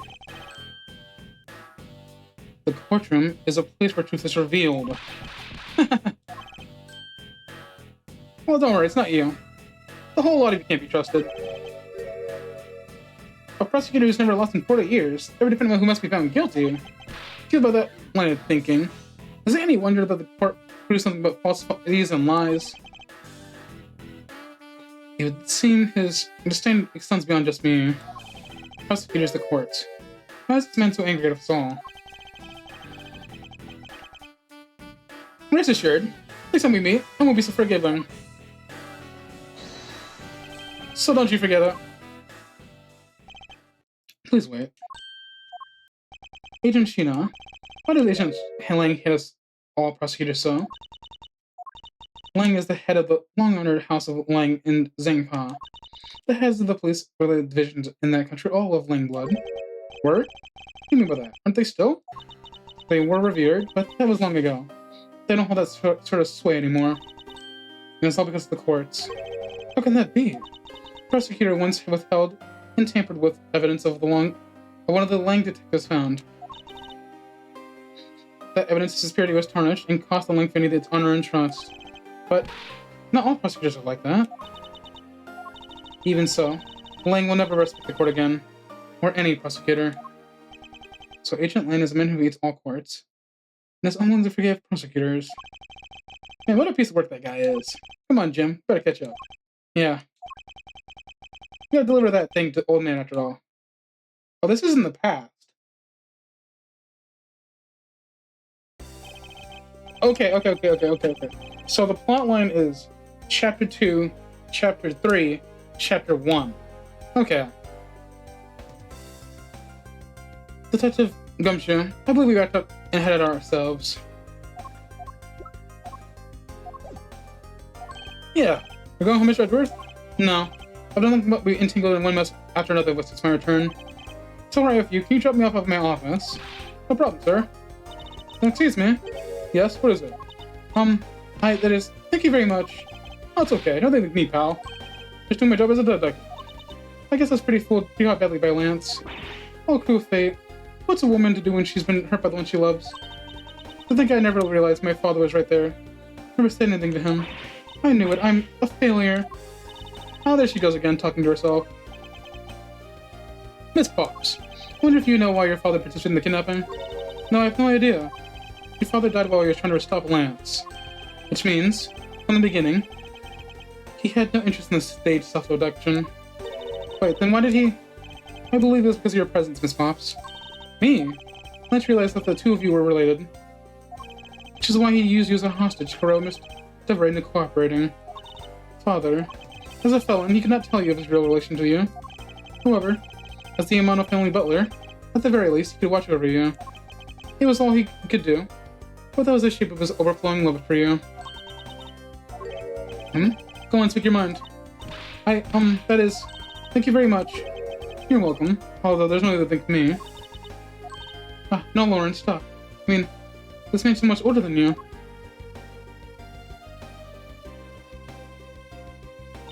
He looks like you've completely stolen her away, Mr. Edgeworth. Way to go, sir. Your technique is way beyond the level of a great thief. What are you going on about now? Wow. Your deducing skills may be sound. You have no street smarts. That's Mr. Edgeworth for you. Yeah. I mean, he still doesn't figure out who I am at all.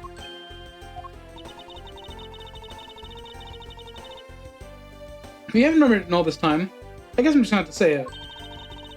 This isn't the first time we met, you know. What do you mean, pal? Miss Edgeworth? How do you know this girl? Looks like you've totally forgotten me too, Gummy. Gummy? Here. Maybe this will jog your memories. Promise I'd return this to you one day, remember? That's... A single piece of cloth took me back far into my past. It's the fateful day 7 years ago when I first met that then child Kay. Detective Gumshoe. Oh man.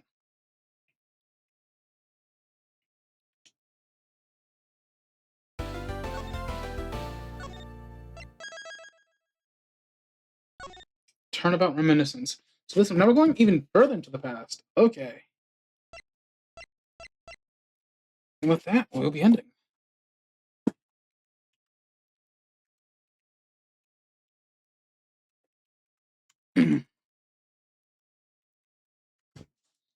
I'd like to thank everyone who came and watched. Next week we will continue Ace Attorney, but tomorrow we'll be doing Mega Man Battle Network. It's gonna be fun.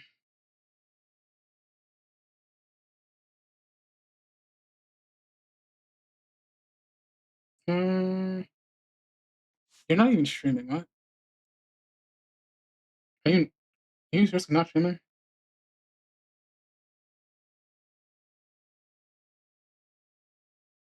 You're not streaming. Cancel that. What's going on here?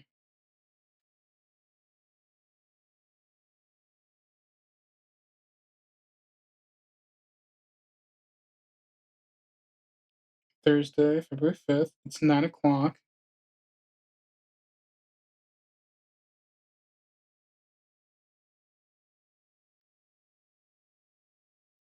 Let me see something real quick. Sorry about that.